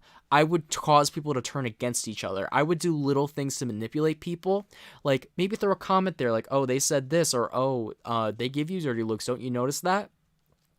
Or I would even, I don't know, I would put like hot sauce in someone's juice and then blame it on someone else. Like I would do stuff like that. But ultimately, I'm there to divide people, just like a handmaid. You know, I'm gonna be the handmaid in waiting. I'm gonna watch and listen and observe, and I'm gonna be slitting your throat without you even realizing it. And when the time comes for me to be the Mad Queen and reclaim the Iron Throne and slit some throats like Daenerys Targaryen or Daenerys Targaryen, I'm gonna do it. Life motto, I don't know. I feel like I have life mottos, but I just like can't think of one on top of my head. I guess you know what? From Octavia St. Laurent. Life is like a boomerang. When you throw it, it eventually comes back. I love that quote. And that's just one off the top of my head. I would really need to think. What would I bring into the house? If I could bring stuff into the house, I would probably bring my rabbit Coco, just because I could literally play with him for hours. I love him. He's adorable. And also, I would want to make sure he's good, so I would bring his medicine and stuff. But, like, my main fear would be something happening to him while I'm in the house. That'd be my main fear. Like, because he's always sick and, like, I don't know. He's always got a sniffly nose. I would also bring in... I'd bring a notepad, like a big thing of paper so that I could draw. I love to draw. That's my favorite thing to do. And also I could take notes, pencils and paper. I could take notes for the challenge. And then the last thing I'd bring in is I would bring in an iPad full of movies and TV shows, preferably South Park. Honestly, I could just watch the entire show South Park, everything with South Park, and also music and stuff. And whenever I'm bored or whenever I have nothing to do, I could just do that and just like enjoy myself and take a break. Fun facts about me would be I can do this and it looks like I have no neck and I can hold my arm. I'm very flexible. I met Tom Selleck. I worked on Blue Bloods. I don't know what else. I guess I have a YouTube channel. I have a pet rabbit. I don't know. I would really need to think about these fun facts. Like, I don't know what's really unique about me. I've been told I forget things that aren't relevant to me or important. So that would be my bio. And I hate to go off topic. Some of you probably left because, ew, I'm just talking about myself. But, okay. Anyway, ranking the cast. All right, we're going to start with Alyssa. Okay. 1, 2, 3, 4, 5, 6, 7, 8, 9, 10, 11, 12, 13, 14, 15, 16. Okay, we're going to do this. 1, 2, 3, 4, 5, 6, 7, 8, 9, 8, 9, 10, 11, 12, 13, 14, 15. And while I'm doing this, if you have some questions for me, leave them in the comments and I'll get to it. Alyssa, I'm going to put Alyssa like smack dab in the middle because I have no fucking opinion on her. Azah is number 1. Derek is number 2. Hannah is number 3. I actually am putting Hannah above Frenchie. Frenchie's number 4. The rest of them. I don't know what to think about Tiffany, but I'm going to put her above Alyssa because Alyssa gave me a lot and I have nothing to work with. Kyland, I like Kyland, but his strategy pisses me off. So I'm going to put him above Alyssa, but below Tiffany. Sarah, I like Sarah. I'm going to put her right there.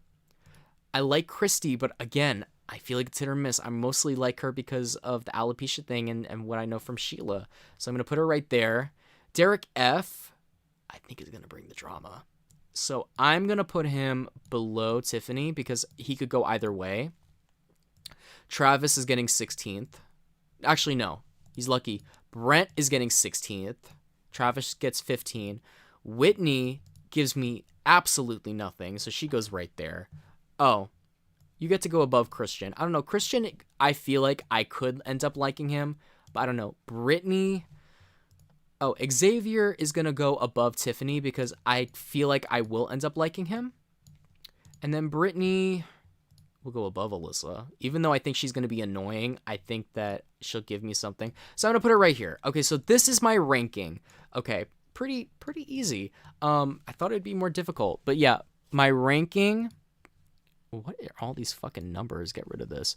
Okay, my ranking is Azah number 1, Derek number 2, Derek X number 2, Hannah number 3, Frenchie 4, Sarah 5, Christy 6, Xavier 7, Tiffany 8, Derek F 9, Kylan 10, Brittany 11, Alyssa 12, Whitney 13, Christian 14, Travis 15, and Brent 16. And I'm realizing right now that with the exception of Brittany, I put the people that I predicted to be in that 6-person alliance all at the fucking bottom.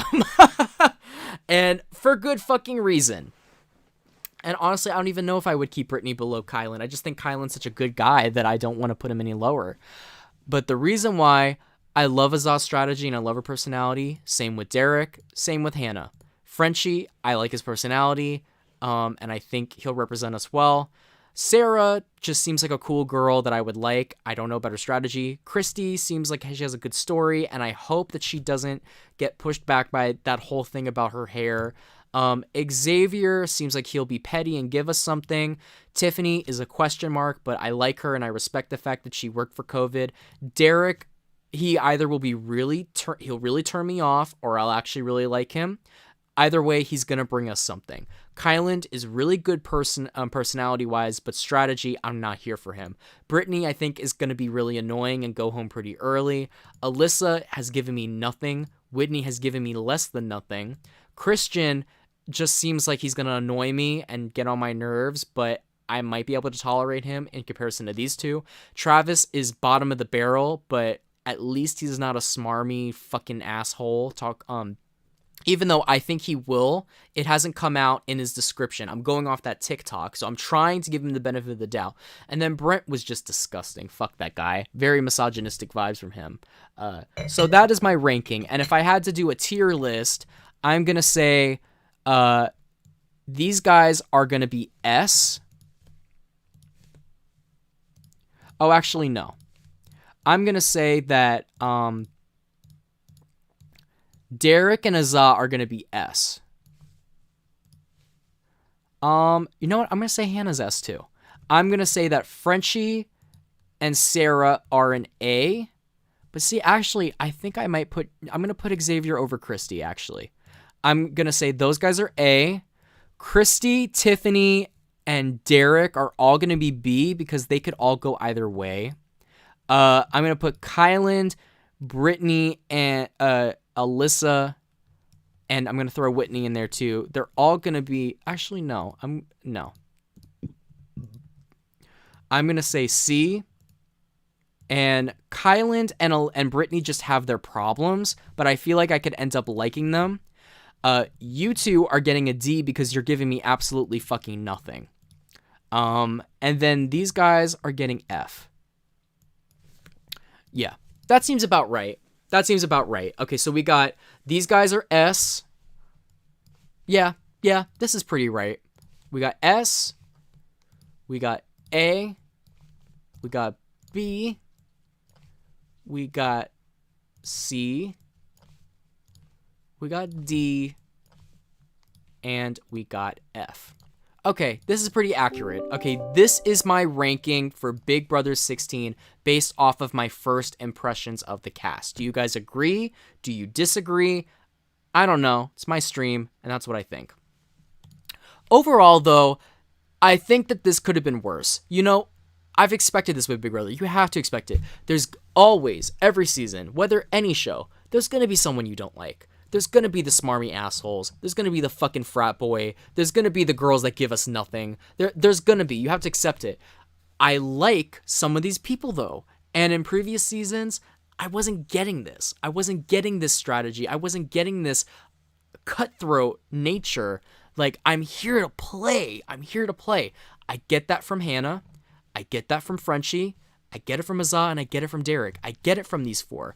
My draft picks, if I had to pick Azah, Derek, Frenchie, Hannah, I don't know if they'll end up winning.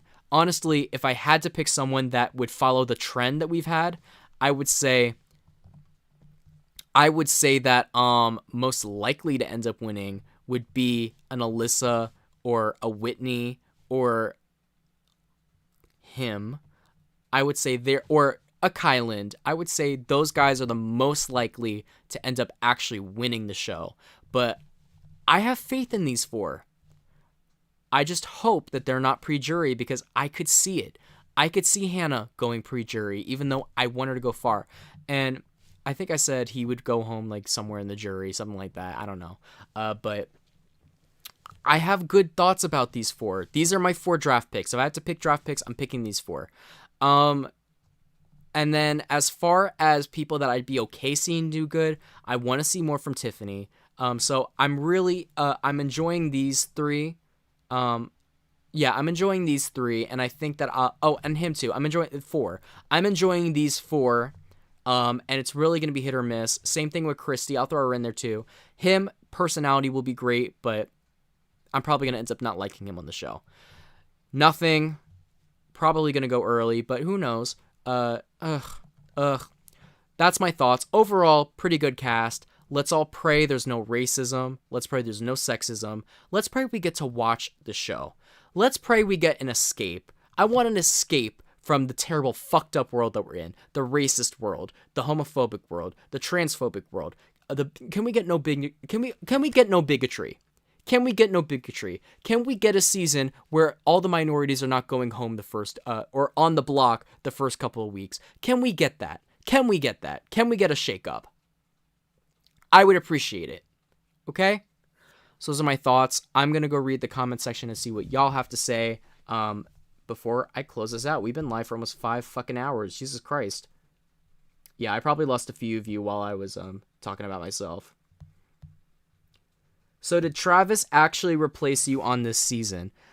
No. So I wasn't told I'm going to be on the show. I think that if I had applied sooner, I would have had a better chance. The problem is that I always apply to these shows really late because I procrastinate. And if I would have applied when I knew I should have applied, I probably could have gotten on the show or at least made it far in casting. I don't know if I would have fit in with this group, though, is the thing. I don't know whose spot I would have taken. I guess his spot. I mean, they have a douchebag already. They have 2. I think really him. I think this is the guy that I took the spot that took the spot I would have gotten because he's kind of the weird, quirky guy, and they already had 2 douchebags on the show. I don't think they needed a third, but I think he's gonna be weird. I mean, already from his popsicle stick thing, I think that I would have been him because I would have been weird. I would have been the witch. That was my thing. I was going to be like witchy. And I'm a fan of the show. Like, I think that I would have been in Christian's spot. And if I'm taking Christian's spot, I don't know how I would have done with this group. I think that if I was in the house, I would have gravitated towards Sarah. I would have gravitated towards... See, I don't know. But I think I would have gravitated towards Sarah... Azah, I think Hannah. I really think Hannah. I'm going to say Hannah and Sarah. I think I would have really gravitated towards those 2. Maybe me and Frenchie would have put together that we're both from the Twitter world, and I would have done well with him. I think I would have liked Derek. I hope I would have liked Azah. I think that we would have gotten along. And other than that, I probably wouldn't have liked him. I probably wouldn't have gotten along with him at all. Kyland, I think I could have gone along with. I don't know anything about Tiffany, but I definitely would have tried with her because I gravitate towards older people. Me and him probably wouldn't get along just from the bossy attitude. I'm not good with bossy people at all. She probably would have annoyed me, but we probably would have gotten along. He's not in the house. Him, I would have despised. I probably would have talked so much shit about him. I don't know. Hit or miss with her. I don't know, but I think I could have gotten along with a pretty good, decent chunk of this cast. If I had to form an alliance, I would have been with her, and I would have had us be a duo and be the cutthroat ones, and I would have... And she just reminds me so much of my friend Kira. I would have us. I'd bring in Sarah. I'd bring in Azah. I'd bring in Derek, and I'd bring in Frenchie, and I'd bring in her too, and maybe her. And I would try building an alliance. I'd build not an alliance, an army. And me and her'd be at the top, and I would always need to watch my back and be like, she might cut me at some point. It's my stream, and that's what I think. That's why you're kind of... Well, thank you. Coco-san, he is adorable. I love him. But yeah, I've been live for 5 hours. It's just over 4 hours. I think I'm good. So that's my opinion. That's Big Brother 23. I'm excited. Again, disappointed that they literally did the bare minimum, but just looking at this cast, it's already better. This is a real group of people. It's a real group of people. Also, the pictures look a lot better than the ones that they had the All-Stars take. I think that the theme was probably they told them take it by a beachy spot or an outdoor spot somewhere like summery, like vacation, because that is the theme. I wish I was on this season. This season looks pretty good, and I'm excited for this season. I'm excited to see what comes. I hope that it's the refresh that Big Brother has needed, and I think it could be. But we'll just have to wait and see. Anyway, I am going to finish it off here. Thank you all so much for watching and spending your night with me, your Thursday, Friday night with me. If you want to continue, join the DH1 family. Subscribe to me, Slightly Bittah. And I will be doing live streams talking about Big Brother, Survivor when it comes back, and All-Stars 6. I didn't get a chance to do my All-Stars 6 stream like I promised y'all. I will do it sometime today if I am free, which I should be, hopefully. Maybe sometime in the afternoon because I am going to a casino with my friend, probably. But yeah, I'm gonna go to sleep. I was gonna do another stream where I played video games, but it's 3 a.m. I need to fix my sleep schedule. I love y'all. Subscribe. Follow me on Twitter at SlightlyBittah if you want more of my shit. I also do Twitch streams where I play Nintendo games and Steam games. It's a good time. But yeah, thank you for tuning in, and I hope that I made your day a little less bitter. Ooh, I like that. I'm good. That's my outro now. I hope I made your day a little less bitter.